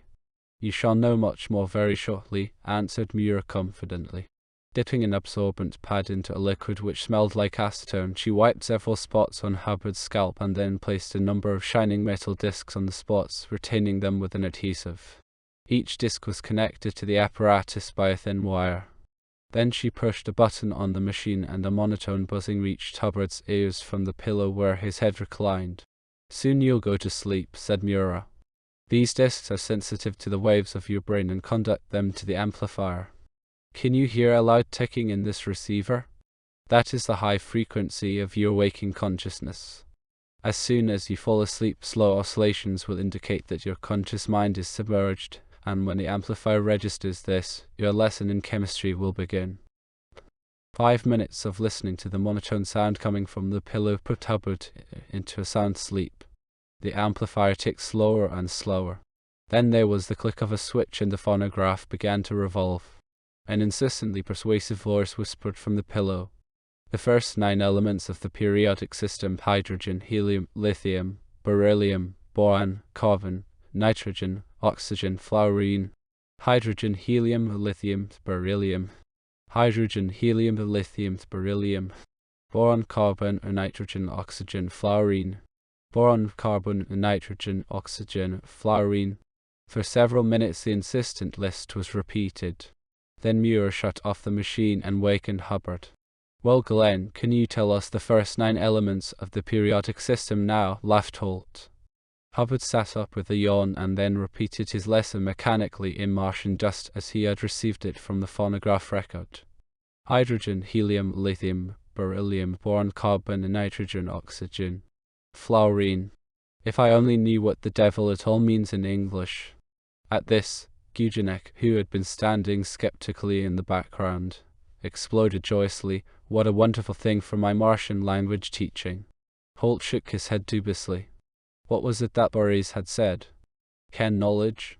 It was an excellent tech for this horrible intervention of technology in the sacred mysteries of the human mind. When I was a small boy, he said, I used to sleep with my Latin primer under the pillow because I couldn't remember the words. How many thousands of hours I put into learning mechanical things, and how difficult it was. It doesn't seem possible that it can be so simple.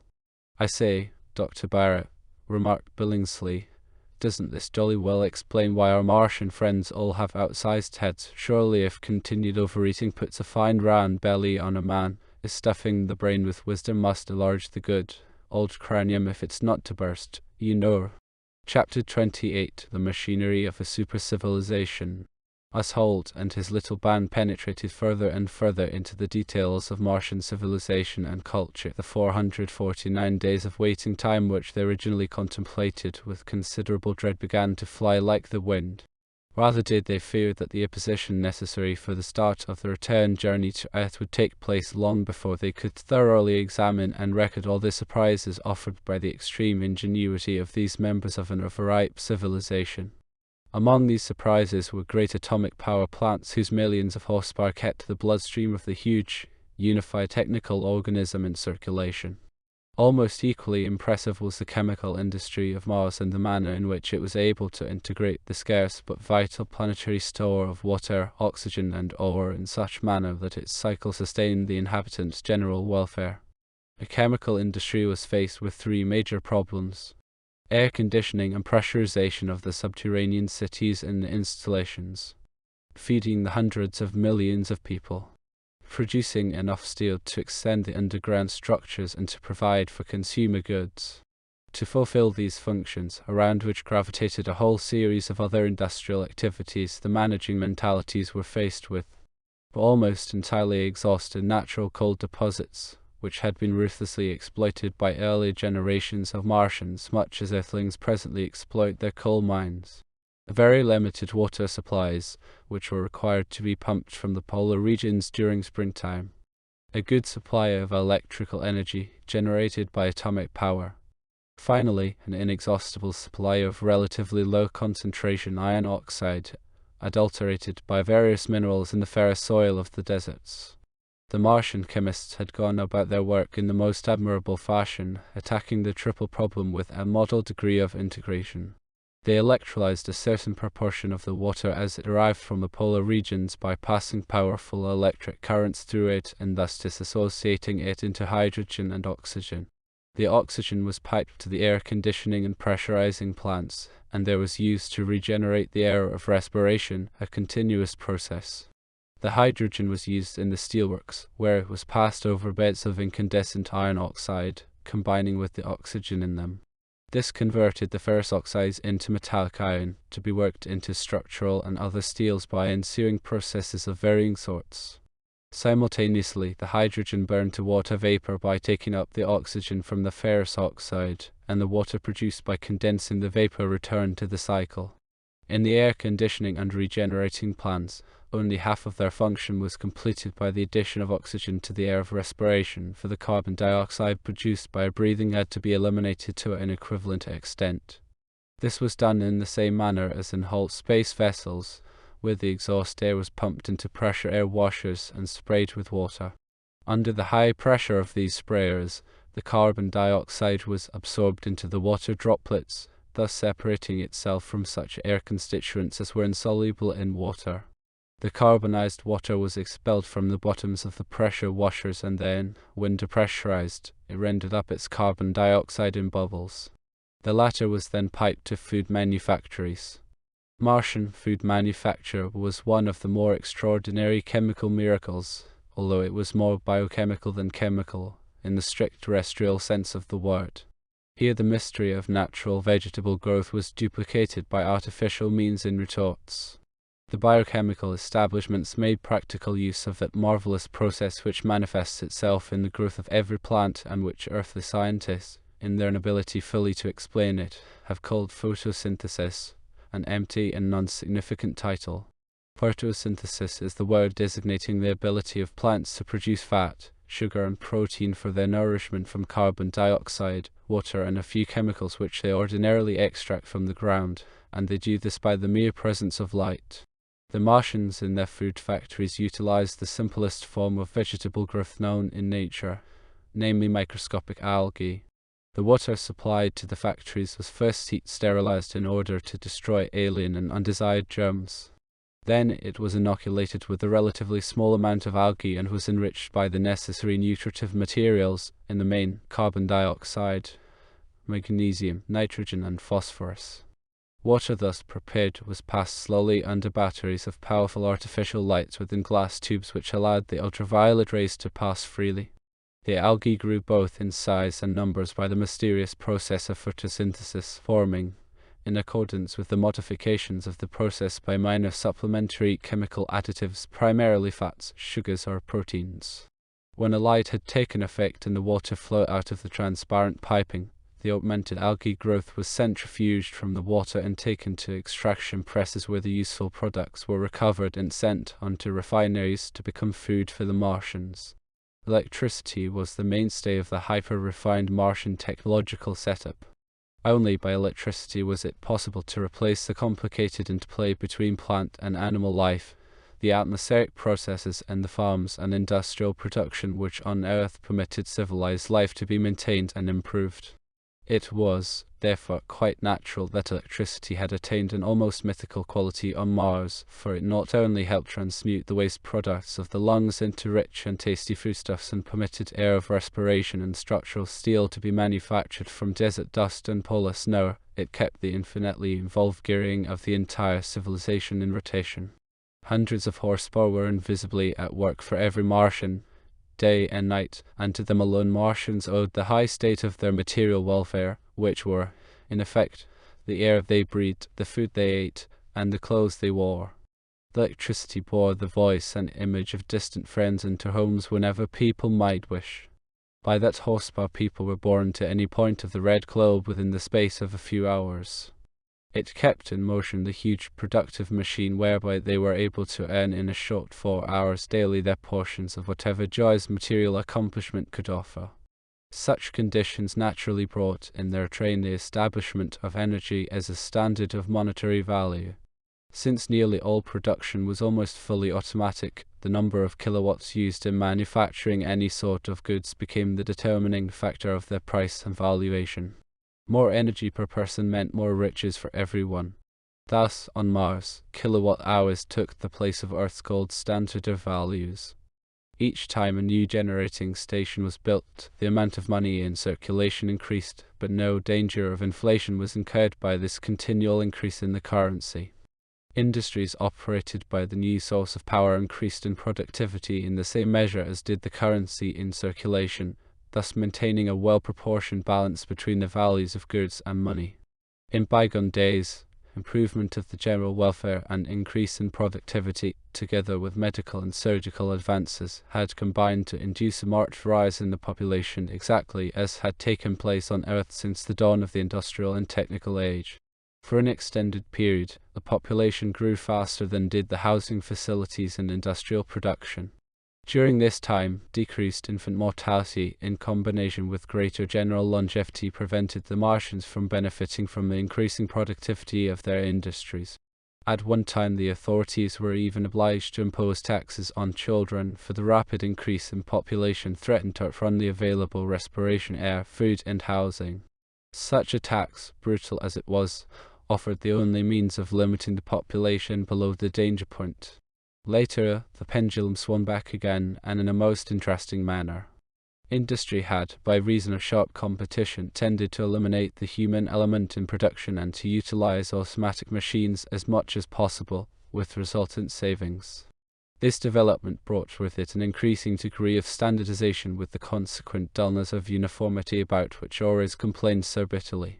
Nonetheless, it elevated human labor more and more into the regions of creativeness and utilized man's spirit rather than his muscles. Throughout the lifetime of several generations, man's liberation from bodily labor remained a Pyrrhic victory of very doubtful value, for the proud and experienced craftsman was replaced by a miserable machine watcher, who saw to it that the automatics did not stop with a box of uninspiring index cards before him. But this unhappy stage was eventually overcome by the development of self-activating methods of registration, an electronic equivalent to the punch card method of Earth. These methods gradually downed the flood of paper. Phonetic notation of the Martian language was introduced, thus allowing the typewriter to die a natural death and to liberate an army of unhappy girls. A dictating machine replaced it and transcribed the text directly from the spoken word. When all this had happened, the last and lowest Martian became free of the major portion of any physical burden, and could devote himself to work of a creative nature, no matter what his profession or trade might be. The pendulum of increasing population reversed itself. Every Martian who desired to earn his living in such a complicated scientific and technical world by creative contribution was faced with enormous demands on his professional knowledge by reason of the high scientific level of all professions. The breadth of knowledge to be transmitted to the youth by schools and colleges was beyond conception, and as this breadth increased, so did the costs of education. The average age expectancy of a Martian man or woman was some 50 Martian years, or about 94 terrestrial years. It was not possible for the universities to graduate the students fit to live the way of life a day younger than 15 to 18 Martian years, despite their specialized methods of instruction. Thus the young folk were financially dependent upon their parents up to that age, in addition to the costs of their education. Marriage prior to graduation was out of the question for all but a fortunate few. Having babies had become an expensive luxury, even without considering the underhanded tax situation. Not unnaturally, the danger of overpopulation died a borning. It had been created by technical civilization's advent and was strangled by its growth. Allah and the neighboring city of Sujali were bitter rivals in athletics, and athletics played a vastly important role in the life of the Martians. Sport, in general, was not merely a safety valve for the ebulliency of youth as it is on Earth, where the exuberance of youthful spirits is offered an outlet, yet held in check by carefully thought-out rules and limitations. Rather was sport on Mars an elemental rebelling against the slavery of the troglodytic existence which bound the natural instincts and physical energies of the young of both sexes, and deprived them of contact with nature and of the beauties of life in the open. It was also a revolt of their bodies against the danger with which mental overdevelopment threatened them. It was a broad revulsion against the push-button civilization where physical labor had been turned over to machines and electrical gadgets. Martian athletics were also a forum where the combative instincts of the younger Martians could find vent in constructive rather than destructive activity, now that the former warlike eras lay far in the past. Finally, they had become a favorite mode of indulging the long leisure granted the Martians by the 4-hour workday. Holt and a group of his companions sat in the Stadium of Allah under a huge dome of glass which maintained the artificial atmospheric pressure, the life of the planet. The arena was oval and surrounded by 4 rows of seats after the fashion of a Greek amphitheater. Natural sunlight irradiated the festive scene through the vast dome. As the last day of the competition was reserved for the decathlon between the young men of Sugalai and Allah, Holt had felt that he could not miss the important event. The brown bodies of the Martian youths were almost naked. Sinuous and beautifully knit, they went through the events of running, jumping, swimming, discus throwing, sharp putting and other sports with a grace and ease beyond all praise. Their high-end distance jumps positively astounded the Earthling visitors, despite their familiarity with the weakness of the Martian field of gravity. As they scrutinized the gay festivities, the observers from Earth could not but be reminded of the spirit of the ancient Greek Olympiads, for no individual victory in running or jumping counted here. It was the development of the entire body which was sought. No misshapen wrestlers or biceps bulging weight-lifters were to be seen. Any distortion of the human form by over-specialization was carefully avoided. The decathlon was an ideal means for producing true bodily perfection and balance, for it demanded an extensive proficiency of the body along a wide variety of exercises, and simultaneously evolved the aesthetic satisfaction which a broadly trained body offers to the eye. In the Martian decathlon, the ultimate object was not so much the highest record as it was to bring forth the most versatile and perfect, the kolos, as the Greeks had it. Despite the emphasis on beauty and bodily perfection, there was no lack of strenuous effort in the competition between the males. The final event, a sort of marathon lasting a half-hour, brought most of them to the verge of exhaustion. The winner received an ovation which reached from the glass dome above when he stepped to the front to receive the prize of a purple neck chain. The enthusiasm of the spectators was no more for the wonderful performance which he had put up than for the harmonious physique which his long training had developed. As a finale, there were ball games and gymnastics for girls, for whom beauty and grace also were prime objectives. The Earthlings marveled at the enthusiasm with which the maidens engaged in the various exercises and the pride with which they displayed their charms. There was none of the languor which so often tinges an earthly stage show with the obscene. On the other hand, there was none of the prudery which ugliness so often drapes around itself as a form of moral cloak. The whole festivity was an unforgettable tribute to the living strength and will to beauty of the healthy youth, offering to a nature banished by technology the honor and veneration which was her due.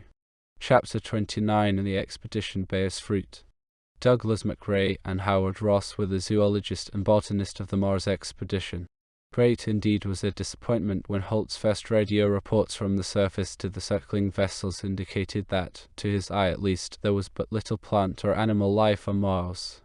Holt had flirted with the idea of directing both MacRae and Ross to remain in the space vessels and to continue to circle in the orbit in order to devote the lifting capacity of the landing boats and take to objects of greater importance to Earthlings than the reports and specimens of a zoologist and botanist. It seemed that such reports would consist of the solemn conclusion that Martian fauna was limited to a few species of ants and worms, while flora consisted of a limited variety of mosses. Holt's point of view changed when he was introduced to the elaborate Martian underground gardens, bathed in a combination of filtered natural and artificial light. Parks produced a luxuriant growth of trees, shrubs, and flowers beneath the sun rays that penetrated the enormous glass domes above them.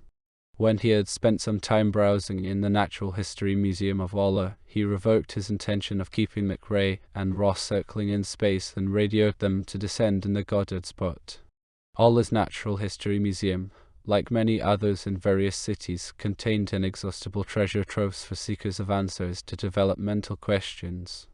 How, for example, had Mars come to present the picture of today?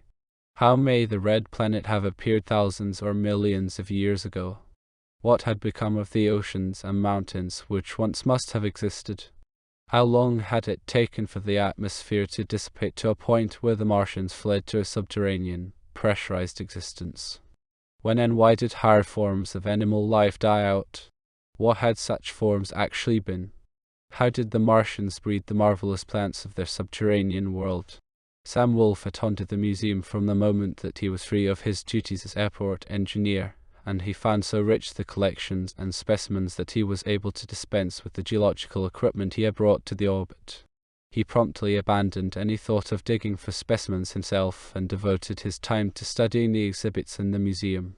Here, the Martians had correlated all he desired to know in the most extensive manner, while the curators were always at his beck and call to explain anything he might not fully understand. Hans Bergman was another scientist to benefit from the Martian penchant for thoroughly documenting and recording the astronomical phase of the development of their planet. Bergman enjoyed the astronomical bliss of seeing the history of a planet pass in review in full-scale photography, and it was his planet to which he had devoted his professional life. He found the complete answers to his years of patient, tireless research, passing the planet's red rays through the torture of the spectroscope. Now he had no need to correlate one vague theory with another equally vague in order to make his observations agree with one another. Mars' life story lay before him, an open book. He could even compare it with that of Earth and thereby set up a series of generalizations for basic laws which must underlie the developments of all planets. Thus the Earthling scientists abandoned the primitive research equipment with which they had hoped to solve the mystery of the red planet's life and history. They were able to benefit by the efforts of generations of Martian scientists as collection after collection, specimen after specimen, was presented to their eager eyes. The expedition's scientists had been a glum lot when the first message from Mars' surface reached them in their orbit, but their gloom rapidly dissipated when they plunged into the stimulating flow of revelations of natural science with their Martian conferers. So vast was the treasure of information that it threatened to overwhelm their mental capacity, and they loudly boasted that a mere visit to the Natural History Museum of the city of Ola would alone more than justify in the minds of Earthling taxpayers the billions of dollars expended on Operation Mars. The unfortunate Tom Knight continued to command and maintain as best he could the interplanetary vessels as they circled the red planet. The tedium of his faithful watch was relieved by the daily reports radioed up by Holt for retransmission to Earth. Lusigny sent them forth into the ether until they reached the grasping antenna of the high-duty station in the Luneta orbit. From there they were poured into the ears of the Space Force communicators and to Bratton's desk, from which eager reporters and radio commentators passed them on to the news-hungry people of Earth. Not long after his arrival, Holt came to the realization that Mars' boiling economy and scientific advancement might well represent an extremely valuable outlet for Earthling trade and the industry behind it, while there could be no doubt that, along certain lines and interchange not only of knowledge and culture, but also of material goods, should be envisaged. Using the code designated for confidential matters, Holt asked Braun what his attitude on the subject should officially be. He asked for instructions whether to foment plans for closer interchange of experiences and permanent economic cooperation, if the general ideas should seem to appeal to the Martians. Braun's usually prompt response to any message from Holt was long delayed on the subject, for he did not fail to recognize the solar system-shaking importance of such a decision. He characteristically felt that it was beyond his province. During a personal interview, he laid it before the newly elected president of Earth, but that worthy official likewise declined to rule on so far-reaching a subject, preferring, as was more than natural, to submit the matter to a session of the United Congress. The quandary in which the president found himself was indeed no light one. To undertake trade relationships with another planet could have unforeseeable consequences. It might open infinitely rich fields of knowledge of incalculable benefit to suffering humanity, but it might also carry the microbe of possible future cosmic conflict. Holt's fateful question was therefore tossed into the ravening maw of a special session of the United Congress, which flung it from one tongue to another in impassioned debate. The elder politicians viewed it with alarm and were strongly supported by the lobbies of some of the major industrial concerns in mortal fear that the comfortable practical monopolies they enjoyed might be threatened by revolutionary methods descending on them like a blight from Mars. Some few of the more progressive and open-minded interests publicly announced that they proposed to organize a joint, private expedition in order that various technical advances described in Holt's radio messages might be studied in situ by their own experts. Lobbying flowered as never before, and the representatives of both persuasions exerted gigantic efforts to win legislators to their points of view. The debate raged for month after month until the Congress uttered its historic decision that cosmic isolation could be no more successful than terrestrial isolation had proven in the past. If Mars had developed an advanced situation, it would simply be the worst form of retardationism not to enter into full relations with the representatives of this civilization. The approval of the scheme contained very few reservations, carefully masked in some of the minor clauses. In the meantime, Holt became aware that desire for a permanent relationship with Earthlings and their science and industry was anything but one-sided. Ore's hopes that the young heroes from Earth would shake some of the Martian mentalities out of their lethargic channels of thought seemed to have been granted. A new spirit seemed to pervade them and to blow away the cobwebs from their rigid minds, revealing that there was another and a different world outside the pressure locks of their underground culture.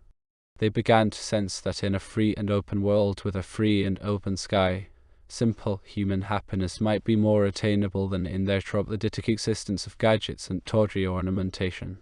Holt telecast to the entire population a series of pictures and explanations of the technical advances of Earth, but the Martian engineers and chemists displayed little more than an extremely patronizing interest. Certainly the great liners ploughing the seas were to them an amazing prehistoric manifestation and aroused their admiration, as did the skyscrapers of terrestrial cities, although it seemed to them somewhat illogical to build upwards when an underground structure could so easily be expanded indefinitely simply by digging and bracing another stope or tunnel. Their disdain, however, of the primitive mechanical art which still drove wheels by diesel and turbine power was unbounded, and human mining methods seemed to them but little advanced beyond the Neanderthal man scratching for minerals with a fire-hardened stick. They thought very little of a race which depended for its food upon surface agriculture and the breeding of edible animals. Their final conclusion, reached with many expressions of self-appreciative sympathy, was to the effect that they had little to learn from any fledgling civilization, as curious as it might be in its primitive way. Other branches of Martian science adopted a radically different point of view, particularly those who saw in Holt's pictures much of value and interest, although not contributing to any immediate advancement of their planet. For them, Earth was a planet in the first flush of youth, a planet populated by people of natural intelligence who had mobilized all the mighty forces God had given his favorite creatures, men. And those forces varied from the farmer rooted on his land to the spacefarers plumbing the depths of the heavens. On Earth, they might still see the plant and animal life which had long since been extinct upon their own planet. Fossil forms of life in a Martian museum could still be studied as it lived and breathed upon the sister planet. Martians knew that their globe had once rejoiced in mountains, seas, swamps and forests. Their natural histories told them so, with an abundance of colorful detail. That such phenomena were now as remote from their own days and times as the Pliocene era is to an earthling of the 20th century. If they could study Earth in the flower of her development, well might they discover the source of that monotonous artificiality which was the bane of their own poverty-stricken planet. The mainspring of any true scientist is curiosity, and the Martians were no exceptions. Holt wound that mainspring to its utmost limit and held before them an Olympic torch of truth-seeking from which they caught the fire of enthusiasm. There were many factual discussions with Wolf, McRae, Bergman, Ross and others, and no Martian ever departed without an aroused interest in an exchange of experiences.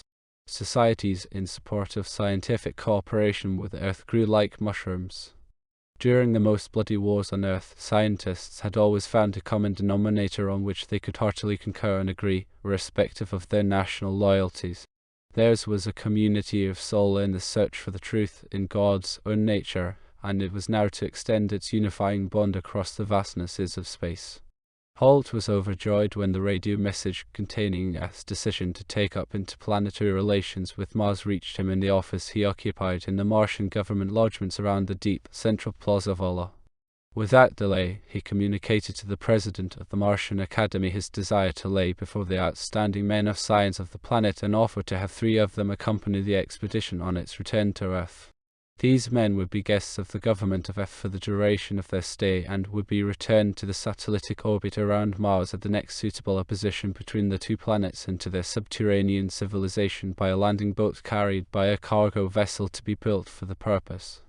A special session of the Martian Academy of Science was called to select from the huge number of candidates those who should be distinguished by making the voyage.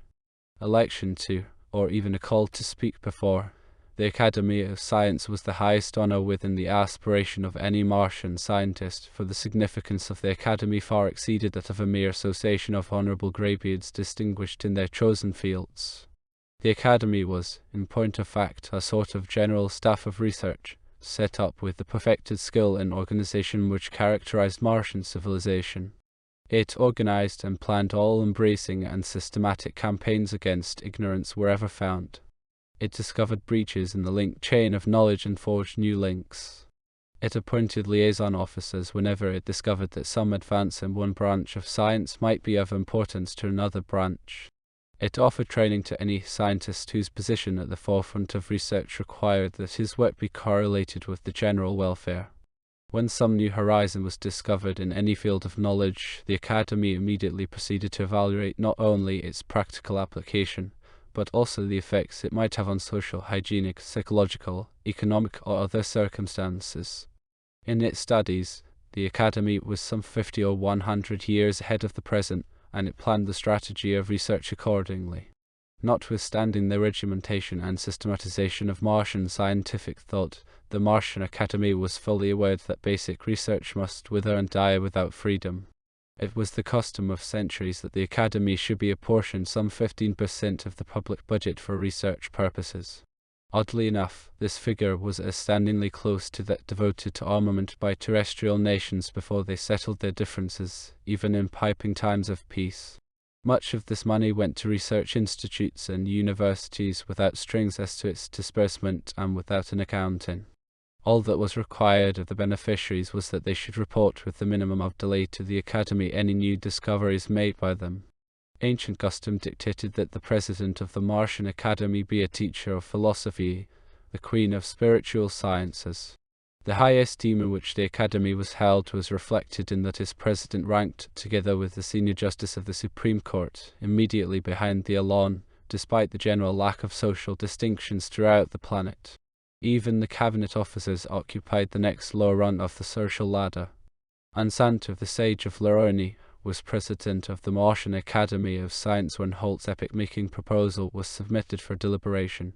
As presiding officer, it was he who introduced the subject in the presence of Holt and the scientific leaders and officers of the expedition.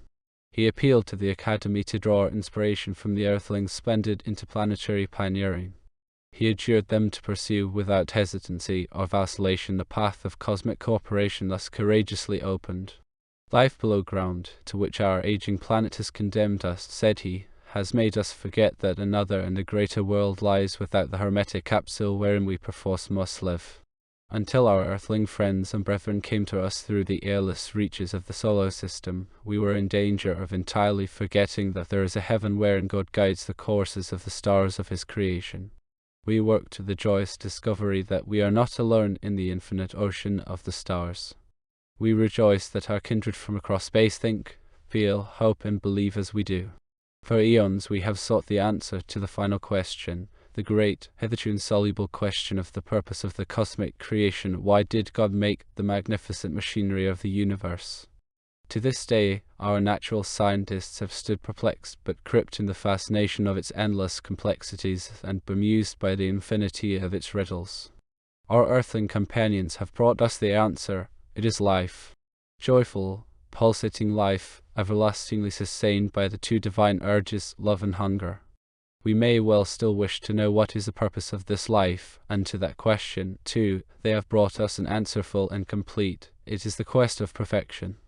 In this quest, life has evolved from the amoeba to the thinking, sentiment being, following the dictates of the conscience with which God in his own good time endowed it, so that it might seek him and strive for his perfection in the full knowledge that never can it fully be attained.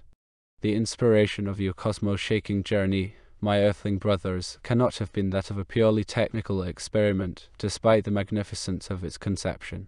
You have come to us on a mission whose ultimate object was planned by God himself, for it is you who have brought together the germ plasms of rational creation in our solar system that they may thrive and grow into a higher and more noble organism, which shall envelop the depths of space. In no other manner than by the joining of individual cells did the higher forms of life evolve at the beginnings of time. Let no man here, whether earthling or Martian, cried and Santo prophetically, misapprehend the significance of this mission. Let us follow in the path it so clearly defines for us, and may the generations which shall come after us never deviate. Then, and then only, may we be assured that we have seen God's plans and aims, and that we follow his holy will towards his cosmic ends. Chapter 30. The Sage of Flaroni. The sage of Flaroni's speech in no way failed of its effect upon the highly intelligent and basically religious members of the Martian Academy of Science. 3 prominent and able men from among their number were appointed to make the voyage, which halt scheduled to begin by a launching of the 2 landing boats, some 2 weeks before the expiration of the 449-day-long waiting time. He had no intention of allowing any last-minute difficulty to prevent him and his men from being snugly ensconced in their spaceships when the crucial hour of departure from the Martian orbit should arrive. To miss that figurative split second by reason of some minor malfunction would mean the loss of the expedition by exhaustion of food and oxygen in the orbit. Nor could refuge be taken on the friendly red planet, for the landing boats no longer had the wings necessary for the descent. With the entire expedition gathered in the 7 passenger vessels for a solid 2 weeks prior to the final departure from the orbit, Weekend would have ample time for a thorough inspection of the equipment, so that the months of the return trip would be begun with every possible assurance of mechanical perfection. Tom Knight's reports from the orbit showed that there had been no serious damage nor malfunctions in the waiting vessels, for he had been able to carry out all running repairs with the supplies at hand. Holt, however, proposed to run no chances. The damage to Nordenskjold's landing boat caused by the stuck nose wheel had proved once again the importance of keeping everything in apple pie order. Failing this, the whole expedition might be endangered, with incalculable loss not only to Earth, but perhaps to a universe into which man had just taken his first, faltering steps. Most of John Weekend's time on the Red Planet had been devoted to the repair of Goddard's landing boat. With the generous assistance of the Martian authorities, he had dismounted the necessary parts from Obus' boat in the snowy South Polar region and transported them to the landing strip near Sugulai. Here the damaged craft was staked down alongside her sister ship from Zilkowski. Wiegand even found a small machine shop near Sugulai where he fabricated some of the material needed. As soon as the repairs were completed, Wiegand and Hempstead's detachment busied themselves with the task of removing the great wings from the landing boats. The next step was to set the huge, torpedo-like hulls erect upon the steel launching tables which had formed part of their cargo. Their sections were bolted together and mounted on the wheels destined for them. Then began the actual process of erection. a by no means simple matter on which Wigan had spent much time before departure from Earth. The tail of the still horizontal boat was first jacked up sufficiently so that the table on its wheels could be pushed under it. Then the wheels of the table were removed and it was lowered to the ground, and the stern of the boat was let down upon it. During the procedure, two protrusions on the empennage rested on two bearings of the table, forming a sort of hinge round which the boat's hull would rotate when brought from the horizontal to the vertical. The table was then firmly staked to the ground. The next step was to erect upon the top of the still horizontal hull a vertical strut over which passed a steel cable fastened to the nose of the vessel and extending out over the stern, where it was attached to one of the caterpillars, standing stern to stern with the still recumbent landing boat. When the caterpillar wound in the cable on its winch, the huge hull began to rise, turning about the hinge joint of the launching table. Another cable from the nose led to a second caterpillar stationed forward of the boat. The second cable was slacked as the first one was wound in, thus avoiding a sudden, jarring adoption of the vertical position after the point of neutral equilibrium had passed as the boat approached the vertical. The principle employed in this delicate operation was simple and by no means new. It somewhat resembled the method applied to the erection of telegraph poles. The landing boat hulls, however, were easily damaged, so that a high degree of skill and experience in handling heavy and bulky equipment was essential. With the boats safely in their launching positions and secured against the treacherous Martian windstorms by wire guys, John Wigan applied to them his most rigid inspection technique. A few minor parts were found defective, and these he replaced from stock. 10 days before the date of departure, he reported to Holt that both parts were in complete readiness to ascend to the orbit, where Tom Knight awaited the crews and the Martian guests, and with the wingless boat hulls would circle forevermore as man-made satellites of Mars. It was the last evening Holt was to pass in the pressurized passages of the Red Planet. He esteemed it a great honor to be the guest of Ansanto, the sage of Lauroni, where the dean of Martian scientists dwelt in company with many artists, writers, and philosophers of the planet. The little town exhibited distinct differences from the larger cities such as Ola and Sugilai, for the liberal attitudes of its inhabitants reflected themselves in vagaries of taste and decoration beyond the scope of more conventional Martians. Lauroni lay beneath the verdant moss of Lacus Lance. Ansanto was by no means limited to the scientific aspect of his proud position in the academy, and it was as much over the cultural phases of the evening that Holt rejoiced as over the more familiar scientific and technical ones. Ansanto's vast historical and philosophical studies had given him a perspective extending over truly cosmic ages of Martian development. When they sat down together after a simple but satisfying meal, Ansanto urged Holt to talk about the recent war on Earth, for he himself had never experienced such a cataclysm and greatly desired to complete the impressions he had derived from Martian history by a first-hand, vivid report. Holt launched into a description of the titanic struggle between the Western and the Eastern powers and told how a unified government had eventually resulted, but that the cruelties of the conflict had brought terrestrial mankind so close to the abyss of universal cultural suicide that the damage could hardly be repaired in less than several centuries. He spoke of the desperation of those horrible years and of the misfortunes with which technology had flooded mankind instead of with her highly touted blessings. Nor did he neglect the increasingly frequent and insistent warnings of the many earthling thinkers who proclaimed that technology bore an eternal curse, and that naught but a return to a simple bucolic existence of self-determination could preserve humanity from utter self-destruction.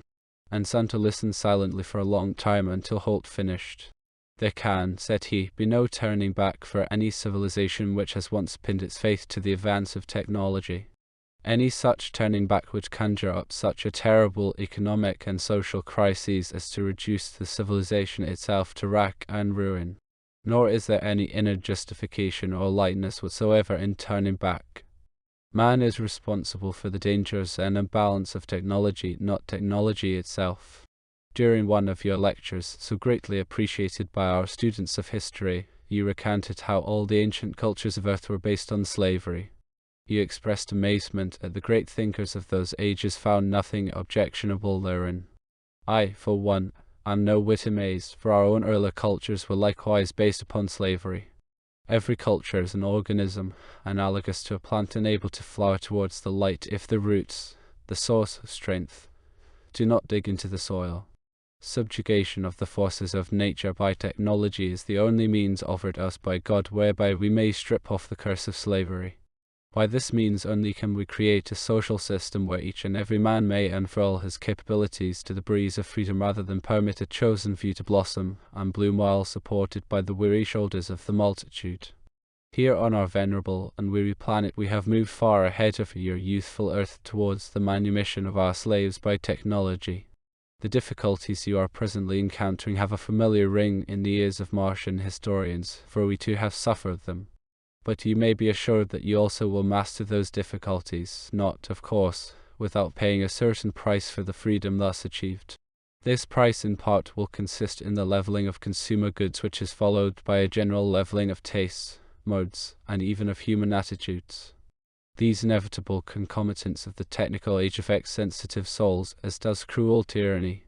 It is the luxuriant glory of jungle flowers being transmuted into an orderly garden where each plant is assigned its place in accordance with its size, its color, and its form. No longer is it privileged to grow according to its own sweet will. To me, the manumission of humanity is well worth the price. Tell me, my friend, Holt said after a pause, what you believe to be the main obstructions to making technology operate for the benefit of mankind rather than to its destruction. And Santo smiled. I will try to formulate it for you. Technology is by nature dynamic, while political order, created by man for orderly social living, is fundamentally static.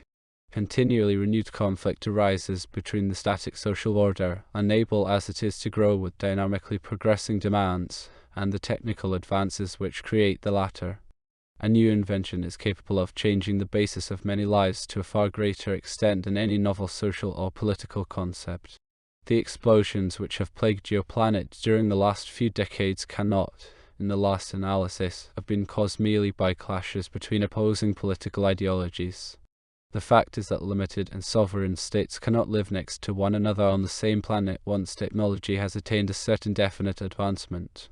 You may be very sure that technology was the real architect of your present government of Earth and that your politicians were only subordinate artisans. As technical developments progress, political conflict becomes increasingly destructive. This is not simply accounted for by the increased effectiveness of the weapons employed. No less important is the inevitable increase of governmental authority and bureaucracy, which supervenes to direct the complicated social order brought by more mechanization in living. The personal responsibility of political leaders becomes infinite with such advances in mechanization. On a smaller scale, chuckled Holt, I can drive a buggy along a country road with a few drinks too many under my belt, and nobody gets hurt. But if I drive a high-powered car on a highway in the same condition, those drinks may be fatal, not only to me, but to others.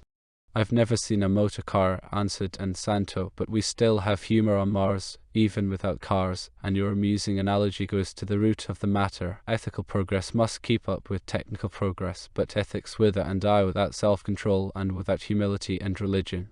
Do you believe, Holt asked, that increasing scientific insight undermines religion's belief back on Earth? I know so many who seem convinced that they know and no longer need belief. Here too, I have encountered not a few of the same turn of mind.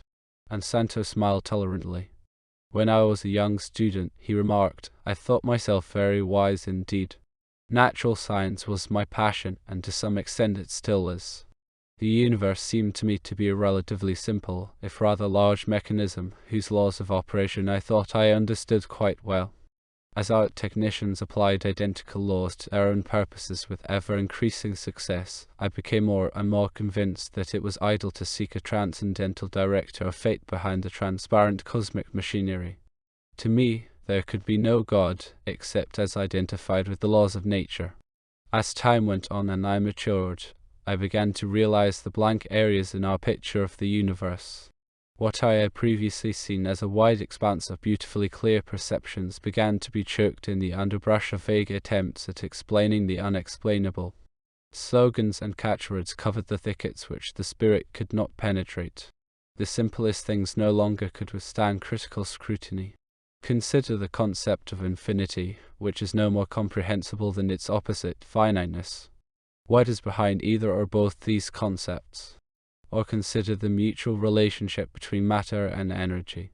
We know and can use the formulae, and their potency serves us in our atomic power plants.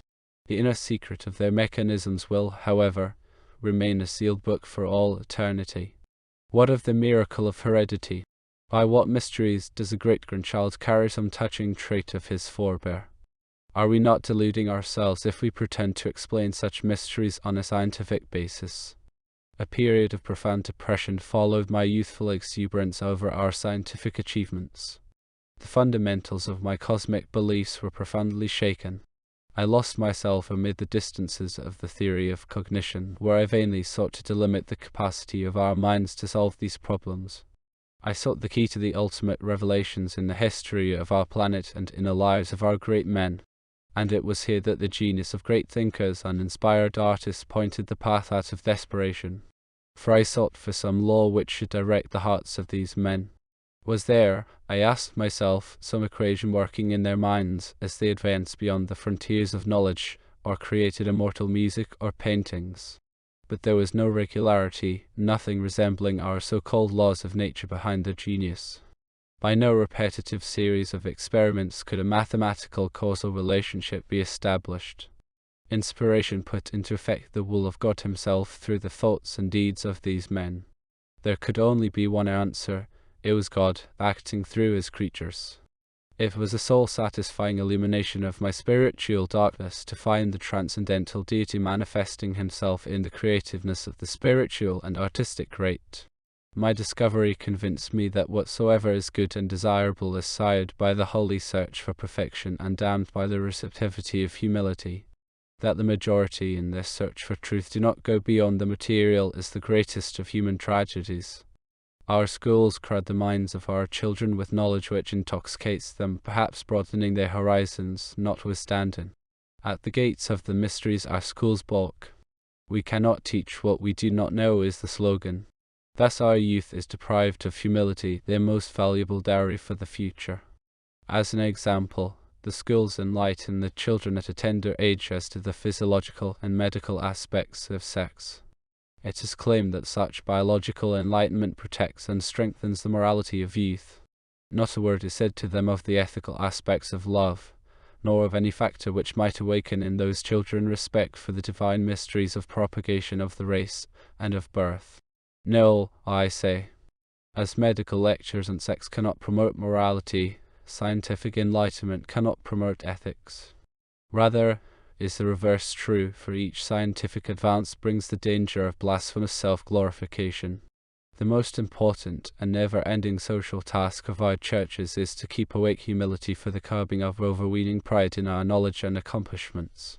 We may learn from the history of our planet that idolatry of our own deeds and achievements is the greatest, most dangerous blight with which humanity threatens both itself and its civilization. It renders mankind completely sterile in the face of the challenge of the future. If scientific achievement be deified, humility suffers, and there can be no further true science without her mother, humility. If mankind worships ideology, symbols, or its own history, it forfeits the ability to adapt the structure of the state to the demands of technological advancement. God, and God alone, must be worshipped if man would complete his mission in this world. He cannot overcome his pride of accomplishment except by his humility before the deity. Such humility, however, frees him to adapt to the constantly varying demands of the future and fits him to better the inheritance of his forefathers and such of his own works as require betterment. Thus man may achieve submission to God's will by recognizing the imperfections of the present, and develop a will of his own to follow God's way as it opens before him. Thus, and not otherwise, can he create the basic ethic which must bear up technology and transmute her dangers into benefits for mankind. Chapter 31 Immortal Man. The launching of the now wingless landing boats was a major event in martial scientific and cultural circles.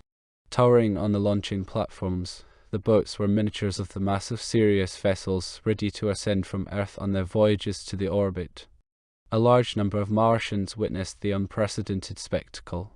When all was in readiness, Holt led his little group to their respective landing boats and then, clad in his spacesuit, marched slowly around the circle of observers who were seated in the great pressurized vehicles which several Martian irrigation companies had furnished for the great event. Holt placed his hand upon his heart in the Martian farewell, then mounted to the cabin of Gordon T.S. boat. The door closed, and a few minutes later the two boats shot upwards a few seconds apart. As the condensation trails gradually dissolved in the thin atmosphere, the huge land vehicles rattled to the concrete airlocks through which the Martians would return to the galleries of their pressurized world. The Earthlings were on the first stage of their journey home.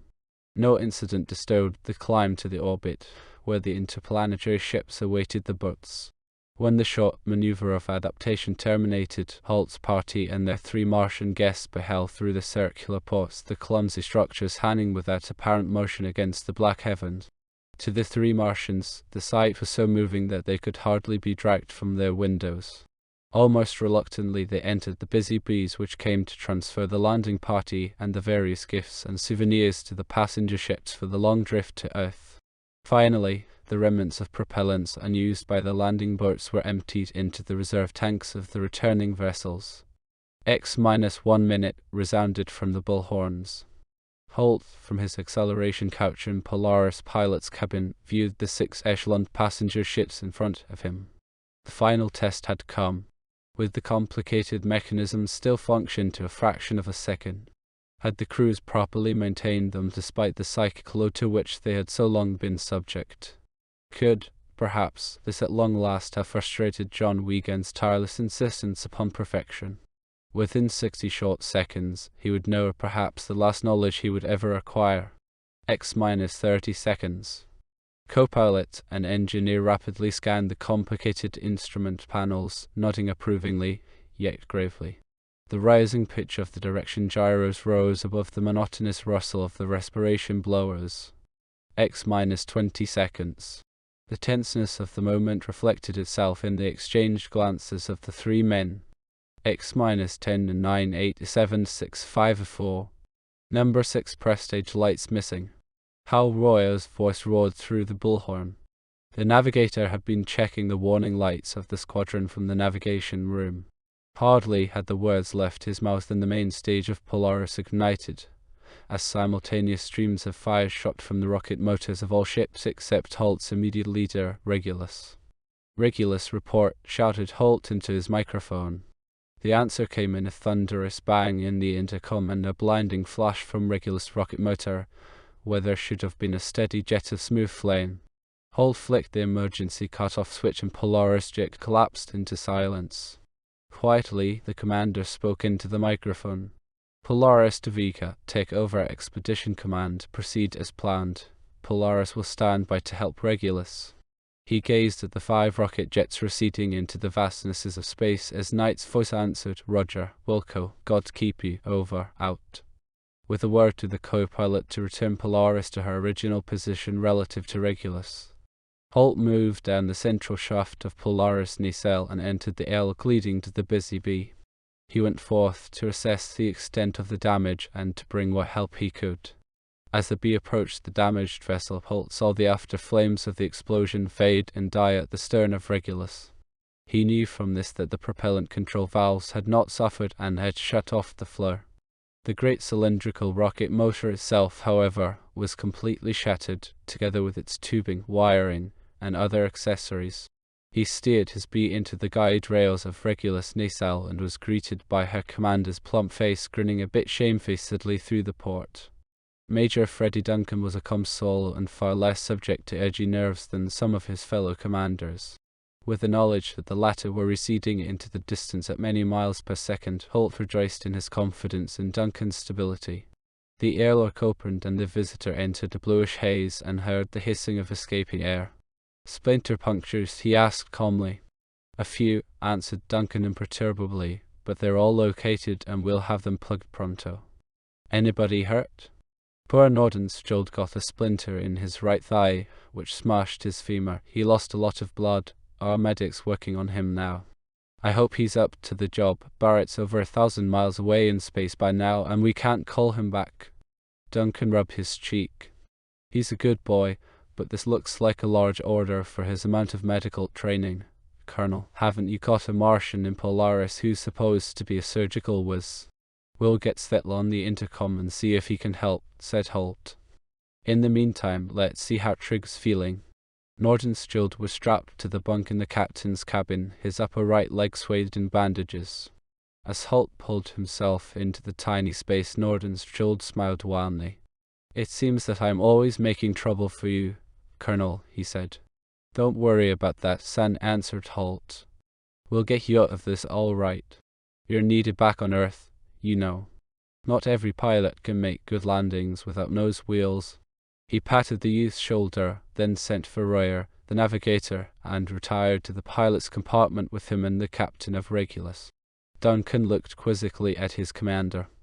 "Colonel," he said, "it seems as though we've missed the bus. If we try to install a propulsion system from one of those cargo vessels still floating out there, it will take so long that Earth will be way past the point on her orbit where our voyaging ellipse intercepts it. You can't take us down and introduce us to your friends on Mars because you forgot to bring the wings back with the landing boats. It looks as though we were in the permanent Martian satellite business."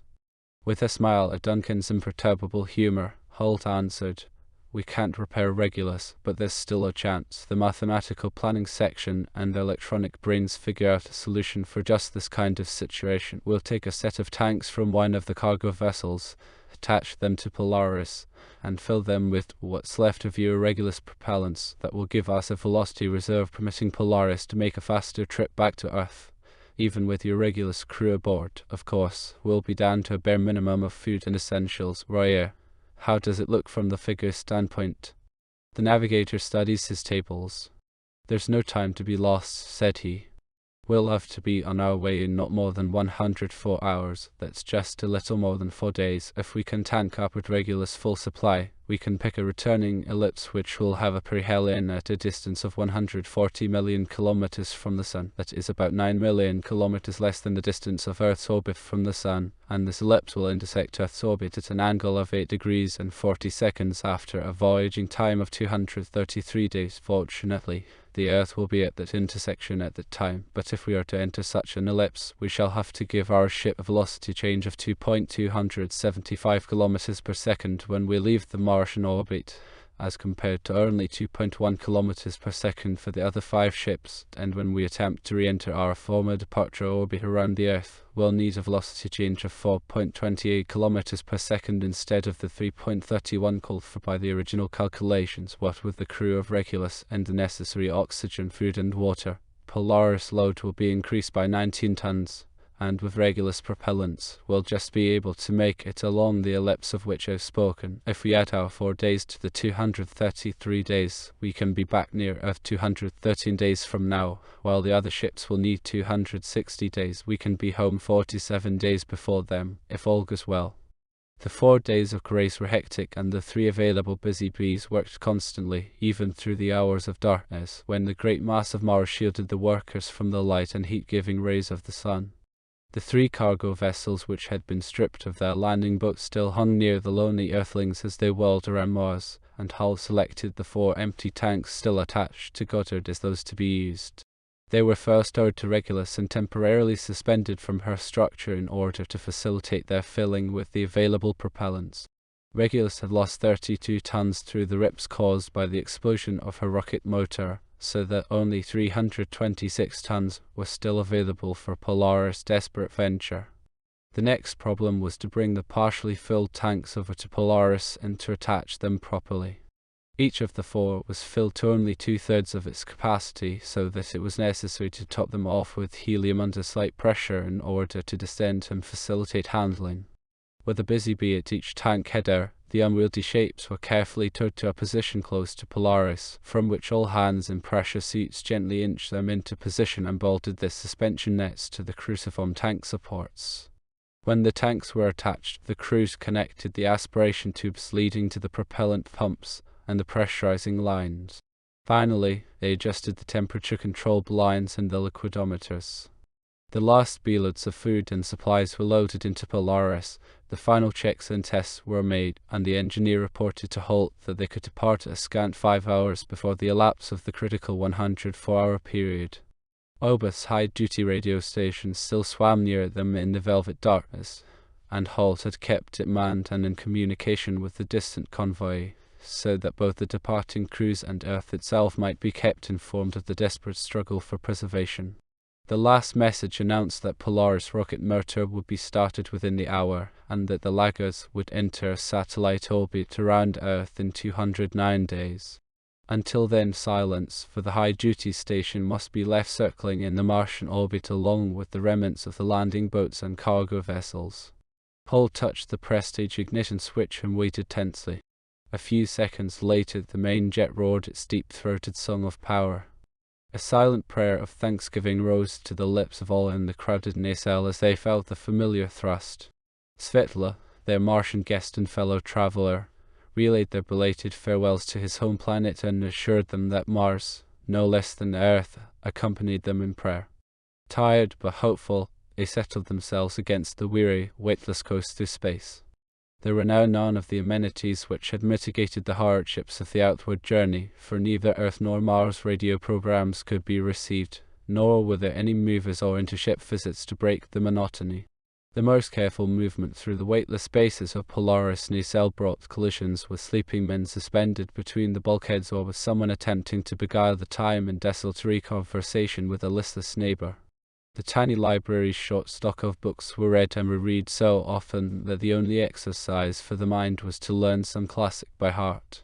The only physical exercise was that provided by a venerable spring exerciser, for Holt had been forced to abandon Polaris gravity cell. The 42nd day of their lonesome voyage saw Nordenskjold in a sinking condition. 3 days before, the ship's medic and Svetla, the Martian, had been compelled to amputate the injured leg. Svetla performed the operation and Holt acted as anesthetist, but the youth failed to rally. He died in Holt's arms. Holt moved from the sickbay into the crowded living space and called for silence, after closing the oval door upon all that remained of the intrepid pilot. "Men of Polaris," he said quietly, "our friend, Trev Nordenskjold, has left us forever. Many of you owe your lives to his skill and coolness on that unforgettable day when he set down Kadara damaged but without injury to a man. None of us can ever forget what a man he was, either on our home planet, through the long reaches of the sky, or in the hospitable underground galleries of Mars. Nordenskjold was a true Viking of the heavens, and we shall give him a Viking's burial in the infinite vastness of space, a burial not unlike those which honored his knightly forebears upon the wide and stormy ocean. At 400 tomorrow, our last remaining busy bee will be launched into space, never to return. In it will rest all that is mortal of Trygve Nordenskjold. When you hear the call, all hands to bury the dead, let each man send a heartfelt prayer out into space with our departed comrade." With reverent hands, the remains of the dead hero were strapped into the pilot's seat of the bee as it lay moored before the airlock. A strong spring was attached to the throttle, which was held closed by an explosive bolt. The latter was connected by a cable with an electrical socket outside the nacelle. As the clock struck 4, Holt raised the microphone to his lips. "All hands to bury the dead," he said hoarsely. "Since it has pleased God in his almighty wisdom to take from this spaceship the soul of our true comrade and brother, we now commit his body to the depths of space." With the final word he touched the switch under his hand. There was a flash of blue-green flame outside the stern ports, and the dead pilot sped forth into eternity, impelled by a fiery jet which, in an atomic and interstellar age, still was symbolic of the floating pyres in which his Viking ancestors had journeyed to Valhalla. In the administration building on Christmas Island, Catherine Holt and General Braun sat amid wreaths of stale cigarette smoke and between piles of burnt-out stubs. Polaris had been overdue for 3 nights, and neither man nor woman had closed an eye for 24 hours. Had the ship's maneuver of departure failed, so that she was still circling Mars, unable to descend to its hospitable surface and hopelessly exhausting the last supplies of nourishment and oxygen? Could some mischance have carried the Bull vessel into the path of some big meteor, unlikely though this contingency was?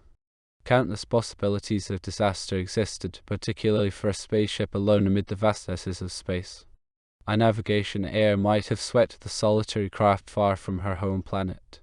Perhaps Polaris had missed her meeting with Earth, or failed to develop the thrust required to convert her voyaging ellipse to a satellite path around her home planet. None could tell. Planeta had been alerted for several days.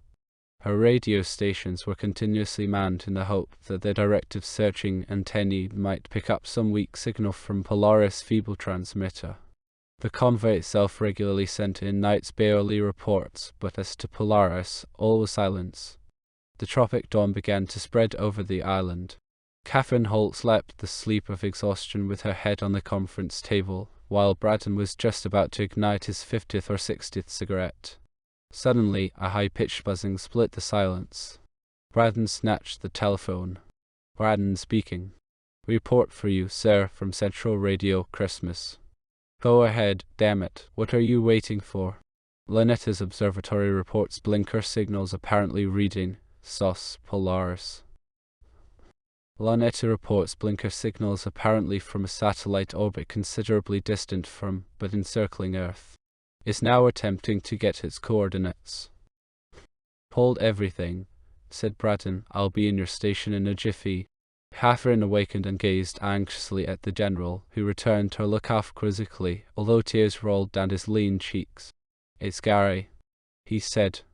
"Seems he's bored because we haven't come to drag him out of his orbit and wants to put in a kick about it." 2 hours later, Wernher, with Braun and his staff on board, was underway to the departure orbit, where her top stage was retanked from a reserve held there for just such a contingency. Picking up 2 busy bees, the great spaceship again started her rocket motor and entered upon an extended ellipse leading further into space. This ellipse was computed so that its apogee might contact the distant satellite orbit now followed by Polaris and determined by Lunetta's observatory. Arrived at apogee, Wernher carried out a short maneuver of adaptation to the local orbital velocity. Her crew soon beheld Polaris, a scant 10 miles distant. She was reduced to a skeleton by the absence of the great spherical tanks and was hardly recognizable, but reassuring blinker signals conveyed the welcome news that there was life aboard. Braun hastened into one of the busy bees picked up by Wernher in the orbit of departure and fairly hurled himself across the intervening distance. Within 20 minutes of sighting the lost spaceship, he entered her airlock and ordered her exhausted occupants to prepare to disembark into the busy bees which now shuttled excitedly between the 2 space vessels. The radioed report that Astrolina was alongside the lone Polaris brought not only Catherine Holt, but a swarm of reporters, workers, and relatives of the long-lost spacefarers to the great landing strip of Christmas Island, and soon the flagship of the Space Forces could be seen making her calculated approach over the runway markers. Her wheels already in rapid motion, she touched down and slowed to a dignified stop alongside the tractor which hauled the massive vessel with her raking wings to the terminal building. The door in the ship's nose was thrown open and in it appeared a bent, grey-haired figure supported on either side by Braun and his chief of staff. It was Gary Holt. Tenderly, the general and his companion half led, half carried him to one of the 19 litters which had been hurried to Astrolina exit gangway. With a sign of complete exhaustion, and breathing heavily, Gary Holt lay motionless as Catherine enfolded him in her arms, covering his face with tears and begging him to answer her caresses. "Darling, all I've wanted was you, and now I have you. I find I need weightlessness to do more than look at you. It seems impossible now that during most of my life, such a pressure as I now feel has oppressed me." A rapid health check at the station hospital revealed that the weakness of Holt and his companions was of a nature which only time and slow, careful exercise of the muscular faculties could cure. The doctors in each case decided that home influences would soonest overcome the psychic handicaps imposed upon their patients' mental and spiritual functionings. Oddly enough, Cephala, the Martian, had withstood the ordeal with less disturbance than his earthling companions. This was attributed to his lifetime having been passed under weaker gravity conditions than they, as well as to the enormous inner resources of his highly developed brain and spirit. The notes he had made of his observations of the actions and behavior of his companions were for many months thereafter a fruitful source of psychological data concerning maturity coefficients as affected by the most stressful conditions. Gary Holt, in the capacious quarters occupied by Braun, began towards evening to recover his spirits and energies enough to relate to Catherine some of the details of the journey of his lone ship back towards her home planet. As they coasted through the solar system, it had become apparent to the navigator, Royer, that the original track had not been followed with sufficient accuracy to bring them to their vital goal. 3 corrective maneuvers had been necessary, largely straining their scanty reserves of propellants. When it came to the maneuver of adaptation to the Earth orbit, it had been essential to jettison everything not absolutely necessary to sustain life within the desperate Polaris. This had included much food, books, instruments, pressure suits, water, radio equipment, and even much of reserve oxygen supply. Even then, they lacked enough propellant to put them back into the bi-hourly orbit around Earth, which had so ideally served for the departure. They had to choose the cheapest maneuver possible, and this proved to be an entry into a satellite orbit some 30,000 kilometers distant. The velocity change required for this maneuver was some 500 meters per second lower than that which would have put her into the original orbit of departure. With radio equipment jettisoned, Polaris' despairing crew was reduced to employing their solar reflector, ordinarily used for electric current generation, as a heliograph. It had been largely a matter of luck that Lonetta had intercepted the blinker signals. The most dreadful hours of his life, Gary said, were the 3 days they had spent on reduced rations and with their oxygen supply dwindling while they circled helplessly the home planet for which they longed so intensely. Gradually recovering his energies under his wife's tender ministrations, Holt stubbornly resisted all reporters and other influences which would have beguiled him from the restful solitude of Christmas Island until night and his 5 Mars vessels re-entered the orbit from which Sinus rockets would ferry their crews and Martian guests back to the base. For Catherine, the 43 restful days were all too short, although much of the time her husband's thoughts remained with the space crews and their lonely nacelles. When, a day or so before the increasingly strong radio signals from night squadrons set the exact day and hour of their entrance into the orbit, 4 Sirius ships climbed aloft for the joyous task of picking up the spacefarers. Holt's strength of both body and spirit had so far returned that he insisted upon a last voyage with one of the vessels into the outer marches of Earth's gravitational influence and to bid a final adieu to the interstellar void which had been the fateful arbiter of his life. With his own eyes, he witnessed night's 5 Mars ships sweep into their Earth orbit in a neat squadron maneuver of about a minute's duration.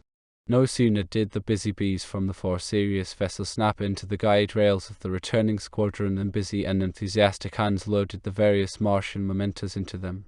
Immediately thereafter, and with their 2 Martian guests in the lead, the homesick but cheerful men were urging the captains of the ferries to make all haste to the Christmas Island landing strip. Once aground, ovation after ovation, celebration after celebration was their log. Soon Holt was on the road with his Martian passengers, but as the wife of a VIP, Katie was urged to taste his triumph with him, and uncomplainingly and gaily did so. Triumphal entry after triumphal entry to towns and cities, banquet after banquet overwhelmed Braun, Spencer, Holt, and their companions. It was during one of the more festive of the banquets that it happened. Spencer, cigar in hand, had just responded to the conventional toast to the future of interplanetary commerce. He slumped rather than seated himself. His bald skull fell forward upon the table. The last of his villainous cigars dropped from his failing fingers, for the fighting heart which had borne him through the interplanetary battle had stopped. The spark was extinguished which had lit the fire of enthusiasm for space travel more than a generation ago. A few days later, Spencer was buried in the National Cemetery at Arlington. Holt stood with Catherine beside the open grave, his now grizzled locks shaken by the autumn wind. Again he paid a tribute to a co-worker in space, this time to the man who had also been a paternal friend. Braced Spencer's restless spirit and his life of combat opened the reaches of heaven to mankind. It was he who forged those wondrous tools which bore us safely among the stars. It was his vision which opened our eyes to life in the universe. His restless spirit has now returned to the God who inspired Bruce Spencer's creations. His ships will sail on through space, and their bridge with our outer brethren will become strong and great. A new community of fate will overcome space, and we and our outer brethren will become one. Bruce Spencer's ships carried us safely to the moon's dead landscapes, where we saw a heavenly body which cannot support life. They bore us to the fervid culture of Mars, where we learned the full capabilities of man to survive when his planet ages and he can no longer enjoy a life in nature. There we saw the declining glory of a setting civilization. Eons from today, Bruce Spencer's ships will carry our descendants from an aging Earth, no longer capable of sheltering them to a young, new home star where they may found a new future. His immortal creations will have given mortal man an immortal future. The end. About the author. Dr. Wernher von Braun is best known as NASA Rocket Man. His team designed and developed, among other large rockets, the Redstone booster, which launched America's first satellite and astronauts, and the giant Saturn V, which launched the Apollo missions to the moon. Although he worked on military rocket development during the first half of his career, Wernher von Braun dreamed of a world in which rockets were used for space exploration, and this, he claimed, was his primary motivation. In a series of articles in Collier's Weekly magazine in 1952, von Braun presented a concept for an Earth-orbiting space station. He also worked as a technical director at Disney Studios, preparing 3 television films about space exploration. In 1949, von Braun penned a science fiction story, Project Mars, a technical tale, a story based on detailed and accurate science, yet presented as a very human undertaking. Clearly intended as a way to infect others with his enthusiasm for human space exploration, this forgotten tale lingered in his personal files until being published in 2006, nearly 30 years after his death and 57 years after it was written. Dr. von Braun pauses in front of the Saturn V vehicle being readied for the historic Apollo 11 lunar landing mission at the Kennedy Space Center KSC. The Saturn V vehicle was developed by the Marshall Space Flight Center under the direction of Dr. von Braun. Photo credit: NASA Marshall Space Flight Center.